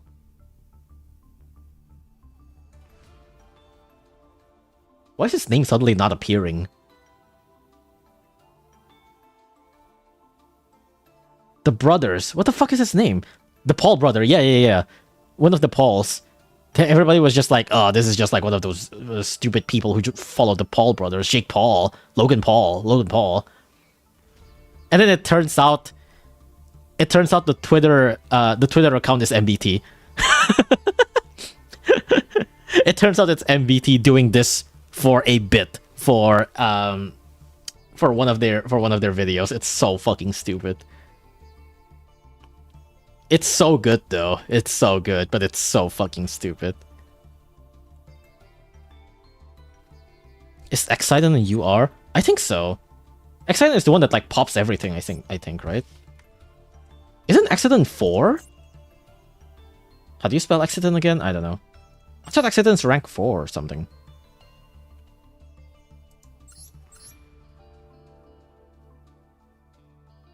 You can detach one material from this card, destroy all defense position monster your opponent controls. That's pretty interesting. It's 4, yeah.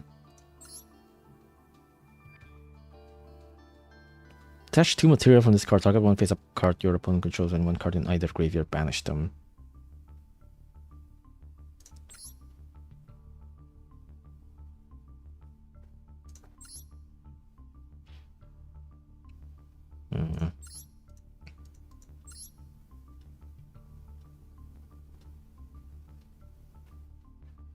Gains 1,000 attack for each material attached. Kanzakashi Rika Queen. Target one level 5 or lower monster in your graveyard special summon. Oh, during the standby phase. While this card has no material, if it battles a monster, any battle damage it inflicts to your opponent is doubled. Target one of your banished special dinosaurs. Card this special summon this card. Oh, I see. That's interesting. Attach the target to discard as material. Target one spell or... Oh, okay. Monster you control will be destroyed. You can attach one. If this card is in your graveyard, special summon this card, attach one goblin. This can attack directly. You get the effect until the end of the turn. You can attach one exceed material from this card, target 1 level 5 or higher, effect monster your opponent controls. Well, that's not too bad. Surprisingly. This could be funny because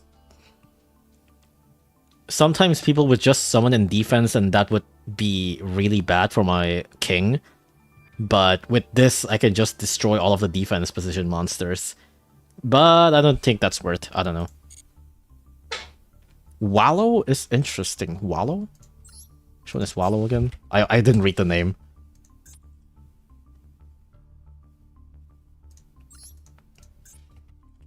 Wallow? Oh,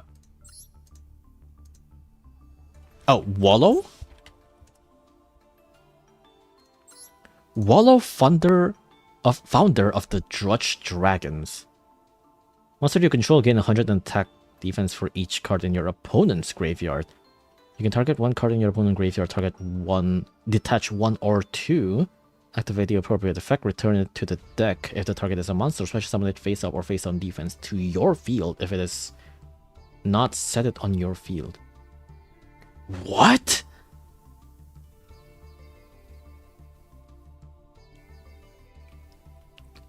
Wait, that's so funny. Holy shit, that's so funny. I gotta bookmark this. That's so funny.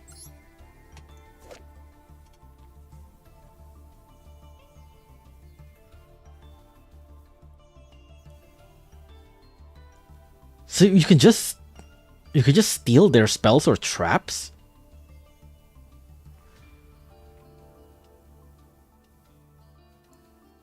That is super funny. Holy shit. That's super funny. That is super funny. I don't think I'll put it in, but you know. Thank you for telling me that. Okay, unfortunately, I think I do have to craft Moon of the Close 7. But I guess it is what it is. I'll take it. Moon of the Close 7 instead of Minerva, I suppose.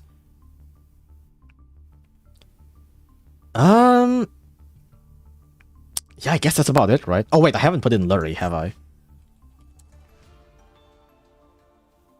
Yeah, I haven't put in Lurie. Whoops. 45 card deck.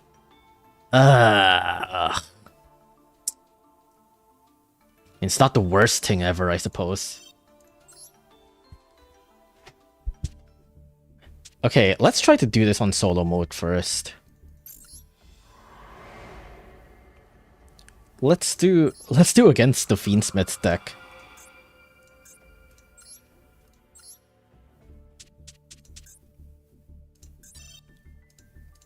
There we go. Let's try this. Going second.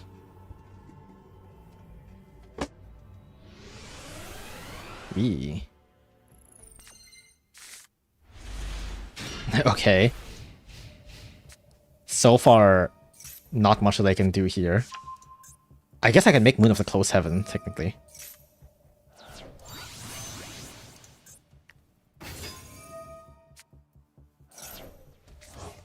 Uh-oh. Uh-oh. Oh, okay. Another White Lord? Okay. Sure. Soon this. Let's... Oh, I can special summon Lurie. Wait. Wait, yeah, I can special summon Lurie.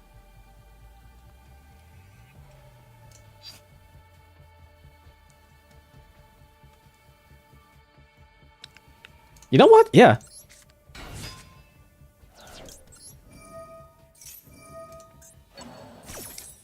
That's annoying, but that's fine.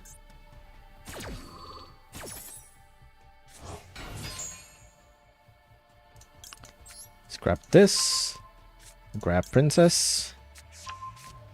Discard White Prince. Do this. Do this. I'm gotta summon White Princess. Effect. Of course. I think I'll dodge that.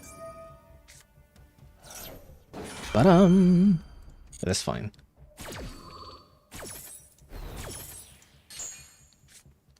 Okay. That mills more. I don't think they have any more interruptions. Unfortunately, the bot is a little bit stupid. It's time for slop. We begin the slop. Requiem effect. Summon Lacrima. Lacrima effect. Send Engraver. Engraver effect.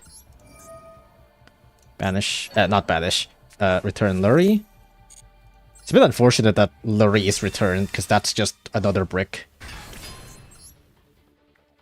We make Sequence. Oh wait, I forgot to put on that monster that... Oh, I think I forgot to put that one monster that allows me to grab Engraver. Did I forgot to put it? I might have forgot to put it. Diabolica, yeah, I think. Yeah, I forgot. I forgot. Whoops. Well, that is unfortunate. That is unfortunate.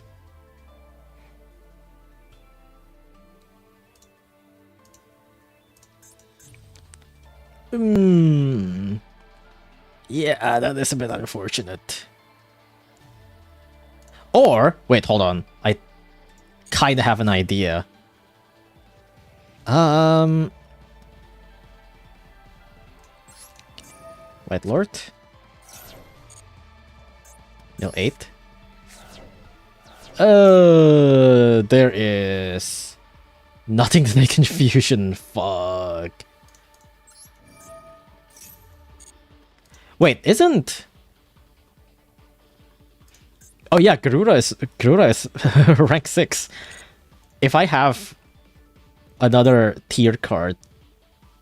Well, no, that would be stupid. I was gonna say it's like another tier card and I can go for Garuda instead of Kit Kalos, but like, why would I do that? I probably would rather just make Kit Kalos, right?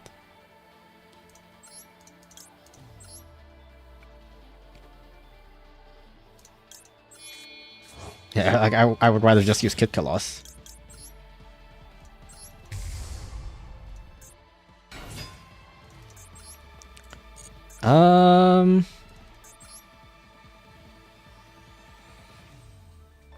I guess I can still do this, like this is still one more body. I just need to have one more body on the field to do this. And then I can remove something as well.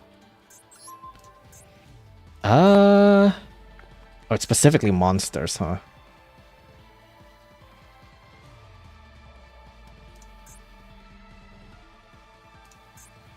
Funnily enough, I might just remove my white baking. No, actually, I think my white baking is gonna be the target, so I'm gonna remove that. And now I can do this. Pilgrim Reaper. Yeah, as long as I have one more body on the field, then I can make the link tree, I suppose.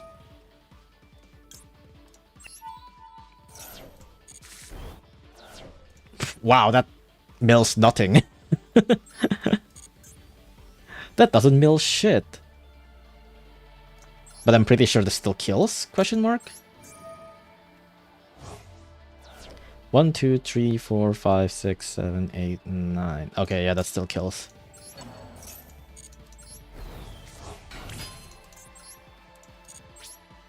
Alright, you die now. Summon! From the deck! The king! I can't believe like my king didn't get milled. But okay. Let me just run my own white baking. Why did it lag like that? Alright, you die. Okay. I see how it is. It's not a brick, it's a Requiem as a top deck. That is true. What I was thinking earlier with the White Lord mill, I was thinking that if I can mill... No, wait, that's dumb. Fuck, I just thought about why it's dumb, actually. Hold on.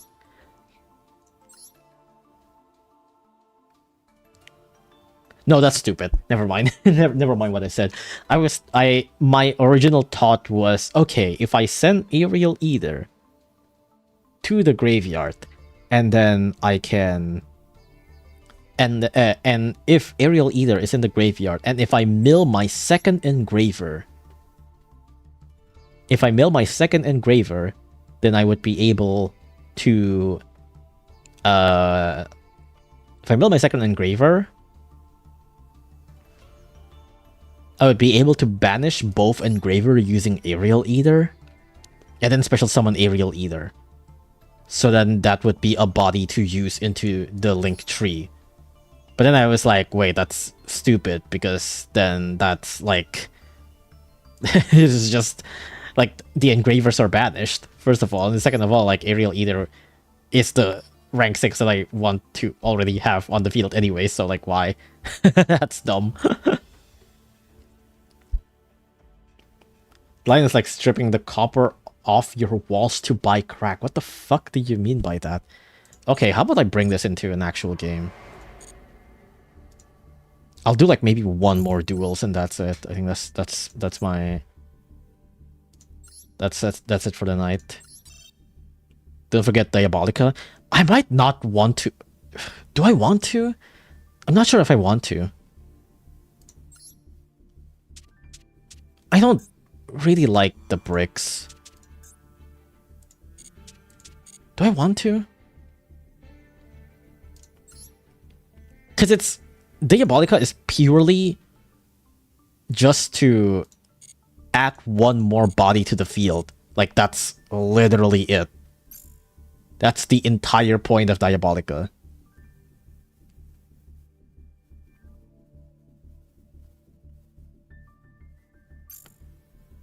Like,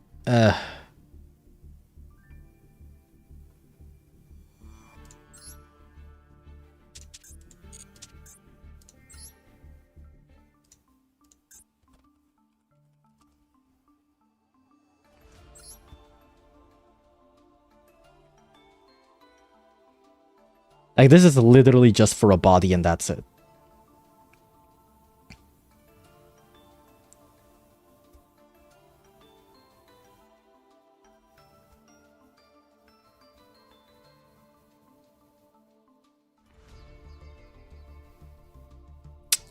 I don't know.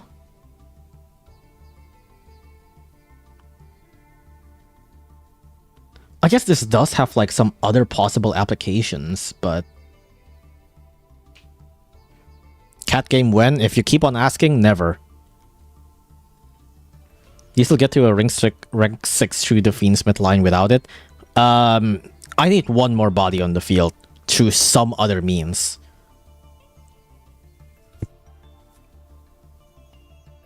Like, if I just have one more body on the field through non-Fiendsmith ways, then I can. But if I want purely the Fiendsmith way, this is the way.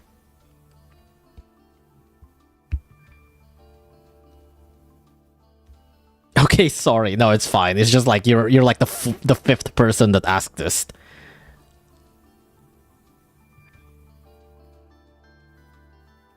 This stream, by the way, not like ever. Like this stream, you're like the fifth person that asks this.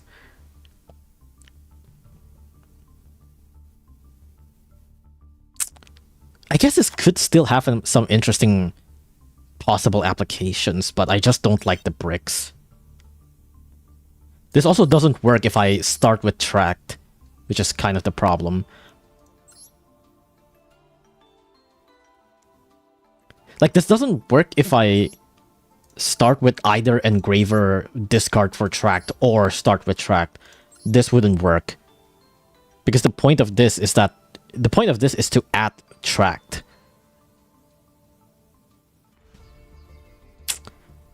I don't know.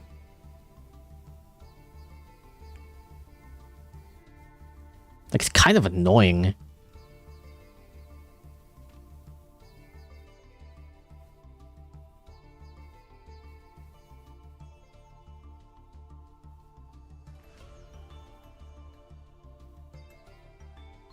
Sucks that the solution might just be to take the L and use resources for Necrocripple Lacrima. I already used the UR for Moon of the Closed Heaven. That's the annoying thing. What do you think about the free speed up update on the Battle Cats? What else is there to say that it's good? Like, the expert to say, it's bad, Pono shouldn't have done that. It's like, of course it's good. It'll be a cat game when we run into Yummy or Purely. Or Lunalight. My first ever game was against Purely and I was playing Exodia.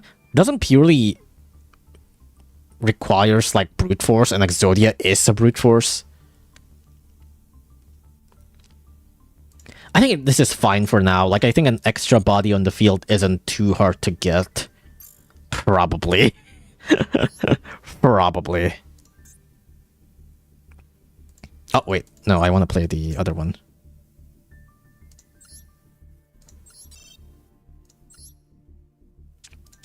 Alright, let's try this.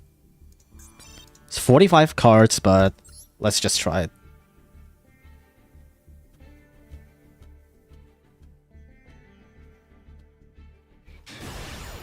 They use their XC to draw 3 cards per turn and just destroy the hell out of me. Yeah, the Purely deck does that. It's pretty terrifying.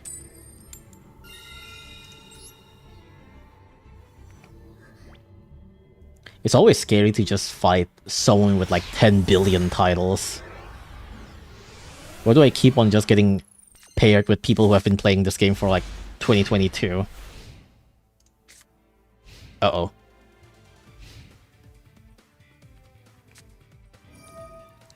But is Crimson Tier even a starter? Can I start with Crimson Tier?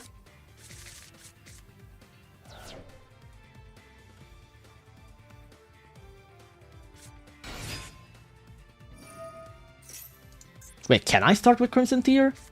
Like, what? Normal summon Crimson Tier, dump that into Requiem. Requiem special summon Engraver? Question mark? Wait, yeah, can't I summon 2 Engravers with 1 Lacrima? Like, normal summon Lacrima, dump Engraver, and then I summon Requiem. Requiem special summon Engraver from deck, and then Engraver from graveyard shuffles back into and to summon to the field. Can she do that? That's what the second Engraver is for. I see. If normal summon Lurie is a starter, Lacrima sure is a starter. No, I'm just thinking it's like, I don't know if it's gonna like mess up with the once per turn normal summon or anything like that. But yeah, I guess I can just straight up skip the fusion if that's the case, right?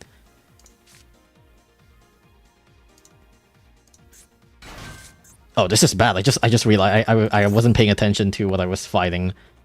VS is kind of bad because Super Poly doesn't really have that much good targets.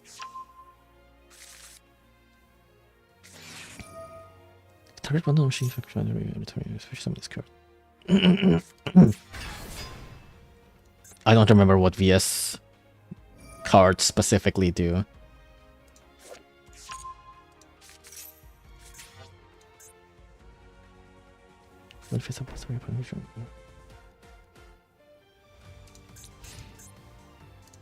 There is a Super Poly target, but...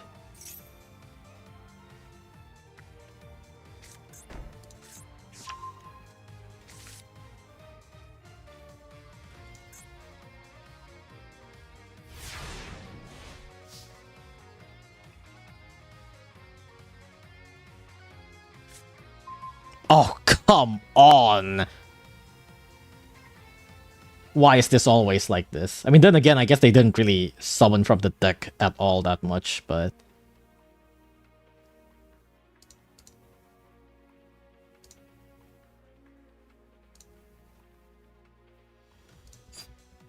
I could just Super Poly now. The control of one monster, your opponent control with the lowest attack until the end phase. Ugh, that's pretty annoying. Do they even summon from deck? I actually have no idea.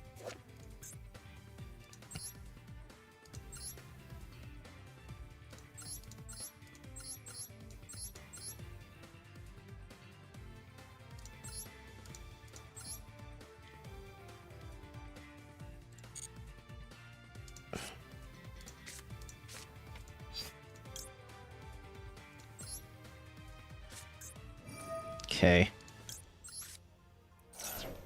Holly Sue can summon from deck. Oh, fuck. Right. But I feel like they're probably going to want to do the take control thing.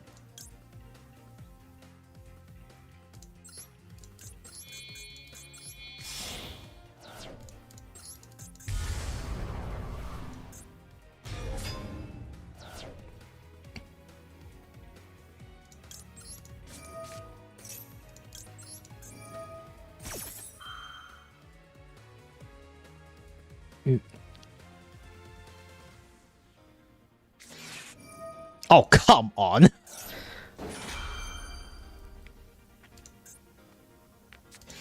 Oh, no way. You have the answer to everything. Fuck you.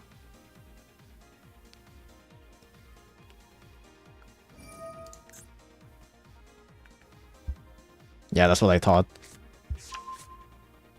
Why do you have the answer to fucking everything? Holy shit.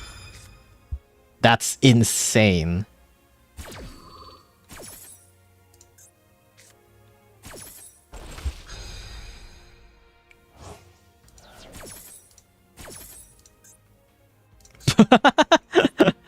Why? I still get to choose?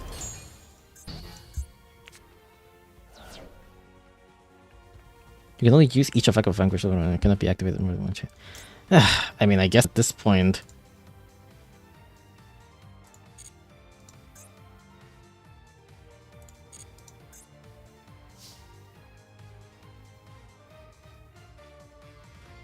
No, wait, you can't use the other one, right?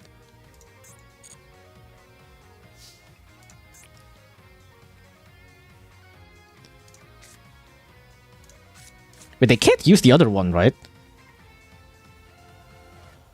So, do I even need to Fua? I mean, Fua doesn't really do anything in my hand anyway, so... Fua doesn't really do anything in my hand, so I might as well.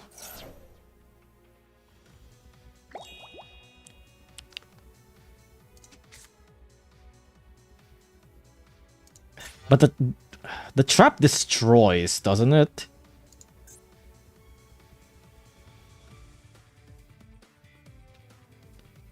Dark Earth Fire, inflict 800, and you can destroy all monsters in the field. Technically speaking, if they destroy Starving Venom, they also destroy everything on the field, but it's like, really, just for that?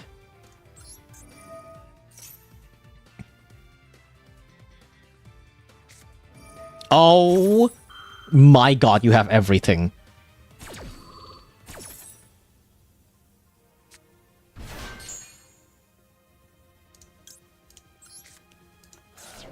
How?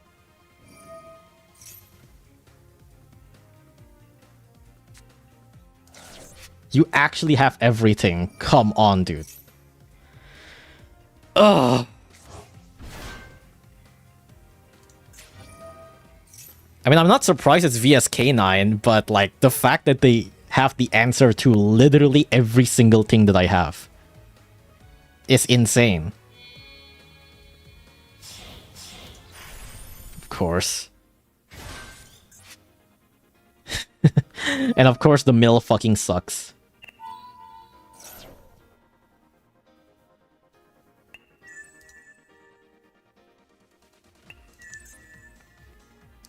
Yeah, there's nothing. You got it, dude. This deck does everything. It's fine that the deck does everything. It's not that fine when your hand literally does everything, you know? It's like a whole different thing. It still protects their monster from destruction for the turn. It's only the VS stuff, right? So technically, like something like Nash Knight should still be destroyed, but still, like Jesus, man.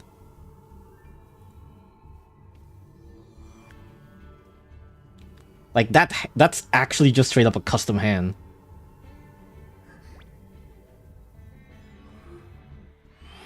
What's your opinion on hero deck? So far, the only things that I've seen hero decks does is fucking. The only thing I've seen hero decks does is just floodgate. Right Raptor, okay.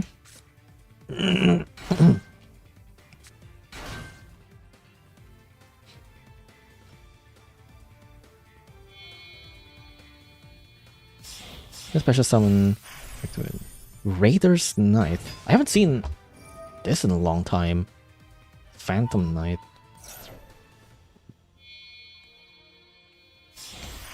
Raid Raptor Brave Strix. Set one Raid Raptor spell or deck. Basically Luna Light 2. I have seen their boss monster, but you know, nothing a little Skull Servant can't fix.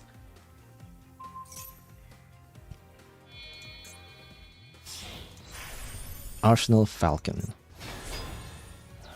Play summon one of 4 winged beast monster from the deck.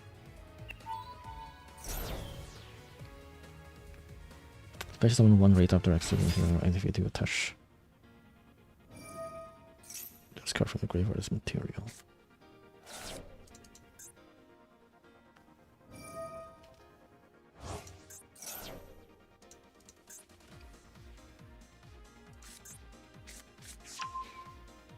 If a Raid Raptor is special summon at the extra you can add 1 Raid Raptor spell or try to target 3 of your Raid Raptors that are banished in graveyard based on and draw.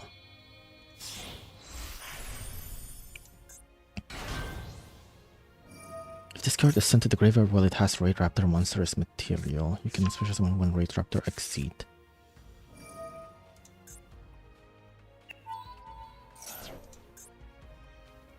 One level for Darkwing Beast monster.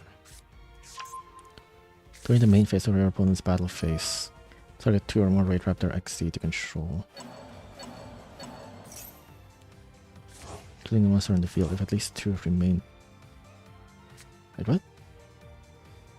Including a monster in the field if at least 2 remain face up on the resolution. What? What? There's so much spells and traps. Droplet.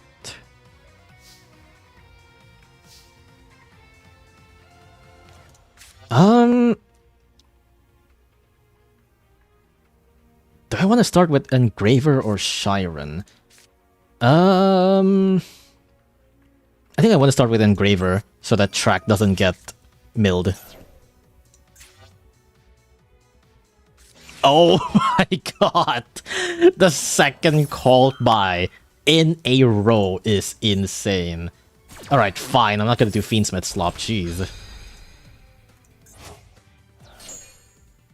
Alright, there goes the Fiendsmith Slop.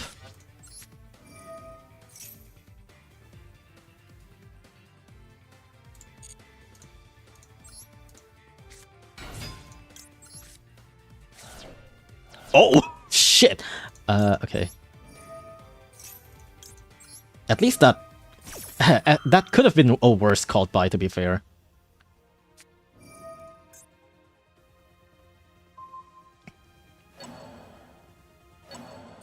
This time you combined rank. Entrance to some monster. Okay. I don't know what you're summoning. Is it just the boss monster? Rising Rebellion Falcon. Unaffected. If this card affects you can destroy as many cards your opponent can control. Inflict damage upon to the equal number of control. If this card is executed when you can destroy as many cards your opponent control if possible, then if this card has 3 or more. Raptor Exceed. Inflict damage to combine original attack with those destroyed monsters. That is completely fine by me, funnily enough. If anything, I would love you to destroy this. Destroy this, I dare you. Destroy my card, come on.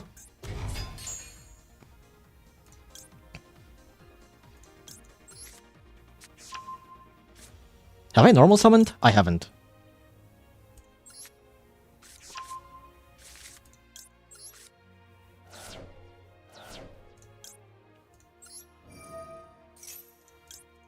Come on, destroy it.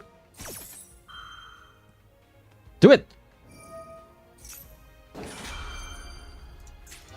Destroy it. Yes. Yes. Yes.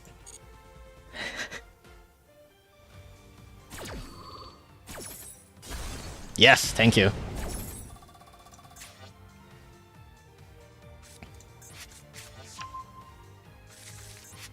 Can't do anything else, right? Wait, actually, can you? Rape Raptor, this card gains attack.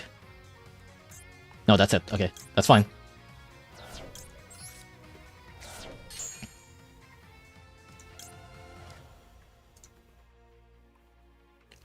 I will grab this to my hand. Thank you for letting me mill.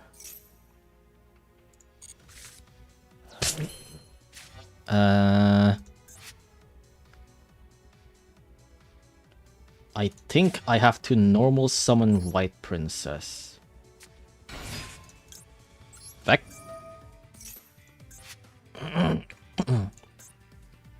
Your opponent cannot target this card with card effects. That is fine.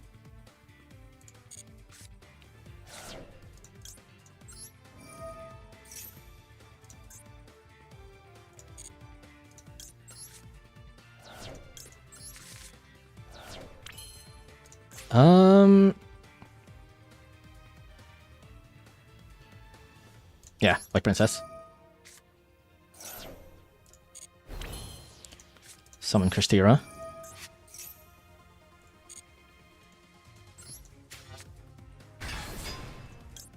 It's a bit unfortunate to banish Kid Kalos, but it's probably fine.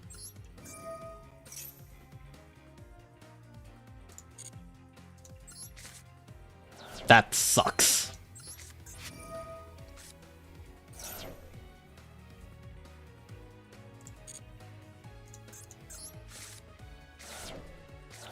Okay. I see king. That's pretty much all that matters, really.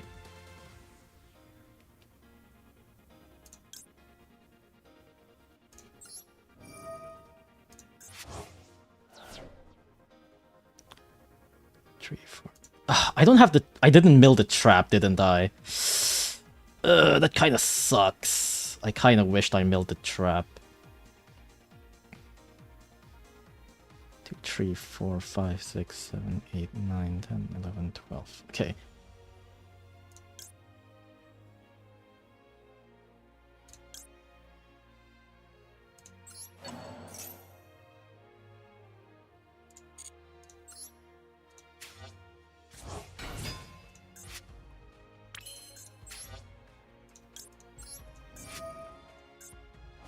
Should still be enough for game.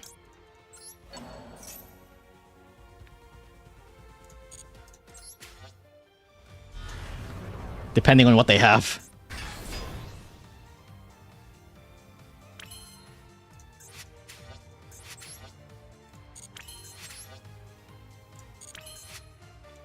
Alright. Do you have a response?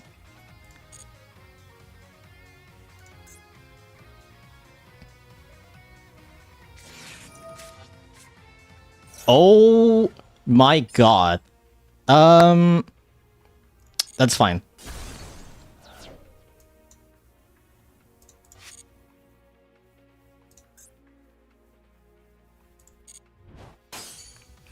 I have a backup plan. Curse of the Ancient Turtle!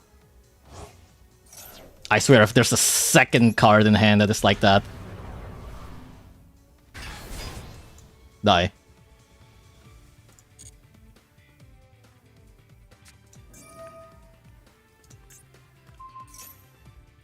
That's fine.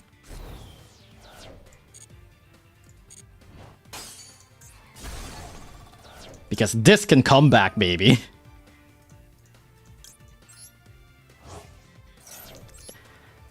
It's back! Dread from it. Run from it. You're not gonna escape, buddy.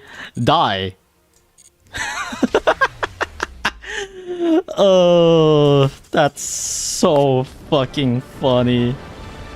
Oh my god. Ah, that's so fucking funny. God, I love this deck so much. This deck's so good. Oh, you can't escape the white skelly. You can't do it, man.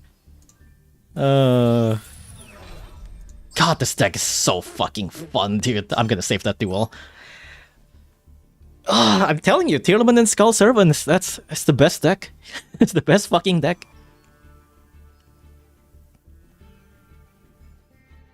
Hero's the deck with infinite support for some reason. Summon Dark Law, one-sided Macro Cosmos, one-sided Skill Drain. Yeah, it's so annoying. I almost got hit by Droplet 3 times in the span of 4 turns, Jesus. They are making the towers, well, their towers ain't strong enough for mine. They'll teach them to not leave random monsters in attack, yeah.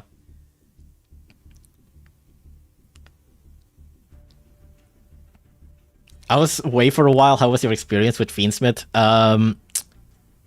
It didn't work in both duels that I got. In the first duel, the hand was just terrible. In the second duel, my engraver immediately gets caught by. Back to back, I got caught by twice. It's fucked up. I haven't gotten the chance to actually use anything, use that, you know, at all. But yeah, I think I'm pretty happy with that. Just, I mean, I didn't really get to use like the Fiendsmith card, but it did technically bait out the cult buy, right? Like, if they cult buy my white baking, it would have been potentially like worse. Like, I might have not been able to win if they did that to my white baking, but they did that to my engraver, so there is that. Engraver ate the cult buy. That's better than Tier eating the cult buy. Yeah, for sure. Like, Tier or white baking getting cult buy is probably worse, cause like the white baking means that's like one less one less whites in the graveyard, and also like that lost me a search and a dump, which is really, really good. White baking is super good. And tier getting banished means that I can't use it for fusion. Not only not being able to fusion, but also not being able to use it as a fusion material. And Graver being called by is like, oh well, at least I can't use that, but that's a mill 5. That's a mill 5 gone. It's fine. That had more twists and turns than Terunobushi Sumo career. Sumo? Wait, hold on. Sumo dice game? Hell yeah. You still had play after you milled 11. If you had another Fiendsmith in the graveyard, and you could make up into Fusion Lacrima, and Fusion Lacrima can summon the banished one. I don't have Fusion Lacrima. And also, I don't have Fusion Lacrima in the deck. 2, it's called by, right? So I can't activate it anyways, but yeah. How sleep deprived are you? I just had like 3 hours of sleep before I started the stream, so there is that. But yeah, I think that was a good time to just... That's a good time to just end the stream. That's a good duel to end it on. Caught by negates name, yeah. Although, you know what's fucked up about that as well? Is... wait, actually, hold on, I forgot. Is called by original name, or is it just by name?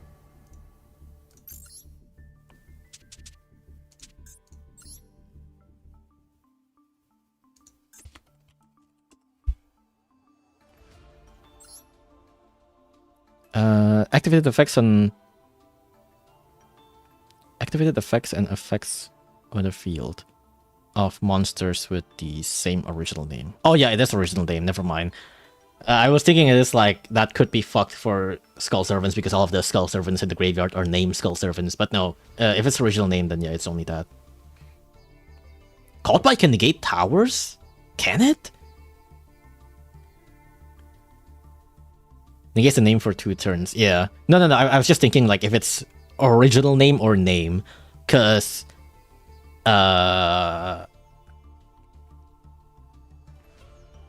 Wait, actually... So it's effects on the field with the same original name. Wait, no, actually, I think if they, like, for example, called by my White Prince, or called by my White Lord, I might still be able to activate the effect of... No, maybe not. Wait, can I? No, maybe not. I don't know. Can I? I don't know. I was thinking maybe if they called by White Baking, or maybe if they called by like White Prince, and then I dumped another White Prince, I might still be able to activate that White Prince in the graveyard because it's technically called Skull Servant.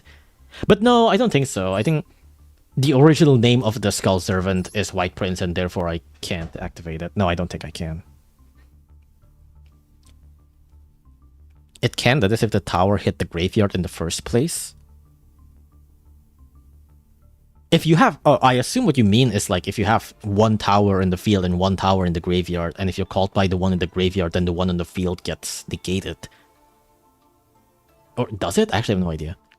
You can't, sadly, yeah. Yeah, exactly. How the hell does that work? So called by manages to go over... I guess I can kind of see it, because it would negate the unaffected, right? But...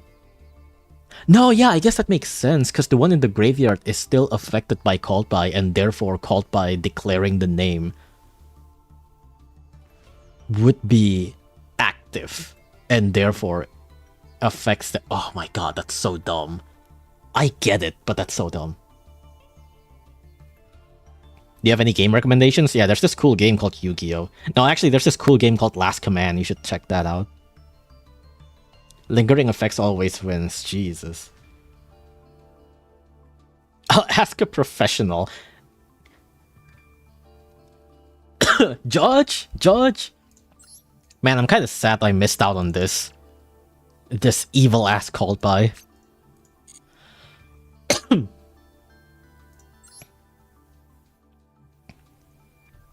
There's this cool game that's called Tevi that's getting DLC in a week. You know what's the unfortunate thing? I'm probably not gonna play it on release because of Deltarune. Like, I'm sorry, Tevi, I like you. But, like, you are, unfortunately, not above the Deltarune priority. Unfortunately, there's, like, nothing that is above the Deltarune priority to it. Got my alt called by in the first 10 pack. That's pretty fucked up. But yeah, I'm just gonna end it here. That was a really good duel to end it on. I'm pretty happy with what I got. The Fiendsmith part sorta kinda worked, but also kinda sorta doesn't. But I guess we'll see. Do I am a little bit tempted to roll again. I am a little bit tempted to roll again, but like, the more I roll on this, the further Luna Lights will be. The further any other decks will be. You know? But I guess, like, Fiendsmith is also kind of a non-engine, technically speaking, for a lot of decks that...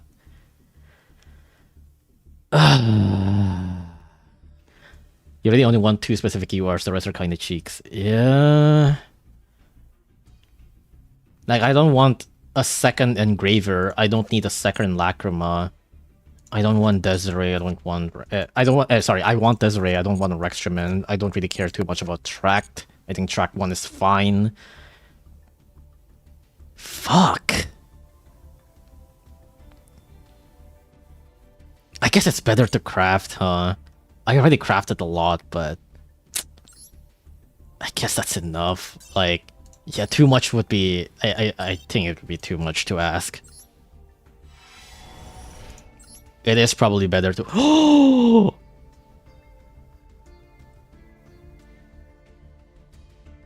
Okay. That's pretty terrifying. Wait! Fucking... Shiny-ass Invader of Darkness. Okay, I don't know about that. I fucking hate this card. It's a fucking floodgate. But... No, I'm not doing this, dude. I have fought... I don't remember what I fought, but I remember I have fought someone before that have like a full combo something in their field, and I was like, okay, I have Super Poly and Droplet, like I can do something about this. And then they summoned this, and I'm like, okay. I was like, okay, never mind. Royal Invader of Darkness. This is like the most evil shit imaginable, bro. Dark Fiend, disgusting. Yeah, I can't even make a Light Fiend out of that. Fucked up. You have to build Chimera Fiendsmith? You've been getting bombs for that deck all stream? What do you mean bombs? I have an answer. If the tower is unaffected by all effects... Wait, what? If the tower is unaffected by all effects, it doesn't get negated by called by. If it's unaffected by activated effects, it will be negated. What? The fuck do you mean? When it negates the graveyard tower, the negated tower negates on the field one, because towers usually are unaffected by other card effects, not the one included its own. If it's unaffected by everything but summoned after it's been called by, it's negated. Right, I guess that one makes sense. That one makes sense. The negate isn't exactly its own effects. Yeah, the negate would still be called by. Yeah, that makes sense.